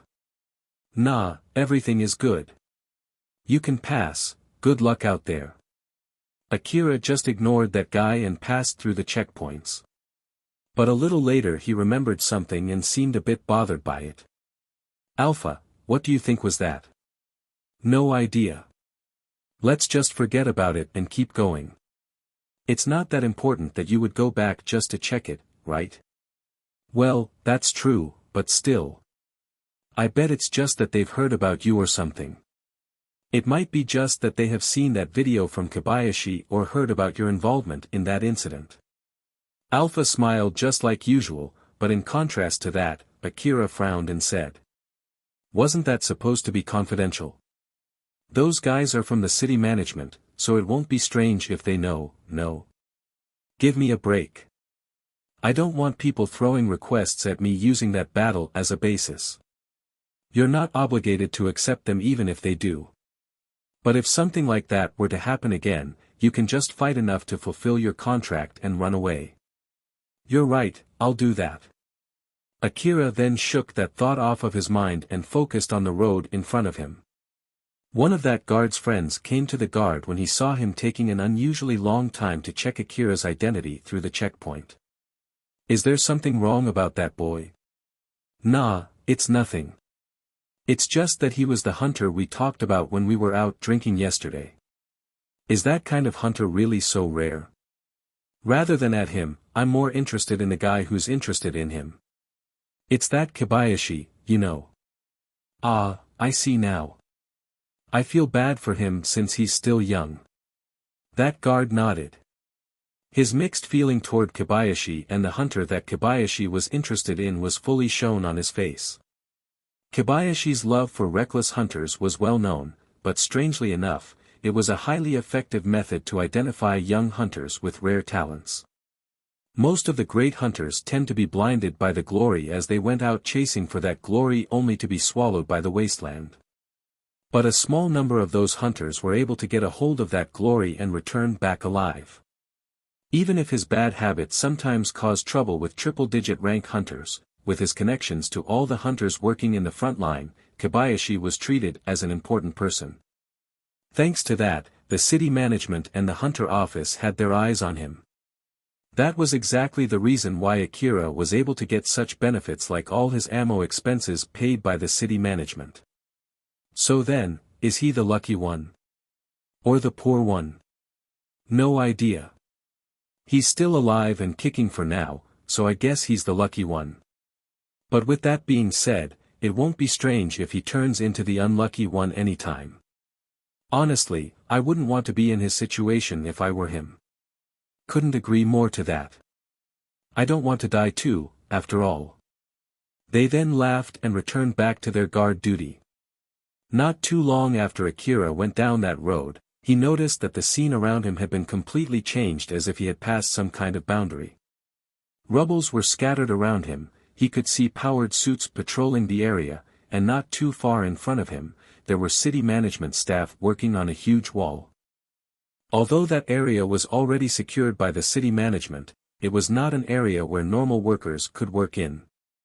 There were even corpses of dead monsters left in the area too. Akira stopped his bike and thought about where to go from there. Now then, what to do from here? Alpha made a suggestion to Akira. If you want to take part in a huge fight, you can continue along the road and join up with the other hunters in the front line. No thanks. In that case, if you want to do relatively safer work of gathering relics, you can go to one of those buildings around the area. Some of them might have been already secured beforehand, which means any expensive-looking relics might have been carried out from them. But if you look more carefully, you might still be able to find some valuable relics left. I don't feel like doing that either. I have no plans to do anything reckless, but I don't feel like searching a place that doesn't seem to have any valuable relics left either. I guess I'll just drive around while checking if there's any place that seems to still have some expensive relics left inside. Just to make sure, you'll do your best during this request without my support, right? Yeah, if I keep defeating monsters effectively without using many bullets thanks to your support, I feel like people will start to get weird expectations of me again. So for the time being, I'll try doing this request on my own to check my own real strength and to make people understand that I was able to defeat that black-powered suit because of luck instead of skill. I'll rely on your support only when it's really needed. Alpha smiled and lightly poked at Akira. In that case, this will be the perfect chance to check the result of all your training up until now. I'll be staying beside you to see how far you can go without my support. Akira lightly smiled back at her. Roger that, I'll give my best shot. If I don't see much improvement, I'll increase the difficulty of your training, okay? If you make it any harder, my limbs would fall off, you know. It's a good thing that you bought that 5 million Aurum medicine, isn't it? In contrast to Alpha, who was smiling amusedly, Akira seemed a bit concerned as he paced his bike. He then turned into one of the side roads and went through alleys between buildings to search the ruin. While at the same time, Yatsubayashi was sitting in his private room while making a troubled face. This is not good at all. The big display in front of him was showing the signal from the tracker implanted inside Taiol. It also showed other information along with Taiol's position. At the moment, Taiol's signal was coming from Kuzusuhara ruin. The bomb inside him should have exploded after a fixed amount of time. Did he dismantle that too? Or did he completely devour it? Yatsubayashi actually did not really care that much about Taiol's life. He thought he could just retrieve Taiol's corpse after he died somewhere, that was why he was not that pressured to take care of Taiol right now. But now it was starting to get worrying. Taiol's signal was showing that he was staying somewhere next to the main road made by the city management that went through the ruin. In case the guards captured Taiol and did a close investigation on him, it might link back to Yatsubayashi. Yep, this is not good at all. Maybe I should do something to retrieve Taiol back. But still. Yatsubayashi then thought about some of the negatives that might happen if he took the initiative to retrieve Taiol. Although leaving Taiol alone might cause him a lot of trouble, considering how much benefit he could get if he was able to retrieve Taiol back, he honestly did not want to let Taiol roam around freely. What should I do? Yatsubayashi could not make any concrete decision. After a long thought, he decided to make a compromise. Rebuild World, Chapter 179, Mechanical Armored Spider Bug. Akira continued searching the ruin. The inner part of the Kuzusuhara ruin expanded through a wide area and it was still quite a distance away from the deepest part of the ruin.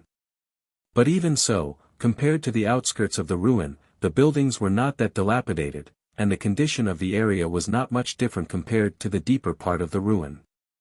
Alpha was floating horizontally next to Akira as if she was lying on top of an invisible bed. Akira, you've been driving around for some time now, are you not going to check one of those buildings? I just thought that I should check the structure around this place first. That's for the sake of registering buildings that seem to have expensive relics too. By the way, is it true, it's better to aim for big buildings? I'm not really sure about that. Larger shops are easy to spot, so I feel like other hunters would be searching such a building first. In that case, you might only end up with a small number of relics instead. What's more, big buildings like that tend to be guarded by relatively powerful monsters. So all in all, it might not be a good choice. I see. Akira nodded, then something came up in his mind. Wait, isn't this considered as support from you? Alpha smiled mischievously at Akira. I won't count a small silly talk like this as support. If you really want to do this without my support at all, it might be better if I remove my image and voice too. But I just thought that you would be lonely if I do that, right? Well, thanks for being considerate. Akira smiled wryly. In the middle of searching the ruin, Akira suddenly stopped his bike and looked around him. The large building next to him seemed like it had been chomped by something big. Next to it, there were multiple corpses of greedy crocodiles together with the leftover of what seemed to be the defensive equipment of that building. Other beast-like biological monsters were feasting on those wreckages. One of those monsters suddenly noticed Akira and stopped eating, but it immediately lost interest in him and returned back to its meal. After watching that for a few seconds, a certain word came up in Akira's mind: food chain. It was a word that he had learned from Alpha's class. He always thought that he would not be able to see for himself the meaning of all the words that he learnt in Alpha's class, but that did not seem to be the case. A living organism that started as a creature that eats buildings instead of grasses. Nah, that can't be. They might be the monsters produced by facilities with self-readjusting food chain preservation function in order to clean up the city. No, it would be meaningless for them to be eating the building then, wouldn't it? And even if that's true, then why would they even go as far as to fight the defensive equipment just to eat that building? They might need to eat fresh rubble in order to be able to harvest the energy pack implanted into one of those self-repairing buildings. So basically, for them, the buildings are like fresh meat while the already destroyed buildings are like rotten meat. Akira listened to Alpha's explanation with full interest. Is that so?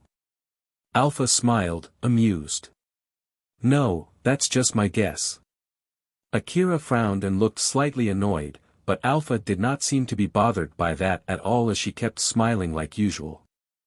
I don't mind if you want to talk about how the world works, but don't forget that we're in the middle of a job right now. If it still bothers you that much, I can reserve some time to give you an extra lesson about the monsters living in the old world ruins. Though it won't be detailed to the point that you would be able to use that knowledge in real hunter jobs. Do you still want to do it? The very same question was also in active research in the Eastern District. Any pieces of knowledge that the researchers could get from that research would then be used to help them to pinpoint the nests and the production facilities of those monsters as well as their distribution around the Eastern District. No thanks, at least not for the time being. I see. Akira interpreted Alpha's smile as telling him to stop dilly-dallying and get back to his job, so he once again operated his bike and left that place. After Akira left that place, an abnormality happened in one of the dead greedy crocodiles. An arm suddenly burst out of its strong scales. The owner of that hand forced itself out of that greedy crocodile after he tore a hole in that carcass. The other monsters in that area quickly focused their attention on Tyal and attacked him. Though Tyal only looked emotionlessly at those monsters, his right arm already swung at their heads while his left arm, which was in the shape of a cannon, was already shooting at them. It did not take long for him to destroy all the monsters attacking him. Once he was done, he immediately vanished into the deeper part of the ruin. Akira once again stopped his bike. But this time, it was not because something piqued his interest. Alpha. Unless my eyes are tricking me, there is a swarm of tank tarantula right? The roads and buildings in front of Akira were crawling with spider-like monsters, some of them had metallic skeletal frames while some of them had concrete-like bodies. Although some of them were unarmed, most had cannons growing on their backs. And their length ranged from barely 1 meter to all the way past 3 meters. Akira's expression turned stern. But Alpha was smiling like usual as if it did not bother her. Those are a swarm of spider-type armored insects. Classification-wise, they're similar to the Urata scorpion. So they're not tank tarantulas. Tank tarantula is the name of a bounty monster, so it doesn't refer to a type of monster. But if one of those spiders eat enough food to grow abnormally big and go through an abnormal evolution, there's a chance that it'll grow, evolve, or maybe mutate into something similar to that tank tarantula. Akira thought for a bit before he decided not to avoid them. He let go of the bike's handle on the right and grabbed his rifle. Are you going to fight them? I don't see there's a need to fight them though. I don't want them to turn into a swarm of tank tarantulas later just because I leave them alone now. And that's still my stance. Even if the possibility of something like that happening is very small, I should be prepared. What's more, this is a good chance to test my new equipment. After all, I'm free to use as many bullets as I want this time. I'll fight without your support first, but if things are getting bad, I'll need your support. Alright. I'll stand back and watch this time, so you can go ahead and give it your best shot. Akira looked at the gun in his right hand and smiled bitterly. Though to be honest, rather than my skill, I think you'll have a better look at my new equipment and all the free ammo that I'm going to use this time. At first, Akira was looking for a multi-type rifle that could shoot out grenades like his A4WM automatic grenade launcher, but he later decided to take that requirement off. After all, a rifle and a grenade launcher were basically two different things, so putting them into one gun caused the cost of that gun to skyrocket. So in the end, he aimed for a gun that could do long-range sniping and continuous firing on top of being compatible with a wide range of ammo. After checking all the guns that Shizuka recommended within his budget and searching for the best gun among them, Akira decided on an SSB multi-weapon rifle. SSB multi-weapon rifle was an amalgamation of DSS assault rifle, DVTS minigun, and CWH anti-material rifle. Its total length was just a little longer than an AAH assault rifle and shorter than a CWH anti-material rifle. It was compact enough to be used with one hand. It was also equipped with force field armor technology to reduce its recoil, thus effectively reducing its kickback and increasing its accuracy. But in exchange, it actively consumed energy packs to power its force field armor. The stronger ammo that Akira used, the faster it would burn through its energy pack. So, although it had so many features, one of its drawbacks was how much he had to pay for using that rifle. Akira then used the rest of his budget to buy modification parts for that SSB multi-weapon rifle and his A4WM automatic grenade launcher, which totaled 200 million ORM. And he still had to buy ammo, energy packs, and other consumables on top of that.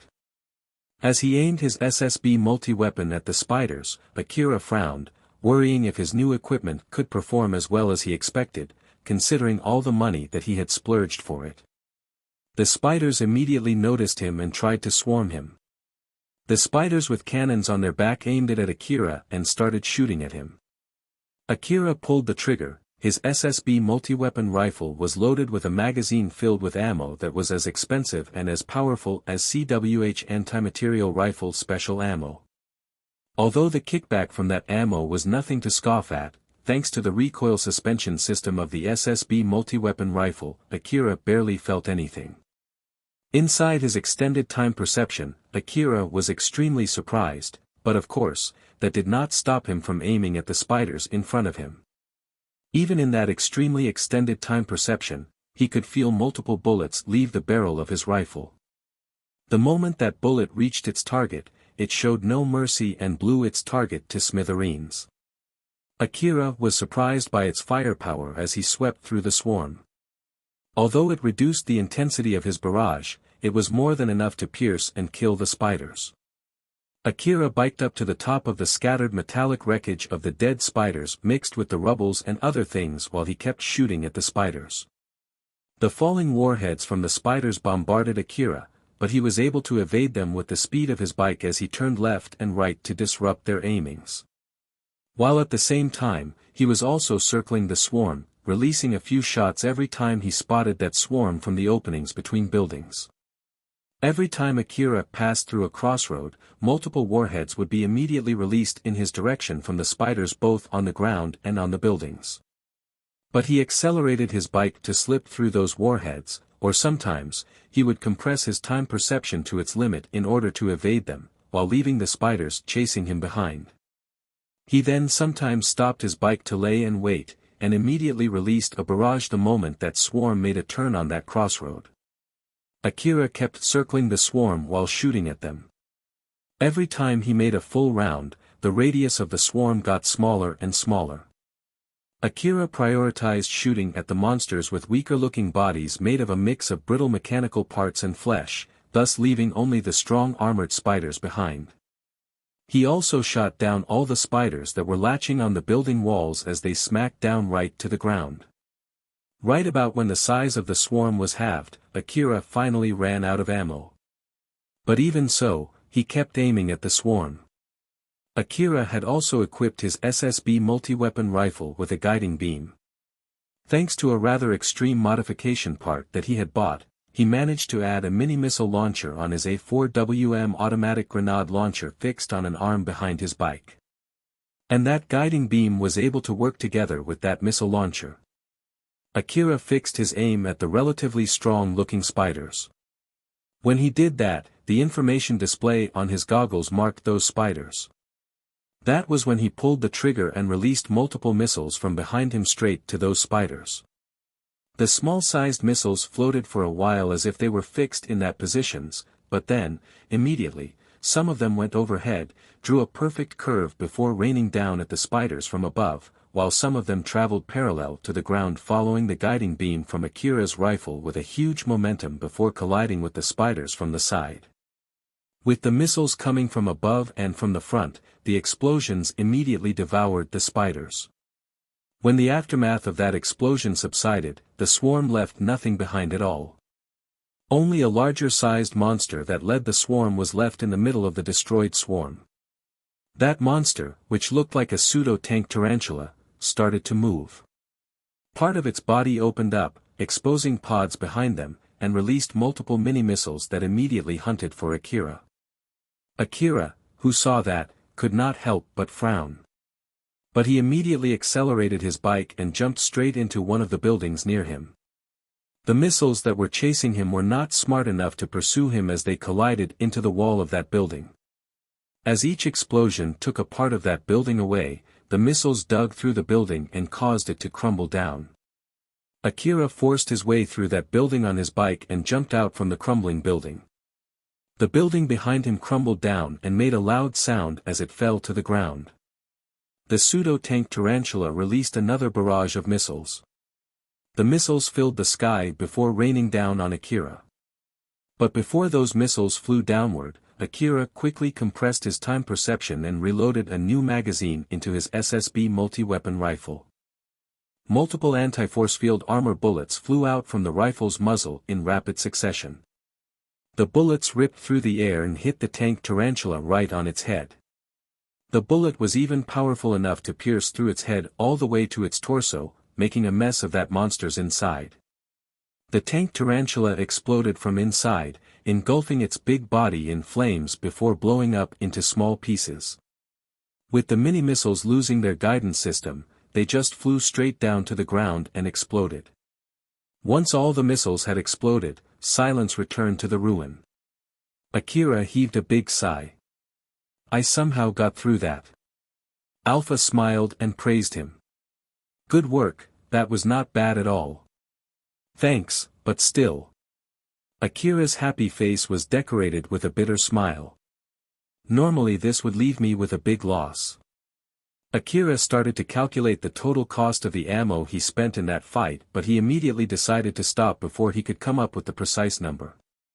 He then told himself that he would refuse to pay for the ammo that he used that day no matter what. Suddenly a call reached his borrowed terminal. This is the commander from the forward base. Number 14, are you there? Number 14 here, what is it? Your terminal sent a data pack showing that there was a huge fight over there, what happened? Oh, just monsters. There was a swarm of monsters that I had to fight. What's your situation right now? Do you need backup? That won't be necessary, I'm just done with that fight.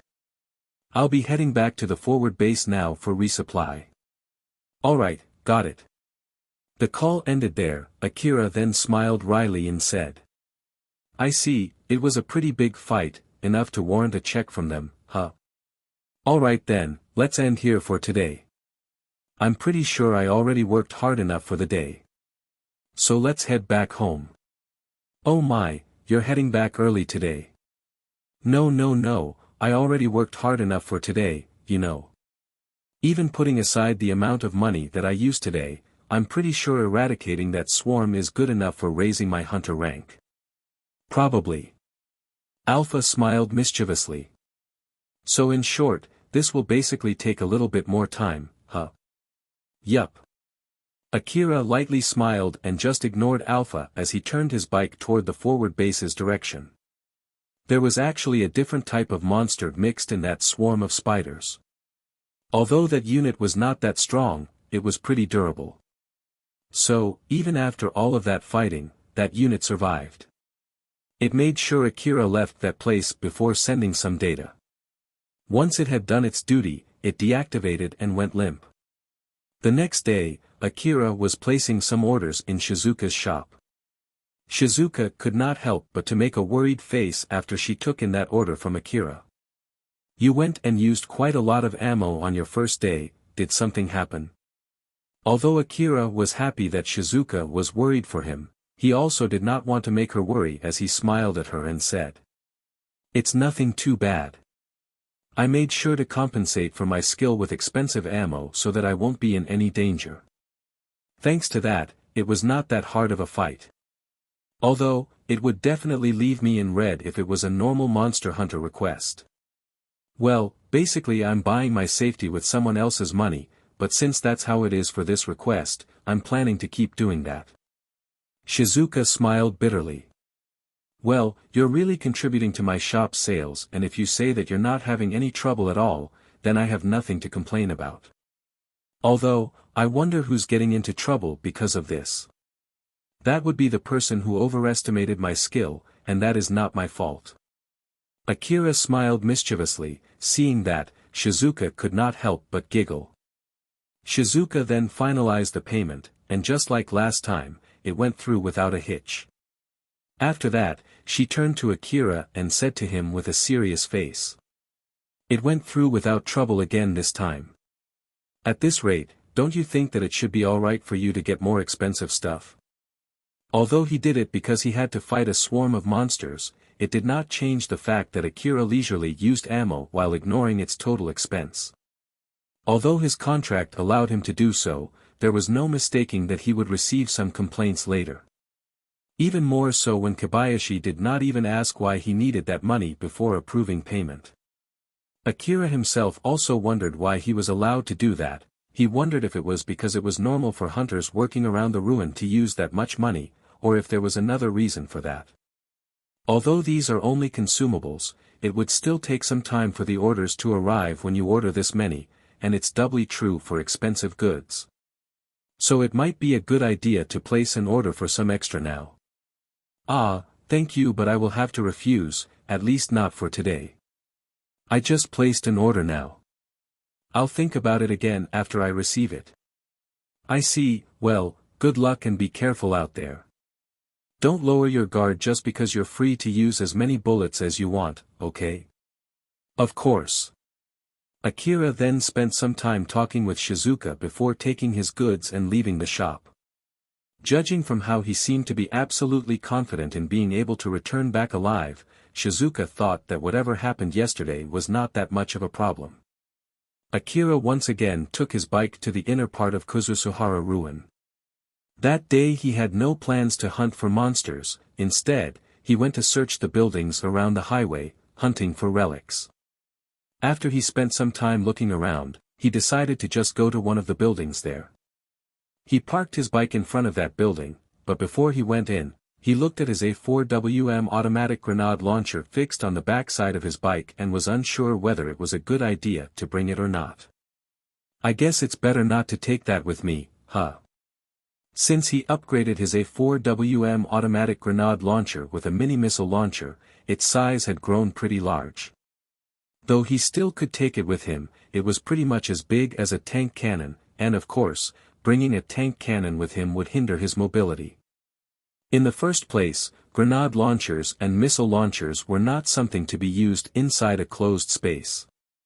He was able to do so in the past thanks to Alpha support, but now that he was cutting himself from that support, it would be dangerous to bring them along with him. Not to mention, it was a hassle to put it back again once he removed it from the bike's arm. So he decided not to bring it along with him. That was when Alpha suddenly interjected. "Akira, you can actually take that bike inside too, you know." No, there's no way to do that, right? Like, how am I going to take it up the stairs?" That's when technologies come in. You can just step off from the bike when you want to search narrow places. Moreover, There's no guarantee that your bike will be fine when you return back from searching the building, you know. Well, in the end, you'll be the one to do everything though, so I won't force you. But this is like another test for your luck, do you want to still go through it? Akira could still park the bike somewhere hard to see, put a camouflaging sheet over it, and pray that monsters would not find it. But with Alpha scaring him, he could not bring himself to take that option. He did not say anything back as he returned to his bike and turned it on while Alpha was watching him with a smile. The inside of the building was actually pretty wide, thanks to that, Akira could ride his bike inside, albeit only slowly. From Akira's point of view, the inside of the building was in a weirdly bad condition.